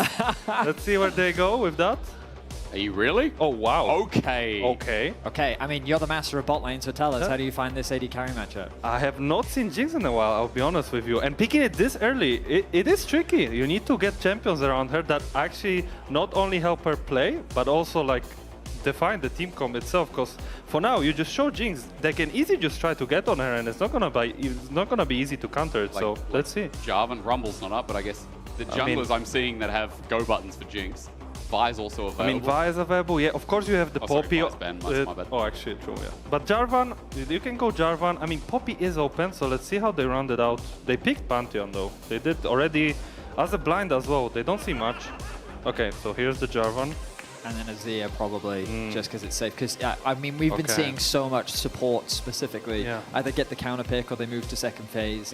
But in my head already, you must be thinking like, maybe a Bard, maybe a Nautilus, maybe an Alistair, just all sorts of things that have either follow-up engage or act as primary engage alongside the Jarvan, right? Yeah, especially when you don't get the last pick this game, right? You need to get a champion that not only are you able to actually fight back the Jinx and not give her free scaling, but also don't give them like an option to get like an enchant. Oh, wow. Okay, here we have it. That's Echo mid lane. I mean, so we did actually see this from Showmaker first in the LCK.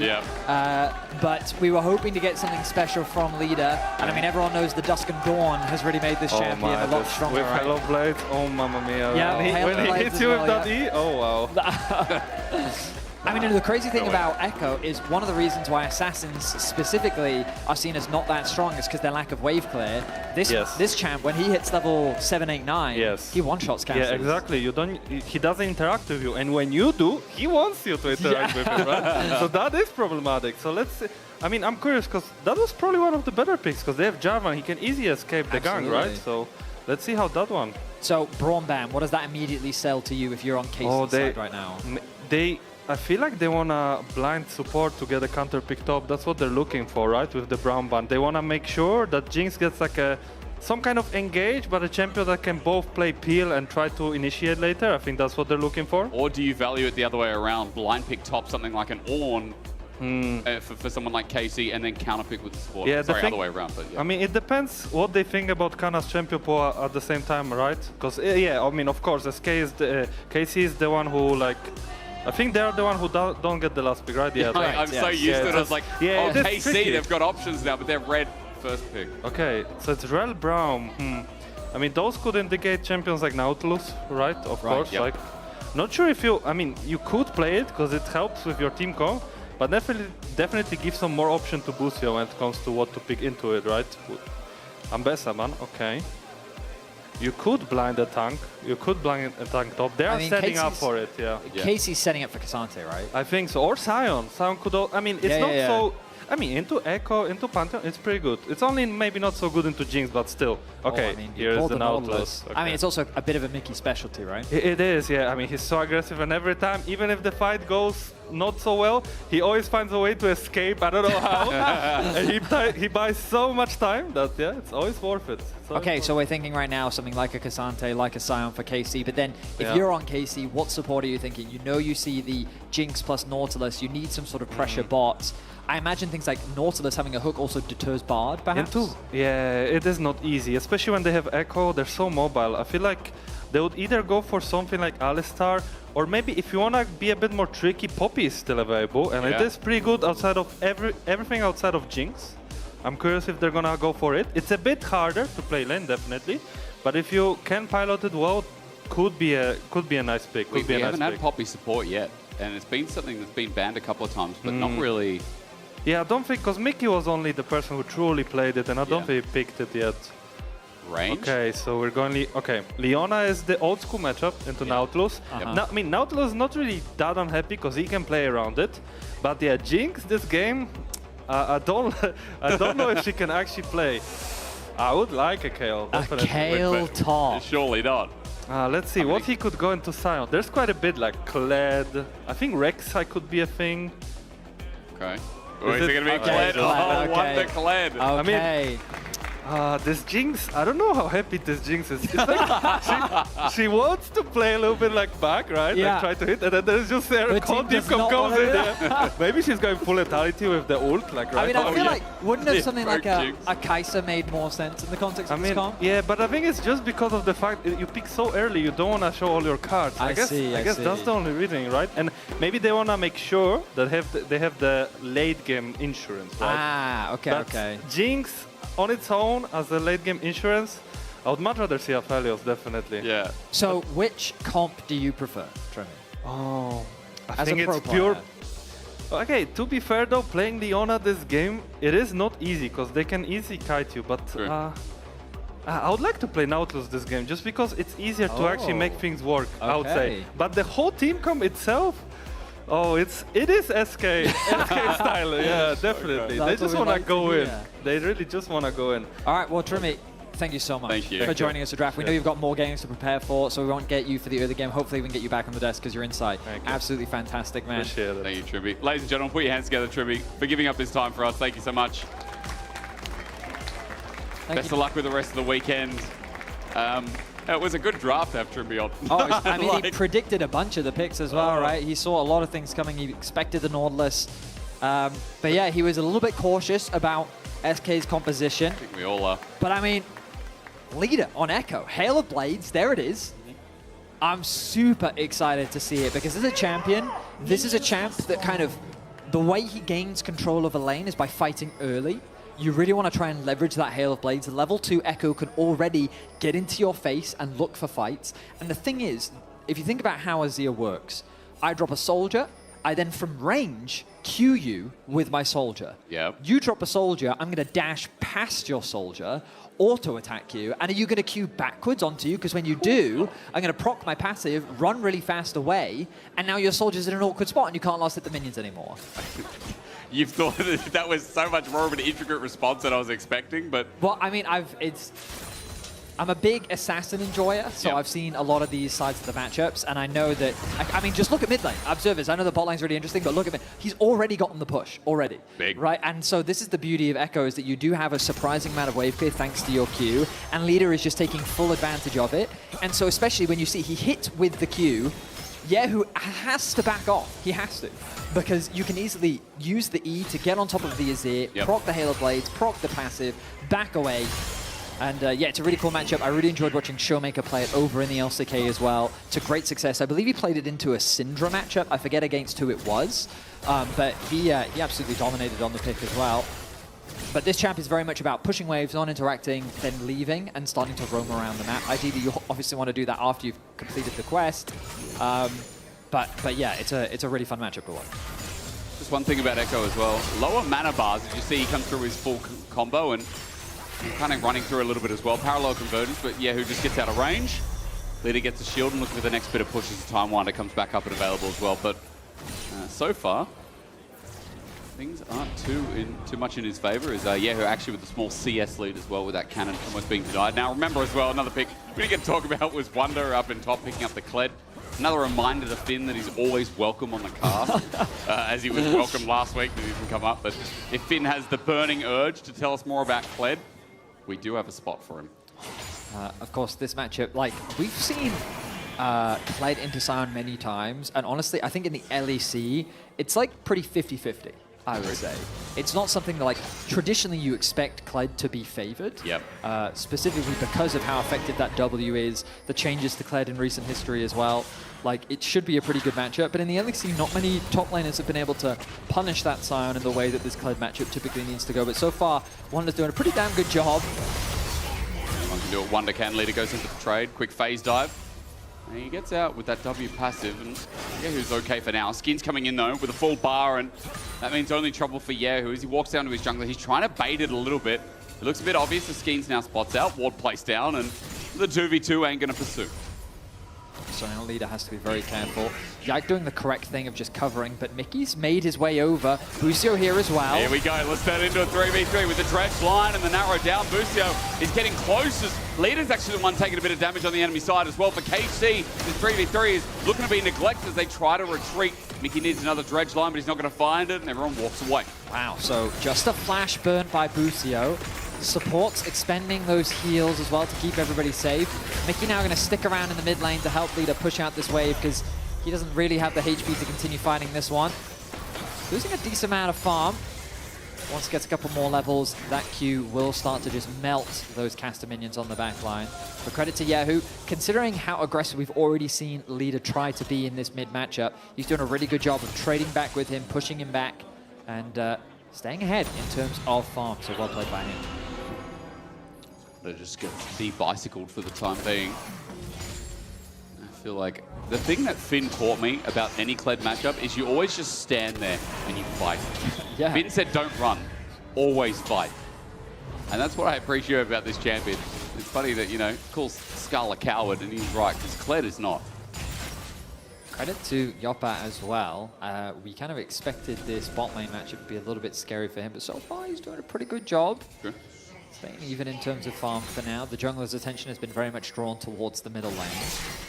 Junglers continuing through their clears, and you will notice that Skeens has to clear up towards top side, but red pinks have also been dropped on that side of the map. So KC seems to be very much aware of where the enemy jungler is.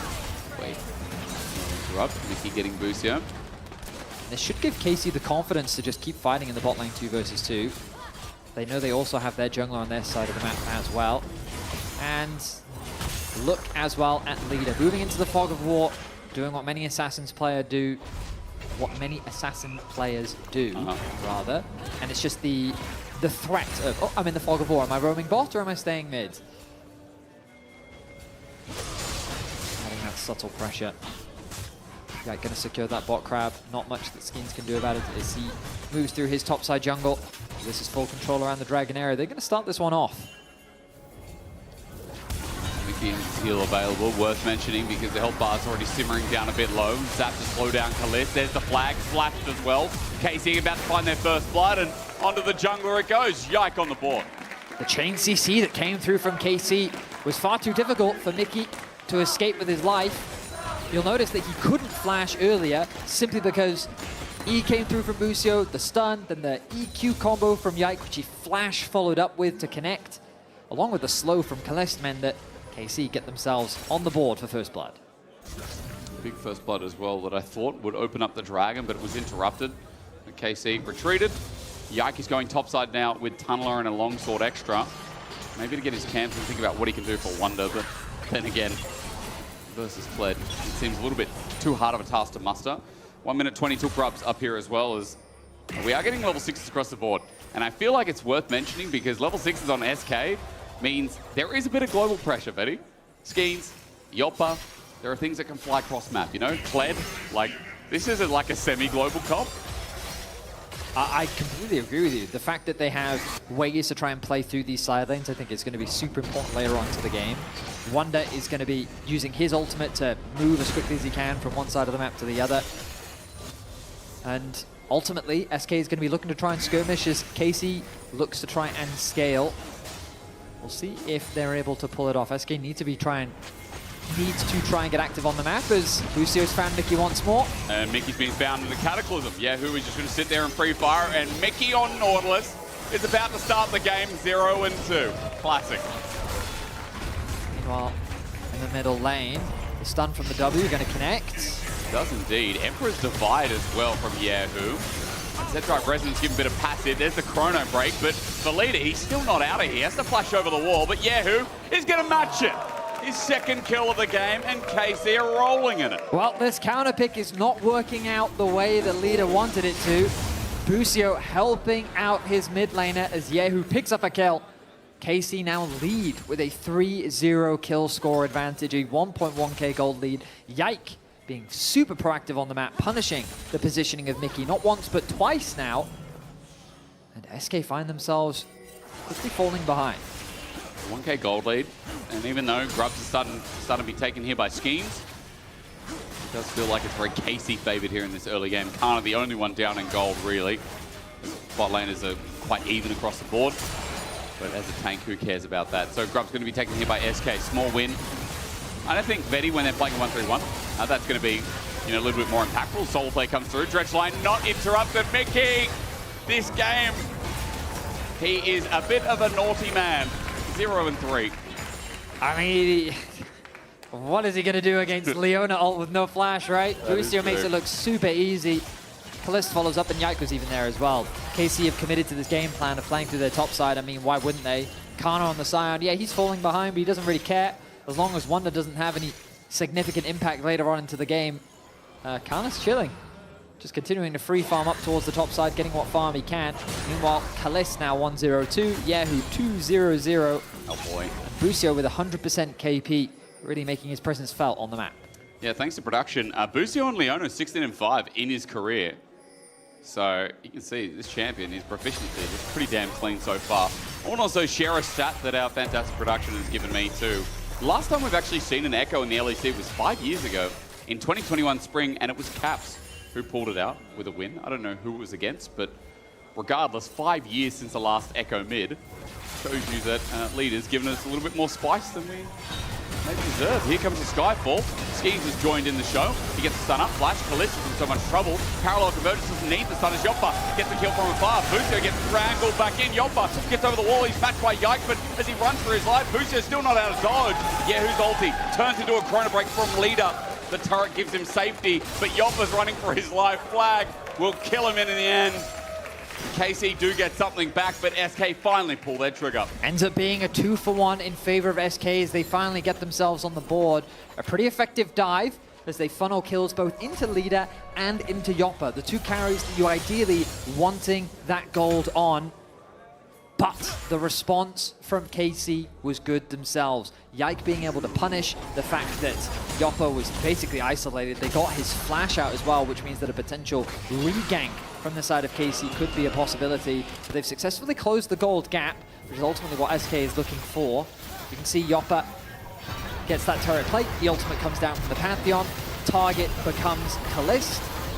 And an easy lockdown on the backside as Yoppa picks that up with the ulti. Then Yoppa just gets a little too close to the wall, not realizing that Yike was coming from that angle. Makes it an easy collapse, and then once Yoppa flashes over the wall, he's completely isolated from the rest of his team. Can't do anything. Maybe if he flashed a slightly different direction, there were options for him, but he knew that there's an Azir in his face as well. Busio looking for the stun onto Yoppa, won't find it. Fighting again. That Zap connected, maybe next dredge line. As SK's bottom lane getting more and more confident with that BF sword in hand. Look at the jungler. I see Yike. He's sneaking up behind them. Oh. In the dead of night. He can get over that wall silently. Skeens is also here though. Yike has spotted him. Last going to be taken. He's suspicious of this though, because he's asking himself, why is Busio in my jungle? Yep. There's got to be someone else with him. Busio would not make that play unless he had proper support. Also, mid laner nowhere in the area. Leader has to go back to base because he just picks up his Dusk and Dawn. A nice item spike for the Echo, which means that Yahoo has full control of the mid wave. He's going to push that one out. Hitting that level 10 as well, but Leader should be able to do something similar very, very soon. We can do a quick top lane check-in as Wonder's been able to build a 20 CS lead. Sure. But you know what? Both top laners completed their quests now. Let's see if they start roaming around the map. Bot lane continuing to be the focus though as Leader pushes in mid, but Skeens in the area. He walked over a ward he wasn't aware of. And I feel like with Leader getting this wave, maybe it's going to be a roam out. Yahoo gets the ulti, excuse me.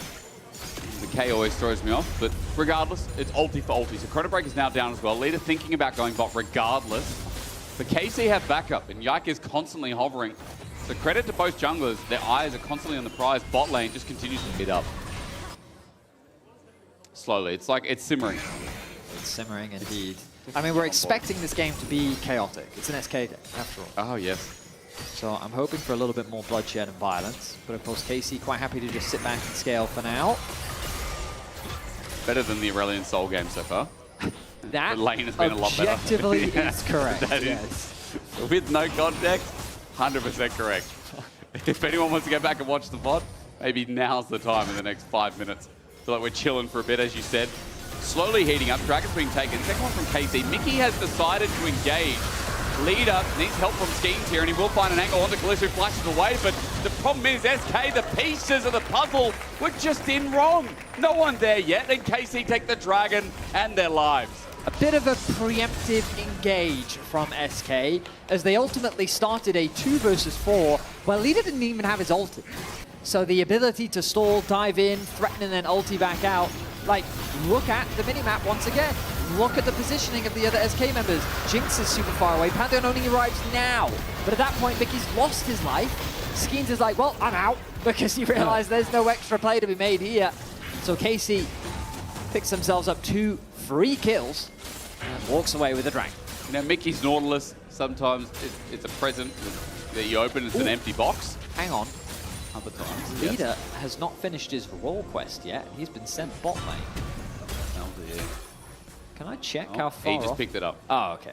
Yeah, I was going to say, he probably must be not that far off if he's been moved down to bot lane, so he should be fine now. You're right, it did take a little bit.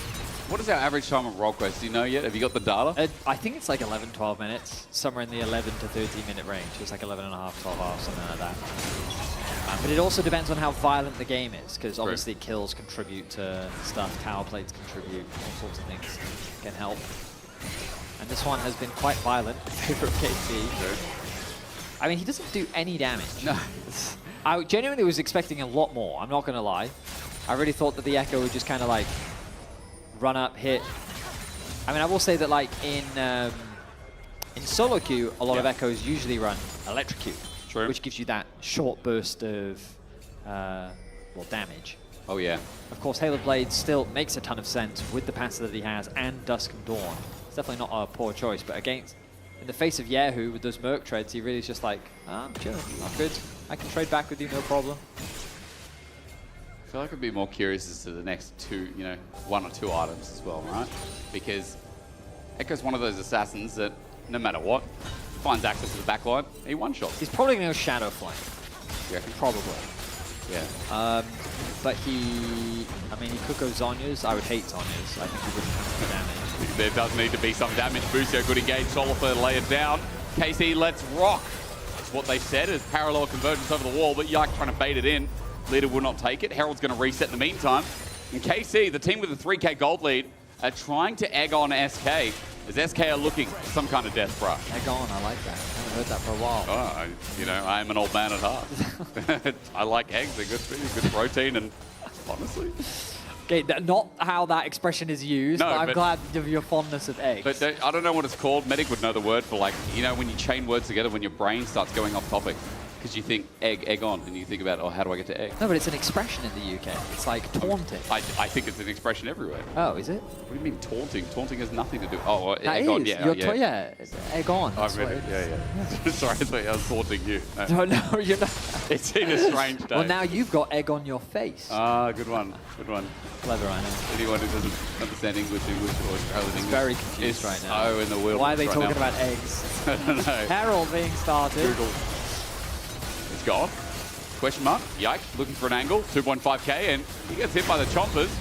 Point comes down. Nice from SK for timing, but KC are turning into a fight yet again.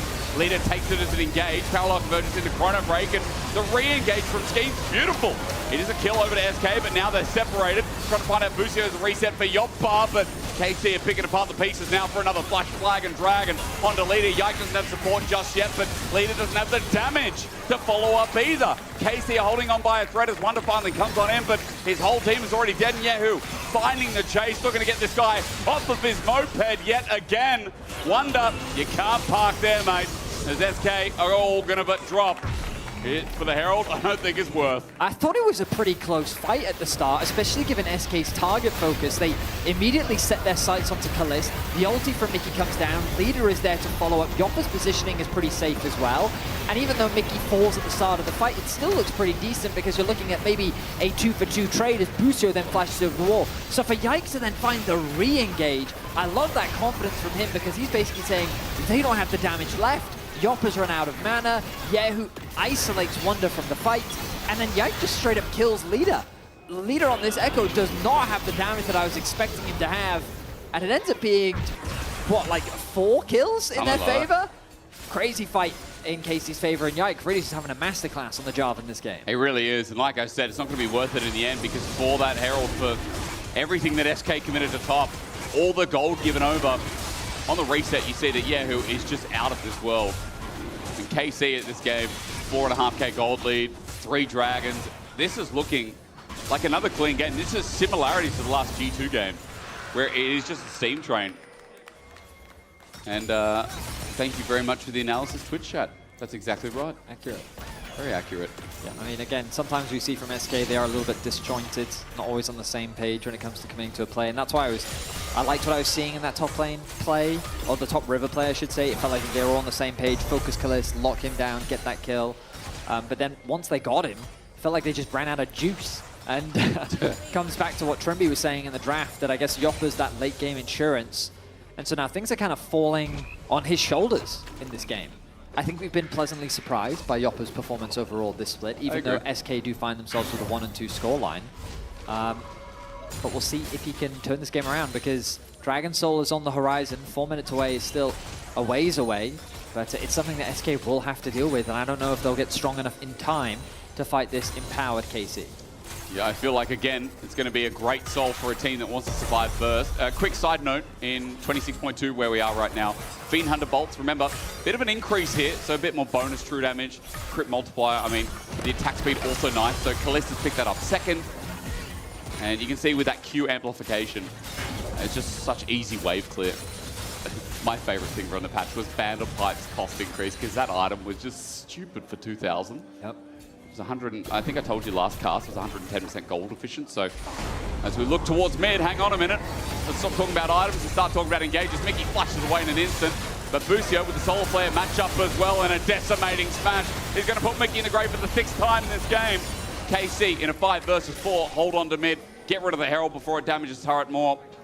And another kill over to KC. I don't think they have the damage to kill Kana. He's just, You're he right. can literally do whatever he wants. He tanked up so much damage there. And there's still some tanky members right alongside him too. Kalist is a little bit afraid of Leader, but not too much as he catches this wave. That Dragon Timer in the top left is what I'm keeping my eyes on as we draw ever closer to the Soul. A fight that SK will have to take, but as they lose more control over the map, it feels like KC is looking to bring themselves to 3 wins.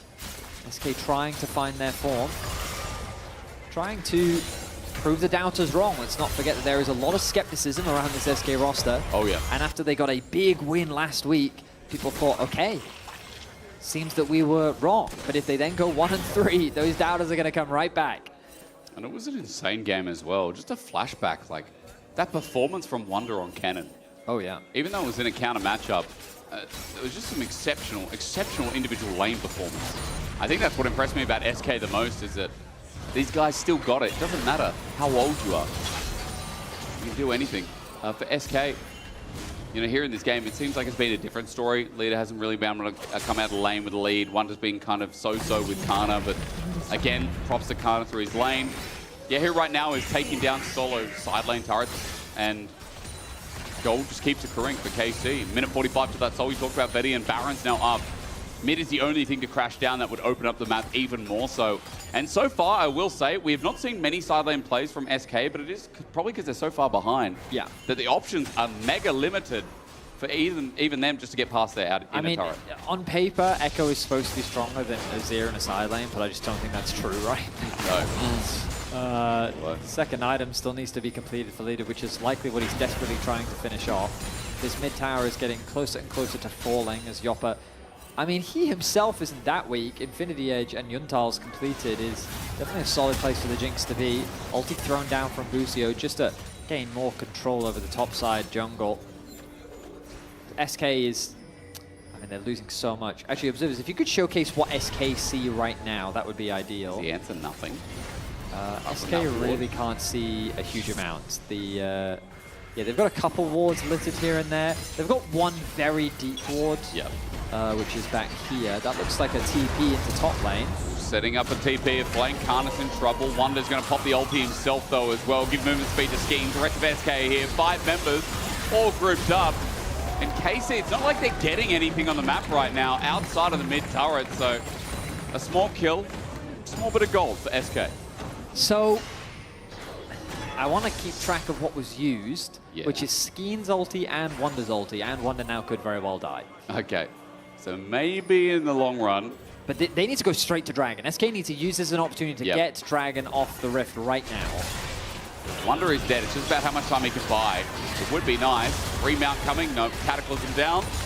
And KC will find themselves a kill and response. Pings are coming down, as you said, Dragon needs to be taken, but Yahoo is here. He is a one-man army, literally.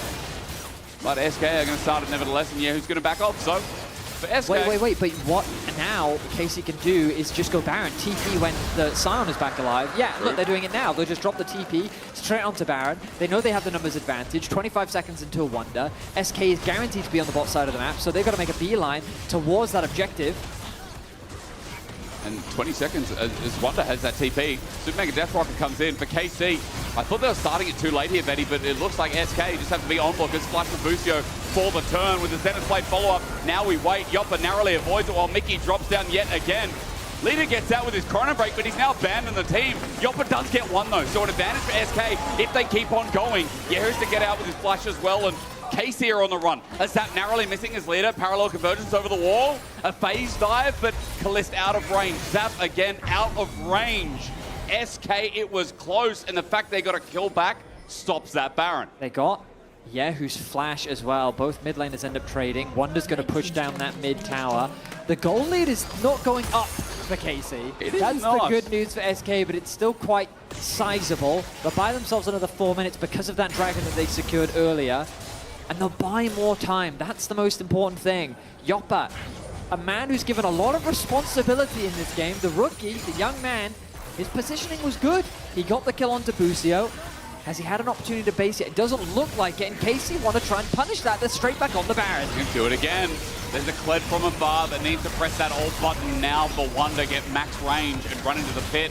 Halfway down is the Baron as KC continue their onslaught. Mickey ready to go in first. Busio looking for the turn once again. Remember, Yoppa is the target. Soulflake comes down, but Busio doesn't have his team. A reset imminent, and there it is. Yoppa unleashes Kana at the front line, tanking up, but Yahoo can't even step on in. Health bars are low, but SK doing better than they should. Zap narrowly again misses. Yahoo trying to take him to his own hands, but he run into Wonder. About to remount, but denied again.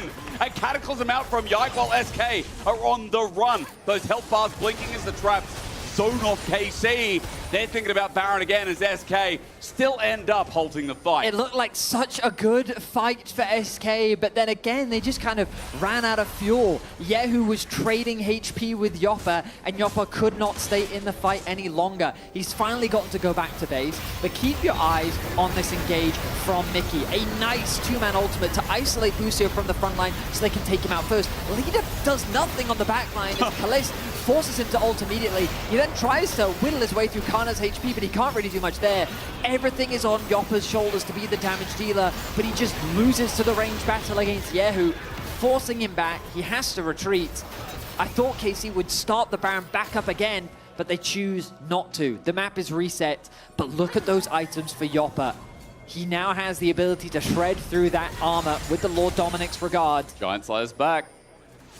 And now, again, he is the man that I'm keeping my eyes on because I've got to be honest, this Echo is not impressing me right now. I mean, you're right. I didn't look at Leader in the fight, but in the replay, but he went in, he went out, and then played Spectator League of Legends himself. Needs backline access. And you're right, Yoppa, the person to watch here for SK with 3 items. And the reason we're talking up SK a little bit here is because this game felt like a foregone conclusion. This game felt like it was done. But for KC, Baron has now been halted 3 times. And even though they have the gold, they have the strength here with the 3-item 80 carrying Kalist themselves, plus the Azir about to get to 3-2. It does feel like the game holds on a balance for now. And no game in the LEC is done, as we say. Sol still up at 1:20. That's an advantage for KC to play towards that Baron as SK. Have to halt that objective as well. Moment of reprieve as both teams kind of take stock of the situation that they find themselves in. KC with really good map control, given that they were able to push out these waves. 3 items finished for Yahoo. Gonna pick up an Amp Tome as well, just that extra bit. You can see the damage that he has been dealing in these fights has been monstrous. Really leveraging the range that he has on this champion. And the Echo has really failed to shut him down at all. Still a monster. Can Leader finish an item ahead of this dragon fight? I feel like that he's not really close enough. I think he's going to go for Zhonya's next. But at best, no, he doesn't have the gold. He's just he does not have the money. He's at about 1,100. He needs 1,200 to complete that arm guard. which is why he's sticking around the team. Yike with a beautiful Oh, flank. yes. And with GA as well, how much time it can buy is crazy. For SK, 4 members spotted out immediately. Not just the angle, but information. TP going to be burned. SK are bringing in 5. Kana's already there as well. Yike now spotted out onto Skeens, the ulti as well, but anti-synergy. Yike blocked Kana. KC now have 2 ultis down as SK enter the pit. But Yoppa now doesn't have to be afraid of that ulti. Mating Smash comes in. Solar Flare from Busio. Flag and Drag misses onto Skeens. Looking for Yoppa again. Leader does the same thing as last fight. Went in and went back out. Okay. SK have used a little bit themselves as well as Dragon Soul now up and available. KC begin again. It's just completely gone. They're forced to play the front to back. SK cannot find any of the flanks the leader is looking for. He also doesn't have the damage really to pose any threat onto Callisto. Yehu, he's zoned away. And Yoppa, even though the Jarvan ultimate was used, he couldn't get close enough. Mickey was forced to back away because of a nice ultimate that came through from Busio. They tempted the Baron start to try and gauge Casey's interest, and Casey said, no, we're good. We're going to go push mid, we're going to push bot, we're going to chip away at this tower. And it feels like now with the Soul, yeah, I think SK has been comfortably outscaled. Okay. I trust that, but I also don't. Yeah, I mean, it's an SK game, you never know. You never know, but you are right. I mean, Ocean Soul again, as mentioned before with this comp, it just feels so easy to fight. He's going death cap. Okay, I mean, he needs damage. He does need damage, so I do understand, but it's gonna take a while, to say the least. He just needs a good fight, I think, but he's like... Actually, I see it's gonna take a while. It's not gonna take him that long. He's actually got it. Does he? Yeah. Okay. He's backing now. Yeah, he's backing down bot side. Yeah, I think he's got it. Okay. So 3 item echo. Baron's up against Ocean Soul. If he can pop Callisto or Yehu, I mean, Ocean Soul won't matter if they don't get to play any part of the fight. Okay, there's death cap. Right. So here we go. Let's see if this champion can one-shot anyone. Okay. Because that is kind of his job. Yes. If nothing else, he's supposed to take a large quantity of HP away. And then make the fight unplayable. That would be an ideal situation. The problem is, he really needs someone to go with him. Yeah. Which he's only got Pantheon for him. Which is kind of why I think we go back to the draft. I know what Trimby was saying about you don't want to reveal your hand too much, but I do think Kai'Sa might have been a little bit easier in the context of the goal. In any case, Baron started up once again. Kana going to act as gatekeeper. Quicker this time. Mickey looking for an angle yet again. Dredgeline onto the first target, which is Kana. He's getting slowed down, whittled down slowly. Leader rather looking for an angle onto Busio. It's a time wonder. Kana did take a lot of damage, but Ocean Soul should heal him up. Dredgeline yet again buffered by Yike. He has that GA upstanding, and that means that he can go in and out at leisure. Leader's going to go and look towards mid lane. And you look at bot as well. There is pressure from SK on the lanes. So KC are pulling away from the Baron. I mean, KC is trying to use the Baron as a way to force a fight. Yeah. But their execution on the fight isn't the cleanest. They are quite reliant on Busio to find, I guess, that target with his ulti before Yike then follows up. But they're giving a lot of space for SK once these fights starts for Yoppa to just chip away at their HP. And now with the Phantom Dancer done for him, again, he is behind in items in contrast to Kalist, but this Jinx is late game. Yeah. You know, so the threat that Yoppa does provide is something you cannot afford to underestimate. And I do feel like these fights, you know, it was also Trimby saying like how hard this game would be for Yoppa to play on Jinx. Yoppa's been okay in the backline. Oh, I mean, to me, he has been a superstar. Considering the tools that he has been given and what he is playing against, the fact that he has 1 death is nothing short of impressive. Wonder found out here. Emperor's Divide. Bear Trap on a rope pulls back as well. He's now going to charge out. So that ulti? Yeah, that's a trade of ults between Wait, are they starting Baron top? What's happening there? Wait, they must have spotted. Nope, they're just carrying out the vision. Okay. I was like, if they spotted Yike out, maybe it's a play. They've conceded mid-control, but they're going to catch that wave quick enough. Oh, Yoppa stepping up on a ward a little tad as Yike. He has the angle here yet again. He's been very innovative with his angles for the flank position. I think Azir is going to get that bot tower, though. Yeah. Quite easily, too. Not much you can do about that. One doesn't need it today's. This This is a slow burn, isn't it? It certainly is. Well, I mean, it's become a lot more tense than I think we were expecting. KC, with the lead that they have, should feel so confident to just be like, okay, we fight, we end the game. Yep. But they're not. They're not finding really the fights they want around Baron. Now a GA is finished for Kalist. He's going to be a lot harder to kill. This Echo's value is depreciating the later we go into this game. His basically only target now is Yehu. Yep. And I don't know if he'll kill him. He also has a Zhonya's there, so... Good luck, leader. Yeah, let's see. And I feel like on the note of KC again, maybe it's comms. You know, maybe there's been some communication errors. Busio is pulling this ult out off a cooldown. As you'll see again, as Baron starts once more, kind of ready to set up. And this is just what we've seen the past couple of times, but this time they're committing. The ulti's going to come through. Skeen's looking for the steal, but he's a little bit too late. He runs into the pit. Leader's going to help him out in a second. Gets the stun up as well. Parallel conversion. Doesn't find a stun, and Yike just doesn't drop down. Kana gets the two-man decimating smash. And this time, Yop is in trouble as he flushes over, though. He still ain't dead until Kalist will find his number.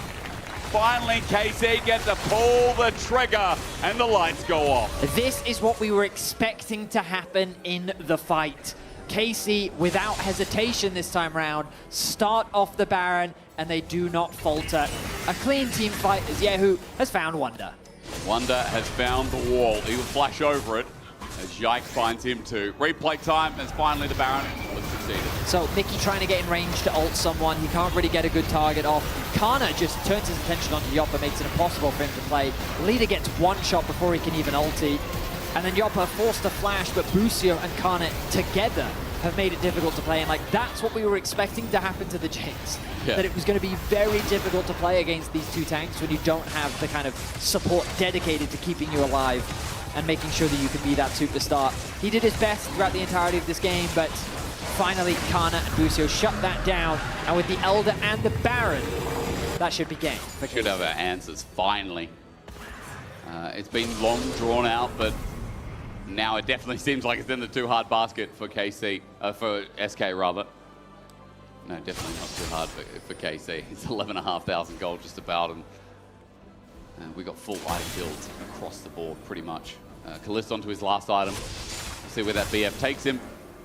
As now KC finishing touches. All the damage was done by Yehu in the split push while we were watching that Baron play out for the last couple of times. So really it is just the inhibitor turrets that be taken down. And credit to Yike, I think he's had a fantastic game. Oh yeah. A lot of his ganks where he was playing around the map, I think, was just fantastic. A lot of these team fights as well. Aside from the one around the bot river where he just kind of altered Skeen, so it's a bit surprising, but aside from that, he's been very, very clean. Busio by his side, helping where he can. Meanwhile, the Siege has broken the tower in bot lane. They now have double cannon minions in the middle lane. Ulti from Kana. He's trying to finish the job. He's in the base, no one can really stop him. Yeah, his ulti out again. Skeens is isolated, and meanwhile, Wonder has once again fallen off. Mickey's up next with the Elder buff. It's as easy as that.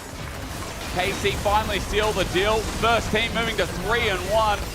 Hot damn, it's KC. And clean it up in the end. I'll have to correct myself. There's a couple other teams, but hell, they'll join them nevertheless. Okay, it was a bit of a slow burn. It was. But, hey, KC get the dub that they were looking for. They shut down the counter pick from Leader. That Echo really had very little impact in the game. And while Yoppa did his best, I mean, Yike just straight up outperformed Skeens throughout the game. Good team fighting from KC.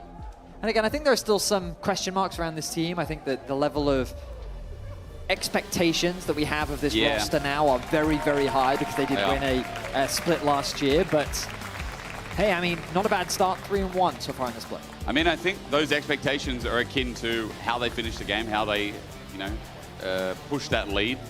As you'd expect with teams like G2, KC, and Koi, is Yike, Yehu, or Busio are your players you can vote for. As Shox is standing by, as you can see, with the lovely Yike. Yes, you can vote for Yike, so maybe he's going to make a case for himself right now.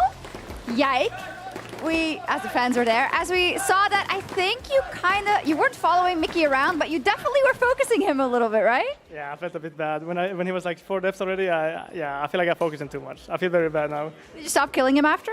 No, I still kill him. Yeah, I remember I just flashed him in the end as well, but It's competition. It is, and every win counts. Now, of course, a lot of changes around you, and we know that jungle mid and jungle support synergy is one of the most important things in the game. So how have the changes been for you? How are you vibing with your new mid and your new support? Yeah, I think the vibes are very good. I think me and Yao are doing very good together, and me and Alan as well, Busu. And yeah, I think this game was showed like very good. Like we were not scared to fight any time, and we just took every fight we took. And then at Baron it was a bit awkward, but it's fine. We learn from this. It's fine. You learn from those mistakes, especially when you get a W. Now, tomorrow, it's G2 Esports. And I know that the KC fans will be very excited to see that one, as well as the G2 fans. So any words about that matchup tomorrow? That's going to be very hyped. They looked very good these last two games, G2. So yeah, I hope it's going to be fun. I hope we're going to win. Like, I beat Nicky now, so I'm going to have to beat others next. Yeah. Who are you going to focus tomorrow? Let's go. I'll focus Hans Sama, actually. Yeah, I want to go for Hans. Yeah, I want to go for Hans. Love that. We're gonna look at that tomorrow. Thank you so much, Yike. Congratulations. We're gonna take a quick break. When we come back, Movistar Koi versus Fnatic. Can we fight? It's gone, play for fight. Let's just flash again. Glad TP'd on mid turret. Yeah. Glad, Echo comes to me. Echo Nord. I can stop Glad, I'm stopping Glad. Hello, Pantheon. He's gonna get reset. I'll flash out. Pantheon no flash. Yeah, okay, back him here. I built. I block it still. Yeah, you can fight. Jinx Don't place Jinx. Hey, go.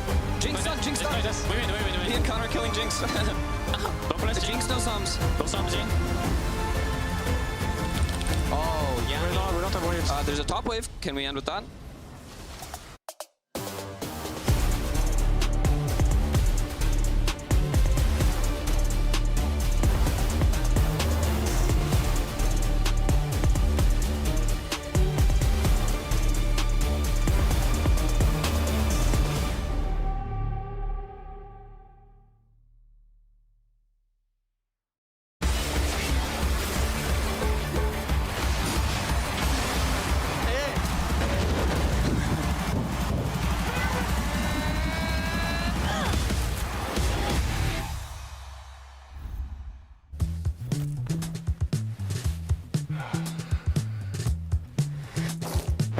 Damn it. Hey, Dragos, you ready for the...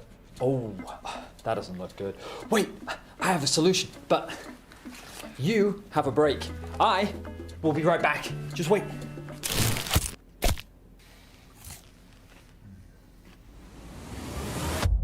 Have a break. Have a Kit Kat. See? I told you we'd figure it out. I don't think this counts. Come on, let's go. Hey there. Every season starts the same way. Everyone wants to win. But not everyone prepares the same way. I can't wait to show you what I have in store. And trust me, this year, everyone's leveling up.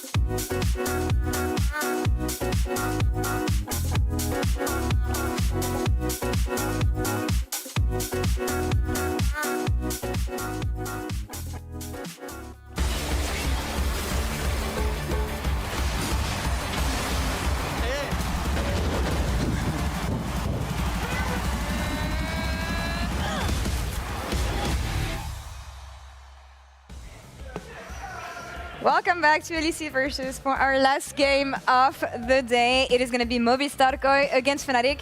A game that we saw in Madrid actually didn't go too well for Fnatic. Maybe the story is going to be different this time around for the boys in black and orange.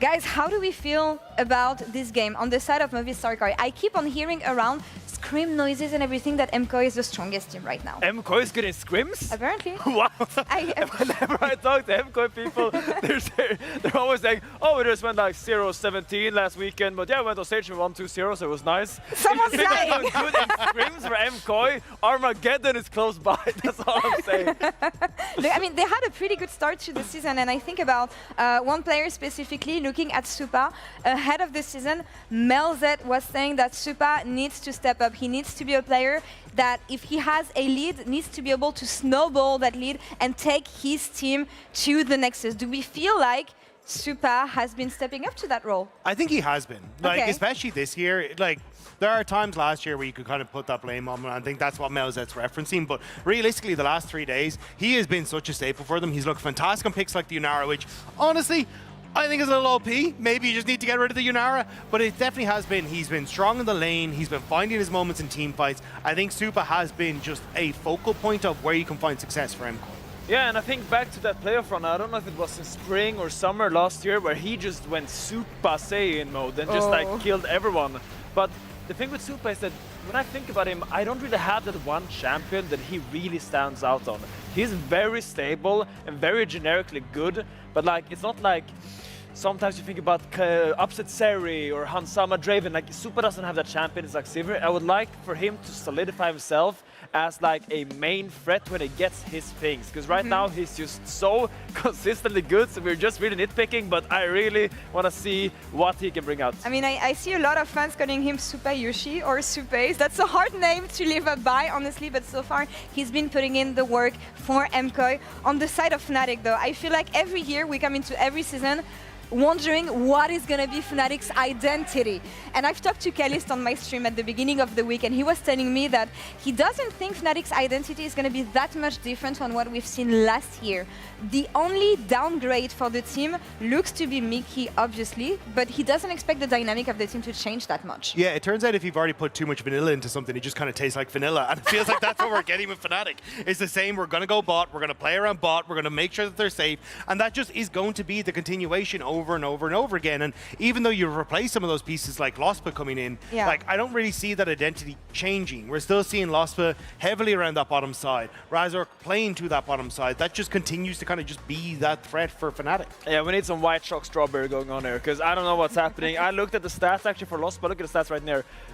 The AD carry proximity at 8 and 14 you see there, and he is by far the highest in the league, sharing that with Reckless on the first one there. So he doesn't leave his AD carry a lot. They're kind of holding hands, being all lovey-dovey down there. I would love to see today Lospa link up a little bit more with Razor, because I think the game is being pushed through that support jungle. We see Alvaro and Elyoya do it very well. We see Yike and Busio did it really well the last game, and I would like to see Lospa and Razor try to link up, because not always will good things happen just because you're holding your AD carry's hand.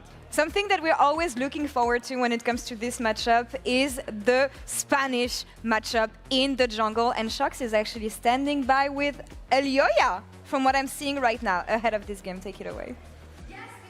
Spanish junglers in the jungle, obviously. So, Elyoya, I just wanted to know if you had anything to say to Razork before this one. I mean, we already did just a picture just now. I think it's the 10th of the over the 5 years. So far, he's still beating me in the head-to-head record, but it's just a matter of time. He's gonna fall today. Okay, love it. Thank you. I'm gonna go ask for a reply. Good luck, Razork. I hope. There we go. Here we go. Razork, Elyoya has good words about you, of course. She's saying that you guys have been playing each other for so long that you still hold the head-to-head, but that it might change soon. Anything you have to say about that? No, I think Elyoya is also a very good player, and I think right now probably the best jungler in the league. So I'm looking forward to beat him today. Oh, I love it. Very cordial, the colleagues. Go ahead. Good luck. It's time then for Movistar KOI versus Fnatic. Wow. Yes, it is. Thank you so much for that insight, Shox. So respectful. Humble, respectful, Not what we like to We'll see, have but to write the trash talk then. Okay, that's fine. we have before, apparently, and we will do it again. Razork versus Elyoya, the Spaniards going head-to-head, and so far, their pedigree of champions this split has been at least fun on one side. Razork's been Wukong, Vi, Jarvan. Okay, that's the business. But Elyoya has stepped up to the Jaces, the Ambesses. So I am hoping that Elyoya continues to give us that little bit of spice because... Aatrox, Kiana, perhaps? I feel like there's so much for him, like you said, to hit on there. Well, we'll see what he brings out today. Koi left us with quite the shocker after they got obliterated by Shifters in the final. I don't think anyone saw that coming. I didn't. Yeah, game 4 of the day, everyone thinking, all right, quick 3-0 weekend for Koi after they took down G2, they took down KC. You're sitting there thinking, wow, confidently looking like the best team in the league. But hey, LEC, you never know, do you? So we'll see which team shows up today because Fnatic, I mean, we heard it from the comms, their final game of the weekend, listening to Razork in that comms at the very end where he himself sat there and said, we'll take the win, but listen, guys, we're bad. We're bad. Yeah, I mean, we'll see how much work they're able to do. One of the challenges of this format is the quick turnaround, right?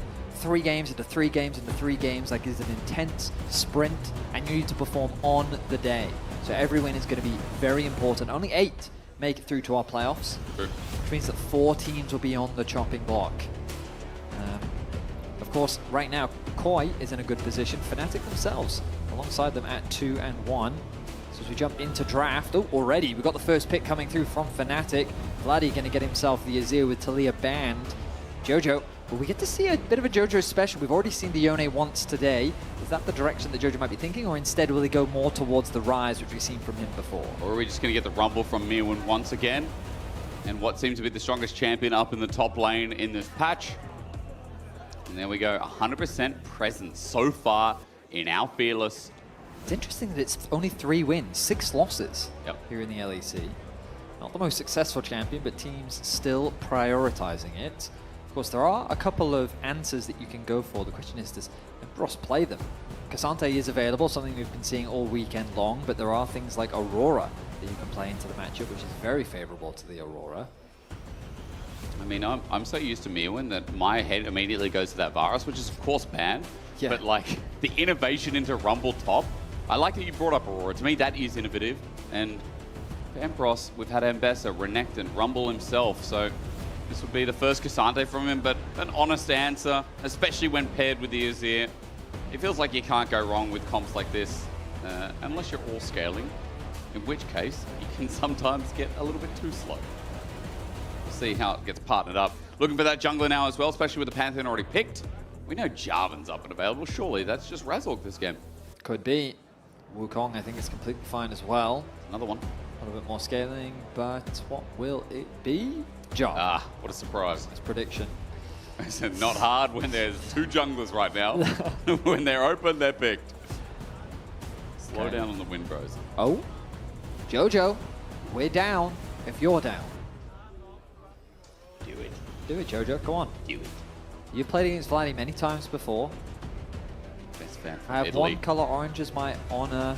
Shout out to that guy. Fnatic fan from Italy, welcome. The long sign though is Akali gets locked in. Nice. Okay, Jojo getting a little bit aggressive. Right now, Fnatic doesn't have a huge amount of lockdown for this Akali, so I do like it from Koi.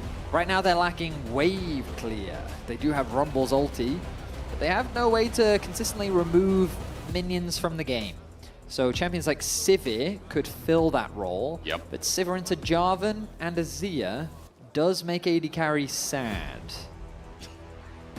So you don't want AD carries to be sad, no, guys. you do not. Absolutely not. Poppy Band does suggest Rakan. Or something like a Nautilus we're going to get on 4 with an 80 carry counter pick. Could be. Support Prio maybe for MKoi so that they can find out what super can tangle with. But you are right in the fact that they need wave clear. It's a very good observation considering that for Fnatic right now, their front to back looks very, very simple. And they're trying to complicate it. This is the comp that we've seen, I think, every team in the LEC play at least once. That is a Rakan ban, by the way, if anyone's wondering. It didn't pop up on the screen, but that is a Rakan ban, so we are still getting rid of support. On the side of Fnatic, great. Yes. Yeah, it makes a ton of sense. Poppy being banned very much leads to that conclusion, so Fnatic now on a similar wavelength. Do Koi want to keep banning up the support pool is the question. Do they feel like they need more lockdown? Oh, they're worried about dive from Upset, so they're going to take his Kai'Sa away. I think that's completely fine. Right now, I think Koi is thinking about, do they want range, do they want wave clear, or do they want scaling? So it's a question of, do they want Ezreal? Do they want Corki? I mean, maybe the Rakan was gone because they thought that they might pivot into the Xayah Rakan lane, but I'm not sure at this point as... See what this next ban's going to be. That's a Nami. So again, Rakan is the missing ban on your screen, and Nami. Well, you thought it would be like a Lucian Nami. Well, I was actually thinking Corki Nami. Okay. But... Bit of self-appeal. But yeah, well, that's not going to happen. But with Nami banned, that means Alistair. Woohoo! Nice pickup now. Naturally, the response is something like a Bard, but I hate Bard into Akali. I think that you just give the Akali way too much freedom. Yep. You need a little bit more CC. I think things like Nautilus can be really good. Felios Thresh? Felios... Thresh. What do you think about Thresh here? It would be okay. Play with Alistar engage is not too bad, right? Well, it looks like Fnatic's going for it. Nice. Lost was played 3 Alistar games so far this split, so he's going to bring out the Thresh. Everything's new. Champion has 100% win rate so far in the split, and it was today. And that Aphelios did get not 1 pentakill, but 2. That's true, which is like happened 3 times ever in League of Legends. Am I extrapolating a decent amount from a single game? Perhaps, but the data doesn't lie. And on that note, you know, Stend with, like, again, 12 KDA on this Thresh with 100% win rate to go with. So that's 1 out of 1 games won. So undefeated, as Fnatic have set themselves up a winning scaling bot lane, and Super has now given himself a bit of self-peel to walk away from the potential dive or into it. Yep, so it gives the bot lane a little bit more trading power, but still Fnatic should be able to get the push with this wave. Similar for Vladdy, he's going to get push in that wave. And Cassantes, we've been seeing them early on get push as well. So I do wonder if Fnatic actually have 3 pushing lanes in the early game, and whether Razork can use this to his advantage. So far we haven't seen Jarvan's going for super aggressive invades, but perhaps today will be different. Maybe it will. I feel like Jarvan's today have been pretty good. And Jarvan's in the LEC, granted, not only just with a good win rate, but most of the time, Jarvan's have been pretty solid all around. We have some good ones. And let's see if Razork can show it up yet again. So far for Fnatic, it has been a mixed bag. Like, Empros had a pretty good time up in the top lane versus Baus, but outside of that, he's been under a bit of scrutiny with his debut in the LEC. Been questions about how this team is kind of coming together with a new support, with the mid laner that's come over from KC, with the top laner from the Greek leagues who's trying to make his name. Fnatic, a new style versus MCOY. Haven't changed a single piece. They brought in JoJo last year. It's only been an incline. This aggressive mid laner has so much class. Who doesn't know? We don't know where it ends. Let's see how Canada's feeling today, as the winner of this also moves to 3-1. Bit of a misspeak at the end of the last game. Of course, there are 3 teams now at 3-1. It's Na'Vi, Giant X, and of course, after the win as well, it is KC. So it would be relevant if one of these teams could match up 3-1 at the start of the second week. I'm happy Thresh is seeing play. I can tell you, Medic is happy, Dagda's happy. We're all happy. A lot of happy Thresh fans.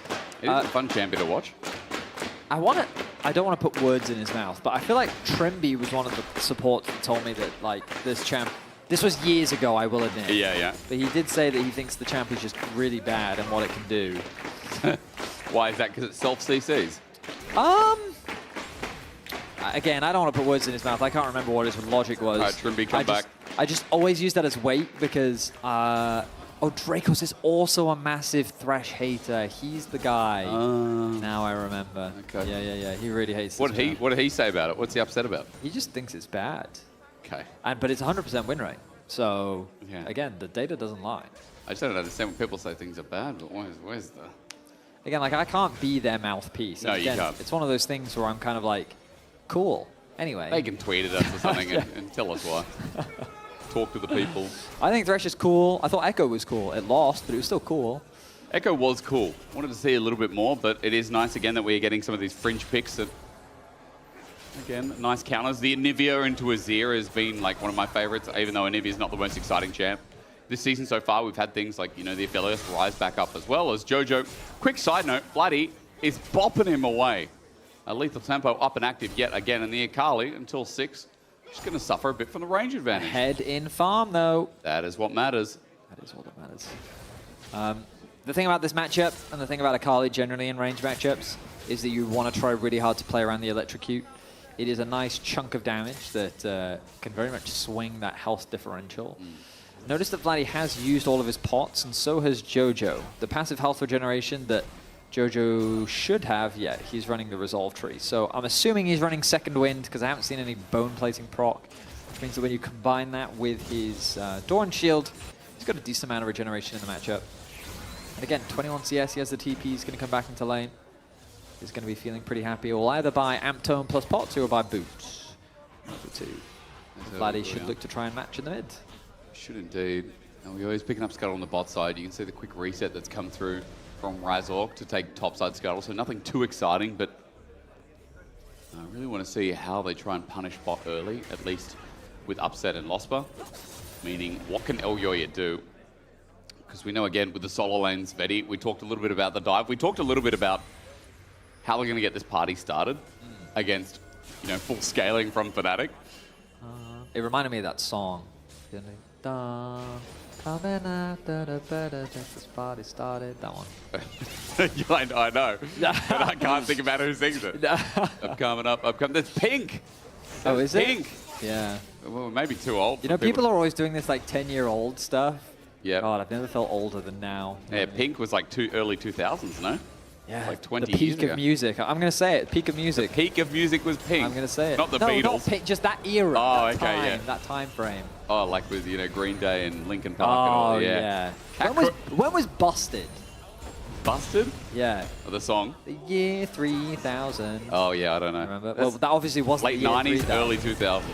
I'm telling you, man, there's so much peak music. I will say, Kids these days don't know what they were missing. I mean, it would have been weird for like new players of League to see like Linkin Park, you know, come to League and we'll be like, who are these guys? But for all of us, we're like, I feel like oh my Linkin Park God. has to just be that famous, though, right? Surely.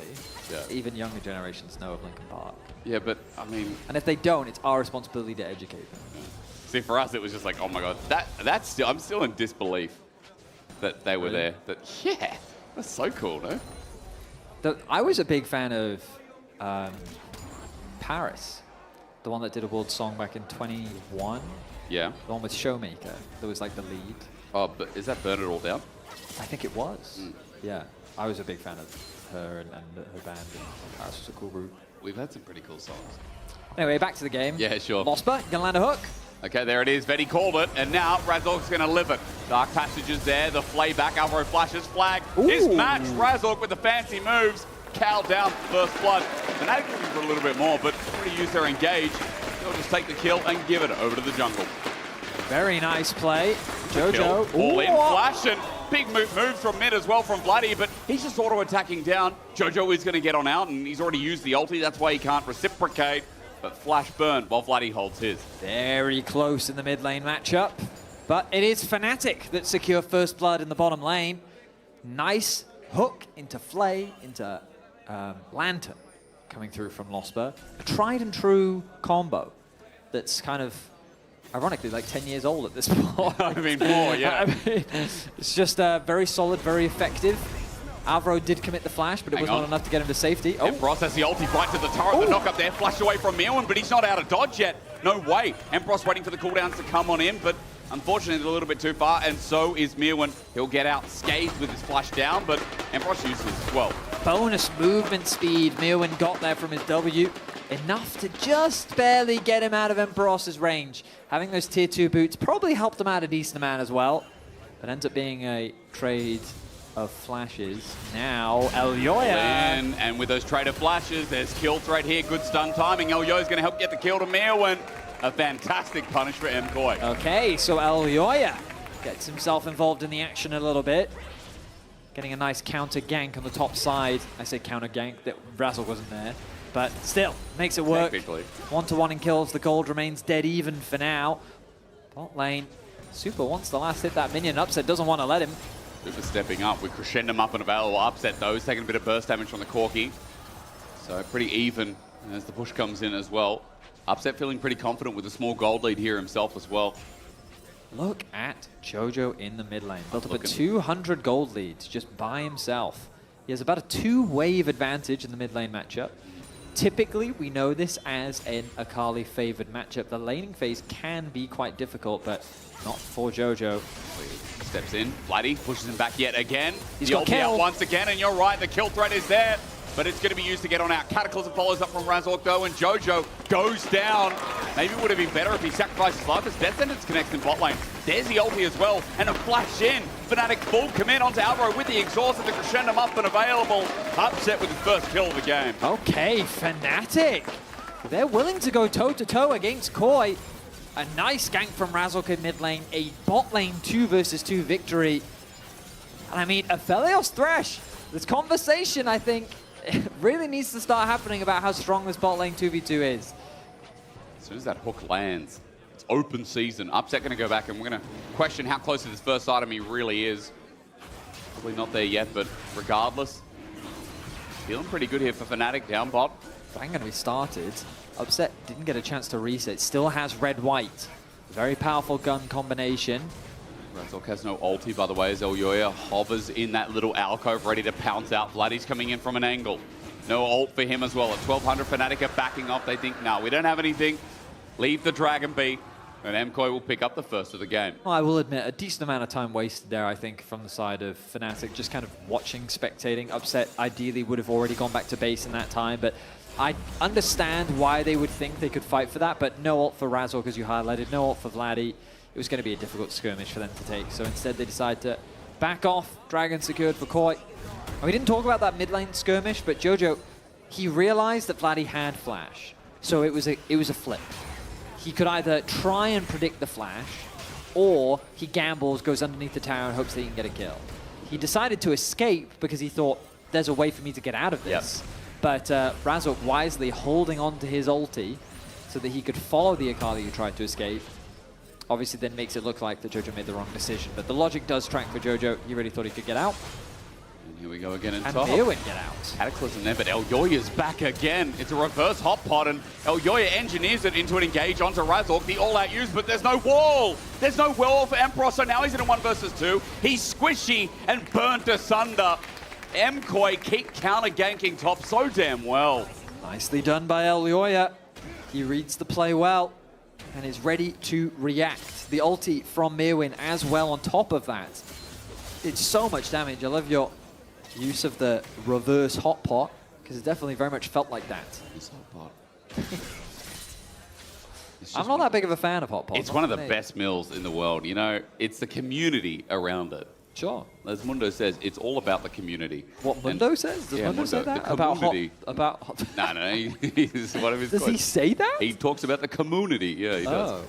Of hot pot specifically? No, it's not hot pot specifically. It'd be strange if he was. But not that strange. I mean, look, honestly, who doesn't love... I mean, look, veggies, if you're into veggies, if you're into meat... I don't love hot pot. I enjoy hot pot, but it's not... But are you only having spicy? You going to Heidi Lau? What are you doing? No, I'm not only going spicy. Okay, well... In fact, I can't eat spicy food. I never go for the spicy. Then change your broth.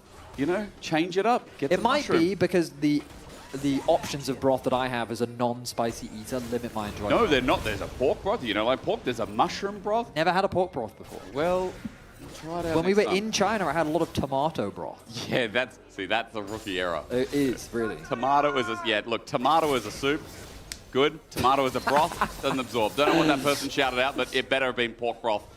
Otherwise, we do have security around the studio. Now, big side note, as Fnatic hold this 700 gold lead, we're kind of just chilling and waiting towards this next dragon. 2 minutes 15. First item will be built, and that's a bridge towards this next fight. And Vladdy is the person I'm looking towards. With Nash is almost there. He's going to get engaged on Shuriken Flip, and everything connecting. Jojo doesn't even just Shuriken flip back for MKoi as they get knocked up. It's Razork looking to run in. And Jojo gets out unscathed as well. The setup was brilliant. Once again, it's Upset versus Super. Here we go. With Severum up and available, I think Super could be in trouble. He walks it out. Big one in pocket. And Losper coming nearby. Looks like a pretty even trade between the two AD carries. Alvaro needs to get back to bot as quickly as he can, though. No, I was thinking, does Elyoya have ulti? Oh, Cataclysm, Shuriken flip. Razork just needs a Q into the either of them will fog. do. Wait.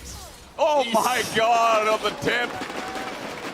Yeah, Jojo, greedy, but this is his play style, isn't it? Nicely done by Razork. I mean, this man is doing everything he can to make stuff happen for Fnatic in the early game. 3-0-0 on the Jarvan. The Sundered Sky secured, and Jojo, he just wanted to push out mid-wave. That's all he wanted to do. Normally, junglers shouldn't be here to match him. And he's like, what are you doing here, buddy? Come on, let me clear out this wave. And Razork said, no, not today. Vladdy's going to come back into mid, push out another wave, get himself a plate on that tower as well. And that goal difference between the two mid laners is really non-existent. The junglers have really been the name of this game. 2-0-1 for Elyoya, 3-0-0 for Razork, farming up a storm. And that Spanish rivalry, they showed a lot of respect in the pre-match interviews that Shox did do. They did. But on the Rift, it's nothing but fists being thrown. Yeah, see, there was respect from junglers, but from, you know, KC towards Jojo, that was a different story, wasn't it? If you missed Twitter, this is what's been happening behind. So the rivalry obviously extends further out. I love Jojo's response. You're next, little bro. I mean, there's been a lot of history, of course. A lot of the banter happening last year as well between KC and Koi. Jojo embracing it fully. Today he was calm from what I saw on social media. We'll see if he throws any fists depending on the result of this game. But I always love the trash talk that we get from Jojo, something that he's brought from NA and has continued to showcase. Currently 0-2-1 on the Akali. Of course, Razork has decided that he will make it his mission to ruin Jojo's day. Oh yeah. Hook, close. And now with the quest being completed, people move away from their lanes. Around that 12.5, 13-minute mark is when a lot of those quests were completed. Dragon is up. Fnatic will use their mid control to move into the bot side river. But it is Jojo that makes his way to bot lane first. The Dragon already started, though. Fnatic not wasting any time. Jojo coming for an angle. Maybe the afterthought here for MKoi. Dragon at 2k. Potential steal from Elyoya. Look at where Jojo is. He's tagged out first. Shuriken flip, though, lands onto Upset. For Fnatic, a flank possible, but Jojo doesn't want to go in. At half HP, Fnatic are taking the front of the fight. Finally, that Akali sends it, and onto Razork, the ulti into the wall. Anyone will clean this up, you have to think, but now look at Upset. With Caliber, with Severum, he flashes over the wall, he gets out, but he's done his damage. He's done his job. Bloody chased up by Elyoya, who cleans up the rest of the fight. And it looks good for Fnatic if you're watching one angle, but the rest of MKoi clean their mistakes. It's a 4-for-1, and the fight is done. A monster team fight for Koi as they just completely obliterate Fnatic in the river. That TP from Mirwin was huge. The amount of backline threat that he threw down, you could really see the damage that he was able to do. Keep track of this TP that comes down from Mirwin. He's going to use it to come in from the flank. Joins alongside Jojo, sets his sights onto Razork. Jojo fumbles the ulti as he tries to get away from Upset. Meanwhile, Razork going in, following up on the engage from Alvaro. Immediately shuts down Losper, turns his attention onto Vladdy. And Upset, well, I mean, he's got nowhere to go. After Mirwin lands a really nice ulti to cut off his escape route. Super comes in. Bro, I think that was the most bronze mechanics of Kali, but I baited them. He did bait them indeed. I was so focused on him because we've been talking a lot about Jojo, but yeah, it was everyone else who really stepped up to the plate. Elyoya continuing that Spanish rivalry, and junglers continuing that highlight. MKoi put themselves in a fantastic position. 1,500 gold lead. Herald is now up, and they feel like very powerful, especially with Mirwin now heading towards his second item. A lot of burn coming from this rumble. I mean, Mirwin is a player that I think I specifically have had my eye on because of the introduction of Alfari to the roster. Yeah. We heard about what Alfari was able to do as a coach for Broken Blade in the past alongside G2. We actively saw so much improvement from Broken Blade. And I feel like Mirwin has been so consistent this split. I feel like his lanes have consistently gone very, very well. And of course, there was that Shifters game that did happen. But overall, I think he's been super solid, very reliable, very consistent. Now, of course, how much of an impact Alfari as a coach alongside with the coaching side has on him, we can only speculate, but cool to see that as a player, he's coming full guns blazing into this LEC versus tournament. Let's see if he, on this Rumble, can be the difference maker when it comes to closing out this game, because the lead that they have solid for Koi, but it's not game-defining just yet. Upset and Vladdy are on to scaling champions that will progressively get stronger as the game continues. And while right now it is Koi that is dominating on the objective front, 2 Dragons, 3 Grubs, a Rift Herald, everything going the way of Elyoya. Fnatic only need a single fight to turn this game around, as we've seen from them last week. Oh, yes. And with this comp, I mean, this is a single fight comp. This is a back to front. Betty, this is almost 2-item Felios. Death Sentence doesn't connect. Exhaust is there onto Razork. Ambitious from Alvaro, but he does have Unsealed Spellbook, so he'll just rotate around to heal. Next objective is that Dragon at 145. MKoi have done their due diligence, stacking this up earlier in the game. So it is up to MKoi. His Upset just steps up the Super in the wave. Now, Super does do some big damage with that Trinity Force, but with Storm Razors, Upset's looking pretty confident. He certainly is. He knows that he can win out on these trades, but he's a full level behind Super. Alvaro's been roaming a ton in this game, and that has allowed for Super to get a little bit more solo XP. But again, we kind of wait for that Dragon spawning in about 1 minute 10 seconds. Upset continuing to just farm through these waves in mid. Nice combination of guns for now, ahead of this Dragon fight. I imagine he'll lead through the ammo. Let's see what item he can pick up. Is it enough for the Infinite? In fact, I can check. Please do. He's sitting on, well, 5 gold as I switched over. So BF Sword seems to have been purchased. I think so. So IE coming Oh my next. goodness, but look at Super's items. Yeah. Like that. Every Corki player like that. Muramana Spike is a big one. Ideally, Jojo gets those boots. The tier 2 Sork boots are very nice. Side note, just looking up Corki win rate so far, we're at 30%. 3 and 7 in the LEC. Oh. After 10 games, and I thought so because we've had some failures with the Corki. Just hasn't been the pick. And I mean, to be fair, we were letting Varus through in week 1, maybe a little bit too much. Everyone's answer into Yunara, into maybe less so Varus.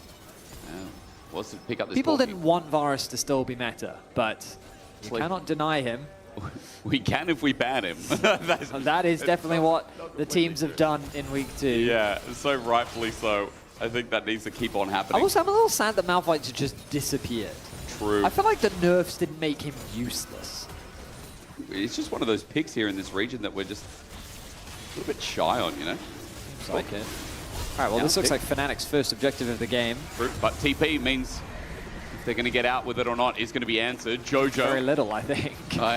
Wondering. Fnatic are in a clump, though. Hook doesn't connect. No one to really capitalize on that, and Alvaro wasn't willing to get over the wall. Lack of vision as well. How isn't going to do anything? Not at all. It just sits there and gets walloped on. And that was a waste of a Herald.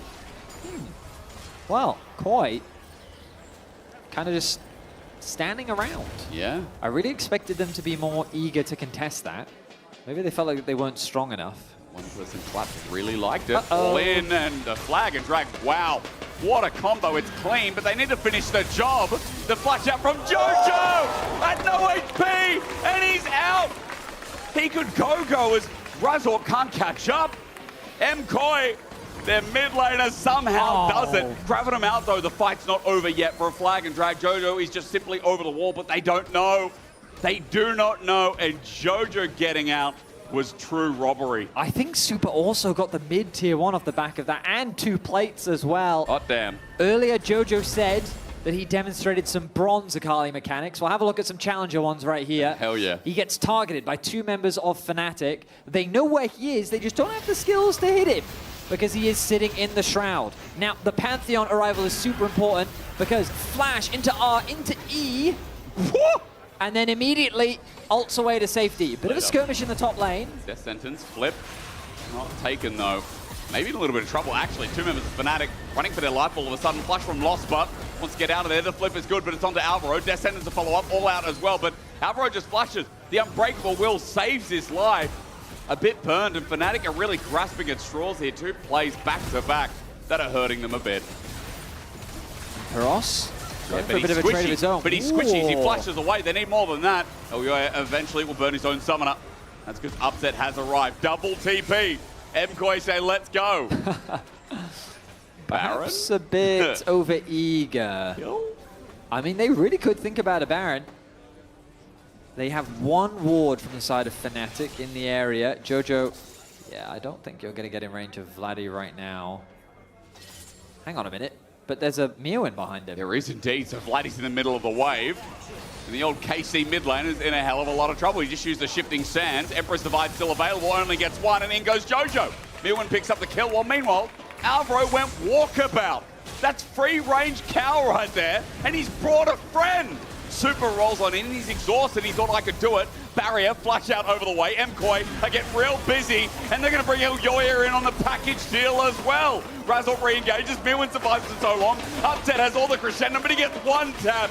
This game has gone completely yakety sacks. Into the pen we go and shut the gate. Razork's flashed out. He's running for his life, hitting the flag and drag, and he finds it, but Super's also chasing. While meanwhile, Emperor says, I ain't going to be a part of this, and just hits the side wave. Okay, we're playing a new minigame. Can Jojo get a kill? Because every time he comes close, it gets taken away, and it starts with this one on the top side of the map. It's Mewin that secures that pick onto Vladdy. Then Alvaro trying to get some deep vision, but he gets caught out by 2 members, the Thresh and the Jarvan. Super is there to help, but the exhaust comes down to mitigate his damage. He's forced to burn all of his summoners, and now look at them, enclosed in this space. Fnatic look like their lambs to the slaughter as Mewin flashes in, but Upset's able to get 2 kills off the back of that, killing both Jojo and Mewin to turn that situation into I have 7 that bad. assists. He just complained about it. Just said, I have 7 assists. He wants a kill. There's nothing more frustrating as an assassin player than to just not actually assassinate anyone. True. The pings are coming down on the teammates. He hasn't upgraded his boots. He has not. I do feel like that is a misplay. That is indeed. Like he'll get a kill, then he'll do it. Yeah, Maybe he feels like, you know, people don't buy something nice for themselves unless they feel like they deserve it. I see. So he's got to get the kill, then he'll treat himself. He's got 2 items at the very least. I mean, this kill is on the way, but... Well, while all that action was happening, remember that Emperor did get the bot tower. He just secured the top tower as well. So we're 2-2 in towers. And the gold has shrunk to 2,500. So MKoi, this game is not secure yet. A dragon over it the definitely Fnatic. isn't. I mean, Upset is strong with a K. That K is strong on a ward, by the way. Baron begins. Upset with the perfect guns. Calibrum Crescendum. But he's going to pull off a little bit in the Crescendum tank. Doesn't want to really utilize it now. Fnatic are just going to do their due diligence as they should, clearing these wards. Alvaro found out, flag and drag, trying to pull the Unbreakable Will. They get him with the Zeke's Convergence. So that's a big ulti gone, though. That is a huge ult. They're just going to go back to Baron. Yeah, they're going to start this one off straight away. They know if Felios is here, just melts through this objective. Gun choice is still nice. TP. Jojo's going to TP, as you said. MKoi running the river right now. Upset has run through his guns. He's now to grab him. Calibrum is about to run out. MKoi, as they run through this river, it's Alvaro who can't face check but needs to find a perfect engage. Baron at 6k held on to. Elyoya is not letting it de-aggro till now. Jojo now found out. Mewin running in. Fnatic backing off. Well, I think that Fnatic's pretty happy with that. They got Jojo's TP out from him. And I'm pretty sure they also... No, Mewin, I think, was already there. He didn't have his TP available. Gonna get mid. Can they kill this tower, Jojo? Razzle's gonna show up. A couple more autos. Can. In a turret. Ain't bad for MKoi. All right, so it ends up being a win for Koi because they do get that small gold advantage, and they have position on the dragon as well, which Fnatic now cannot contest. So that's going to put Koi on soul points, which is a scary place for Fnatic to be. But eventually they want to fight, so I guess it's not the end of the world. Vamp Scepter being completed for Upset means he has a little bit more sustainability. But Super, in terms of itemization, is right there next to him.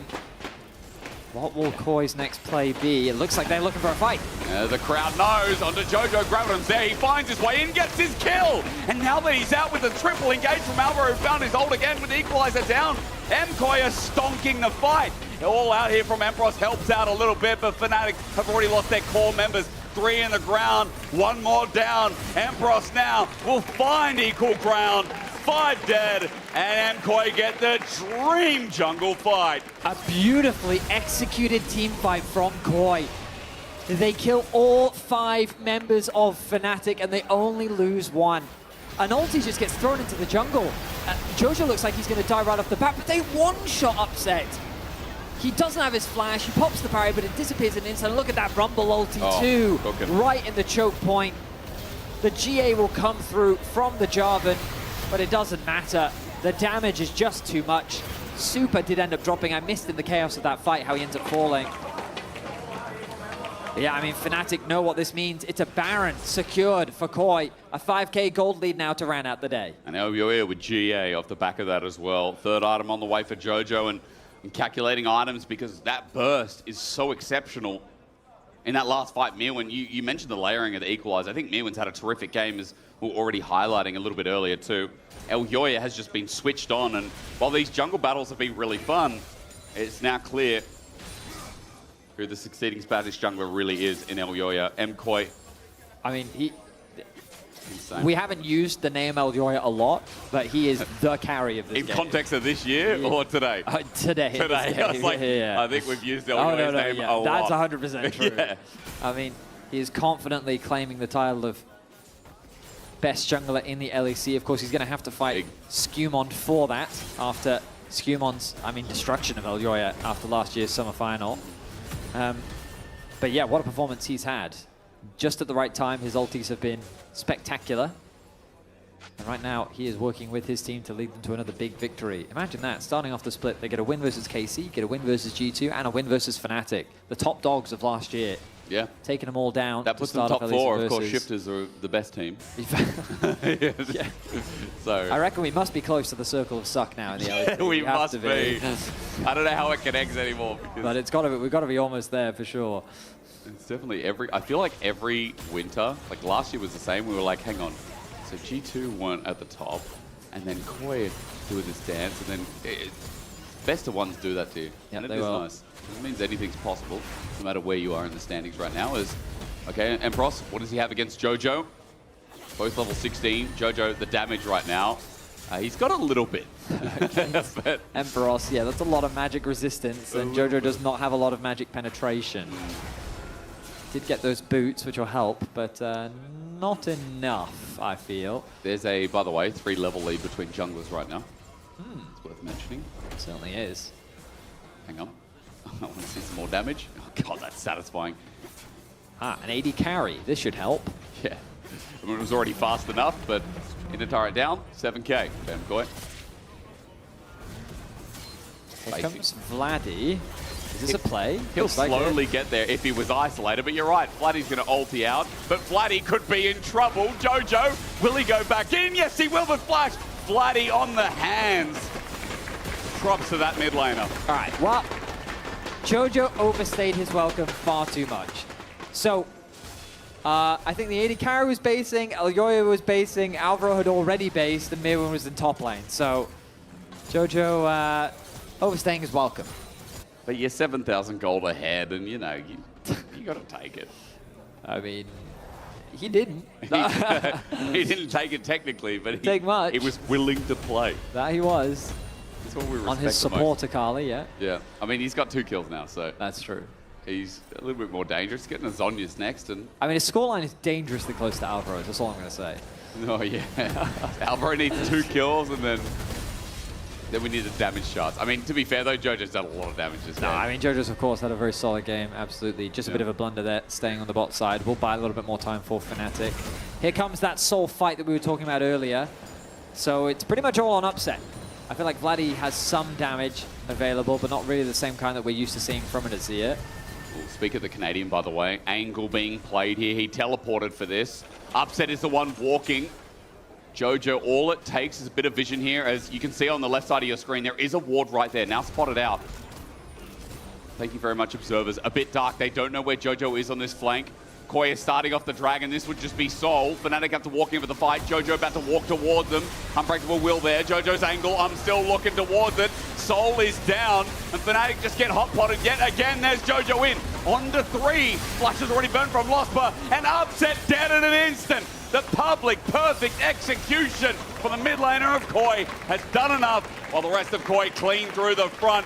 Vladdy on his escape path, but Elyoya's movement speed will help out A double over to the Spanish jungler, and the best Spanish jungler in this game.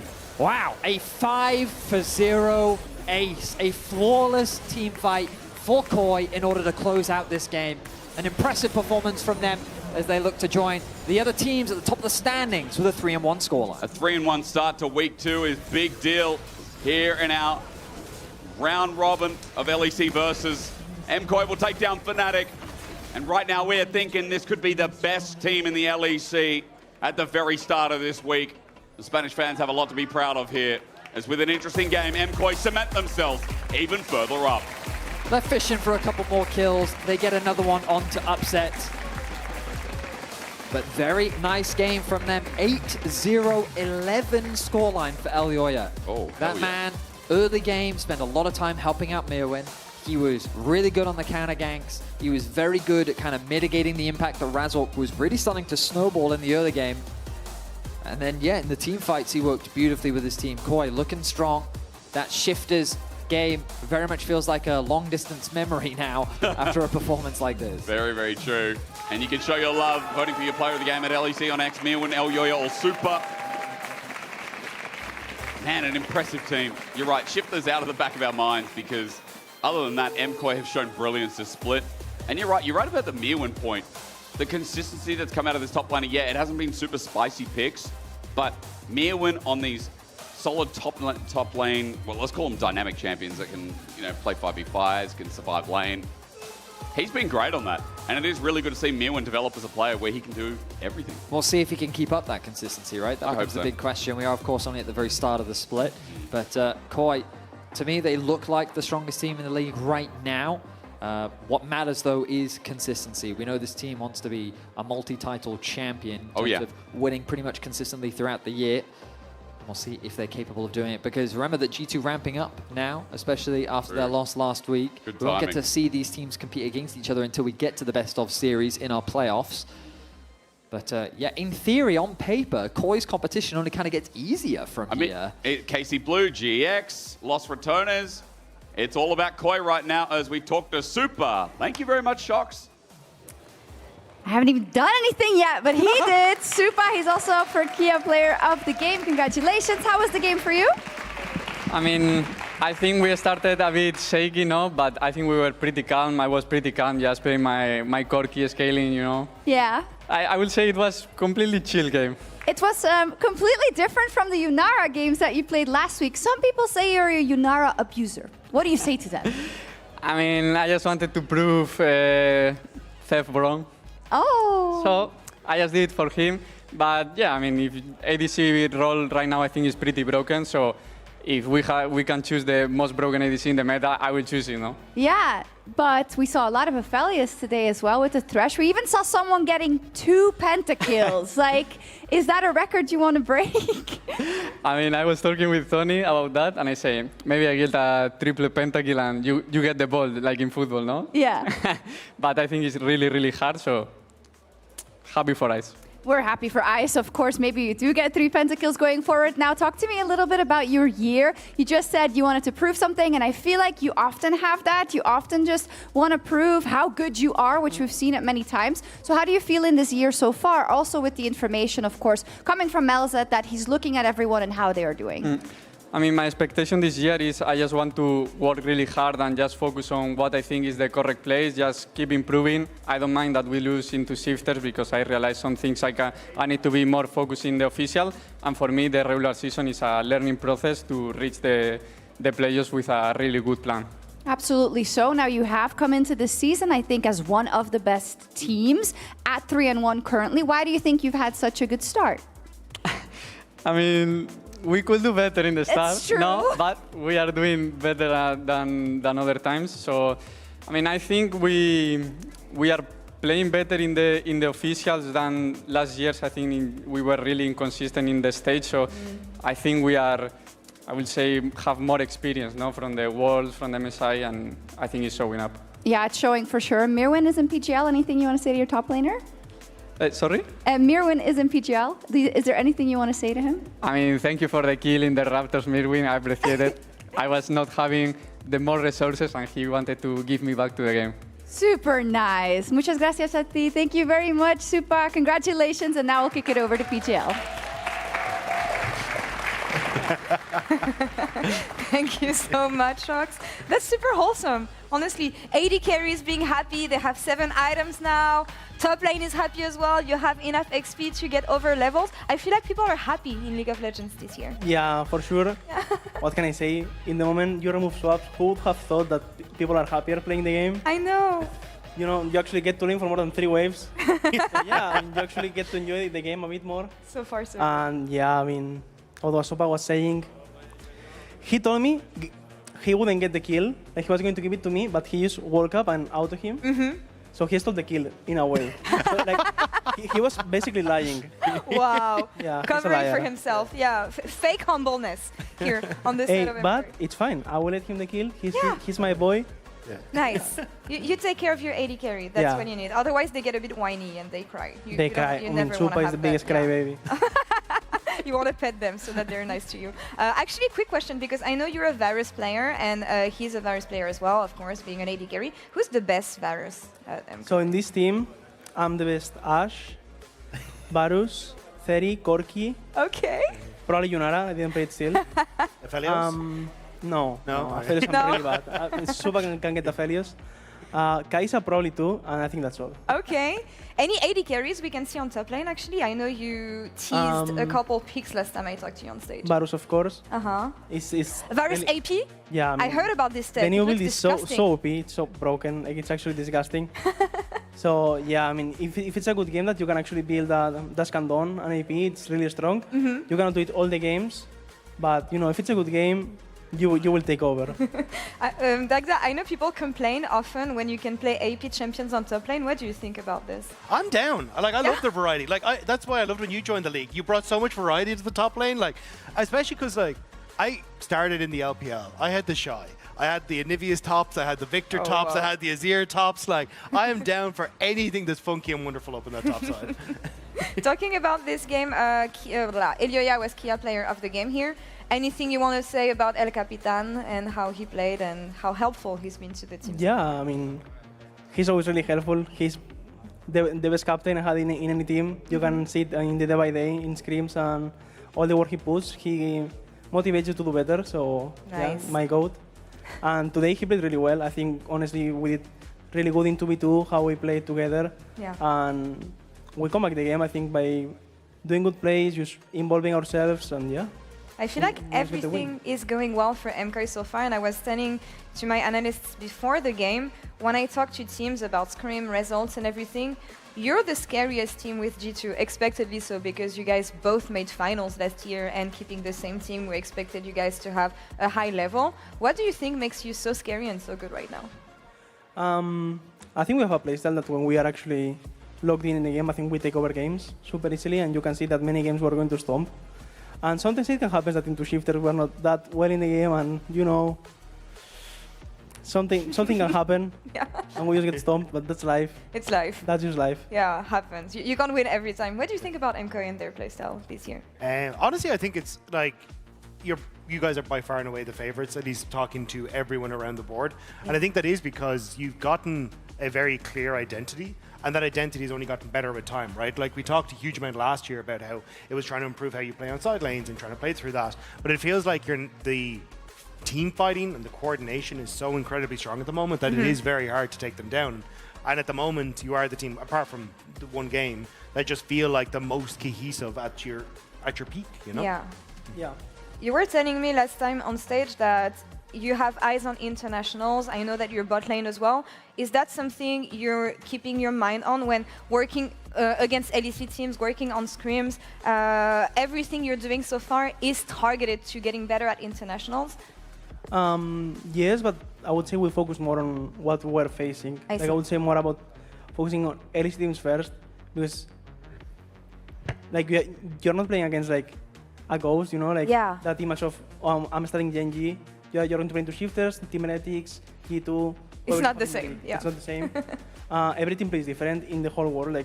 I would say there are not two teams that play the same. So yeah, I would say we just focus on what we're facing these Okay. weeks. And yeah, I mean, we just want to win. We want to reach internationals. As I said, it's what I enjoy the most. I love playing to really good players. So yeah, just sign me in. One game at a time. And in that sense, I want to pick your brain on the new top laners we have in the league, if we can have them here. We've talked about the top lane class of 2026. So as someone who has innovated and driven top lane so far for the past 2 years, what do you think of the new batch of top laners you have, this one included? I mean, honestly, I think pretty good. I think the level of top lane is pretty good this year. And I think all the rookies coming, I'm excited to see how they develop. I think they have potential, so yeah. How would you rank them? I'm not here to be nice, Mira. I would say Minder is probably the best. Okay, Mainter number 1. Yeah. Okay. Then I think Tracer is pretty underrated. I don't know if I would say second or third, but I would say second for now. Okay. Then Empiro's third. Okay. Wunder fourth. And then Tao would fifth, but I think it's close to Wunder and then Baus. Yeah, you were a defender of Tao at the beginning of the day. I want to know what you think makes Tao special so far, because coming from second division into the LEC, not easy, but he's been performing quite well. Yeah, honestly, I was surprised yet if you make that jump from second division to LEC. I don't think it's easy, like to face mentally. And honestly, he has been doing fine. Like you see in the games, he's playing with confidence. So yeah, just keep doing that. As kind of the veteran now in the top lane, like when you see these new guys coming in, what do you think is the biggest step up that you think they need to learn coming from ERLs or second division into LEC? I would say people tend to focus a lot on laning phase only, and they think it's more different from ERL to LEC, but actually how the players involve each other and actually use their leads to play together with the team. And I think that's something like, for example, in my first year, I was just focusing on laning phase, and I didn't know how to play style, and I didn't know how to involve with my team really well. I did many mistakes, and for example, last year I think I improved it a lot, and I'm still working on it. So I would say that's the biggest difference. A lot of things to improve on, and not a lot of time to do so. I want to check the standings actually to see where we end this first day of second week of LEC versus. What have we learned today, Dagda? I love best of one because everything is chaotic. It's all over the place. I mean, there are so many ups and downs. The fact that some of the teams I look at that are 3-1, and some of the teams that I'm looking at that are down in the bottom. Like for KC Blue, I think they put on an absolutely fantastic performance. A team that had a lot of people that were underestimating them coming into the league, but they have fought tooth and nail every single game, and I think they've been one of the teams that I've been most impressed by. And then also looking at newer guys like Navi that are coming in, they've played absolutely fantastic. It still feels like, even though we're starting to see this separation, there's a lot of teams that on the day could just take 1 or 2 games off each other. A lot of surprises for sure. Who's your dark horse here? I would say Navi. Navi? Yeah, I think no one expected Navi to be doing good, but he gets it. Honestly, since I saw the roster, I think it's a really good roster. I thought I rate them lower in the tier list, but honestly, I didn't remember the roster when I recorded that video of MKOI. So my mistake there. But just by playing into them and you seeing their players, you know that they are going to do good, and they're doing good. So yeah, I hope to see them in playoffs and just playing to them. I think they are a good team. So yeah. Yeah, and hopefully make finals, as Dagda said at the beginning of the day. I think they could. I mean, some delusion doesn't hurt anyone, right? So I want to check the schedule we have tomorrow as well, because I completely forgot who you're playing. I'm going to be honest here. KC Blue, what do we think about this?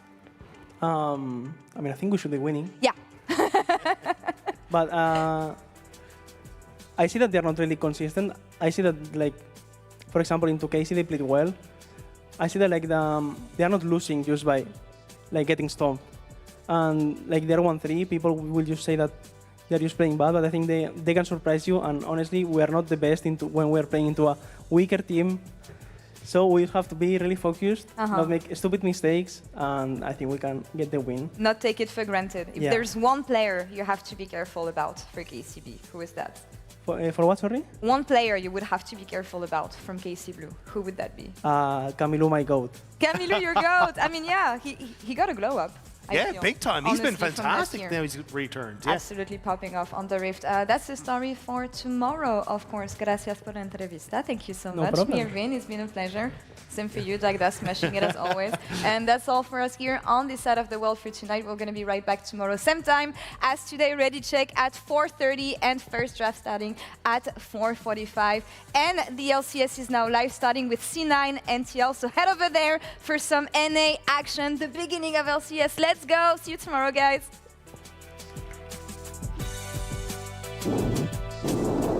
Whoa, who's doing that? Yo. Did he bounce? It was probably me. Oxygen maxing. Hey, Noah. Yes. Shut the fuck up. I love you. Noah, I love you. Oh, I love too. Noah, mwah. My team here. Can you stop shaking the stage? I'm not shaking. No one is fucking shaking the stage, it's just their fucking imagination, you peon. I mean, blow. Hello? Yeah, you can't even speak, you're so stupid. I don't give a f***, I'm legit alpha male of this team. Hello, I'm Prime. No Prime? No, you're not Prime. I'm Prime, what can we do? Well, that does. There's a TP. Wow. I don't think this is going to be a great boss. What is he? Why did he have no HP? Bro, what? Prime walking in. Flash gets the double root. The follow-up there. First blood hitting. If he EQs, he should die. Look Rumble. If he EQs, he should die. Look, Sharan. I'm coming. I'm here. Slow fight. After slow flash. For the Scion, too tanky. The CC is too much, and just like that, Navi even it up. Oh, he misclicked the ult. Front to back. Yeah. Kalista. Nice hook. Nice. Winning. Can go mid, okay? I think. Can go mid. Mid. I see. Nice entry. Azir behind you guys. Yeah, I don't think you guys win, by the way. I think we do. I'm strong. I think we do. I'm strong. Azir ult. Azir. That's ult. Yeah. Nice. Black is us. That's how we start flash, okay? Glad TP'd on mid turret. Yeah. Black, they contact me. Ankle Nord. I can stop Kled. I'm stopping Kled. Hello, Pantheon. He's gonna get reset. I'll flash out. Pantheon no flash. Yeah. Okay, back here. I built. I block it still. Yeah, you can fight. Hey, we go for upset, baby. Bro, he's 3-4? Yeah. One down. He's down in the ranking. He's done. We're gonna go for the one more. Oh, he flashed.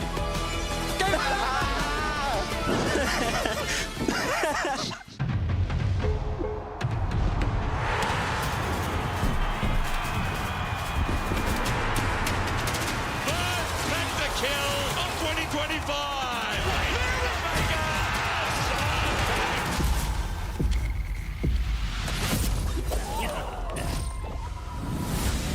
A new wave is coming to the LEC! That's gonna be one of the best LEC intros I've seen in years! Oh, Jackies! For a bit, I know that. Crowd's all ready for the dread flying! Their rapid, crazy minds right in the arcane again. Everything blue in this arena. Everything blue.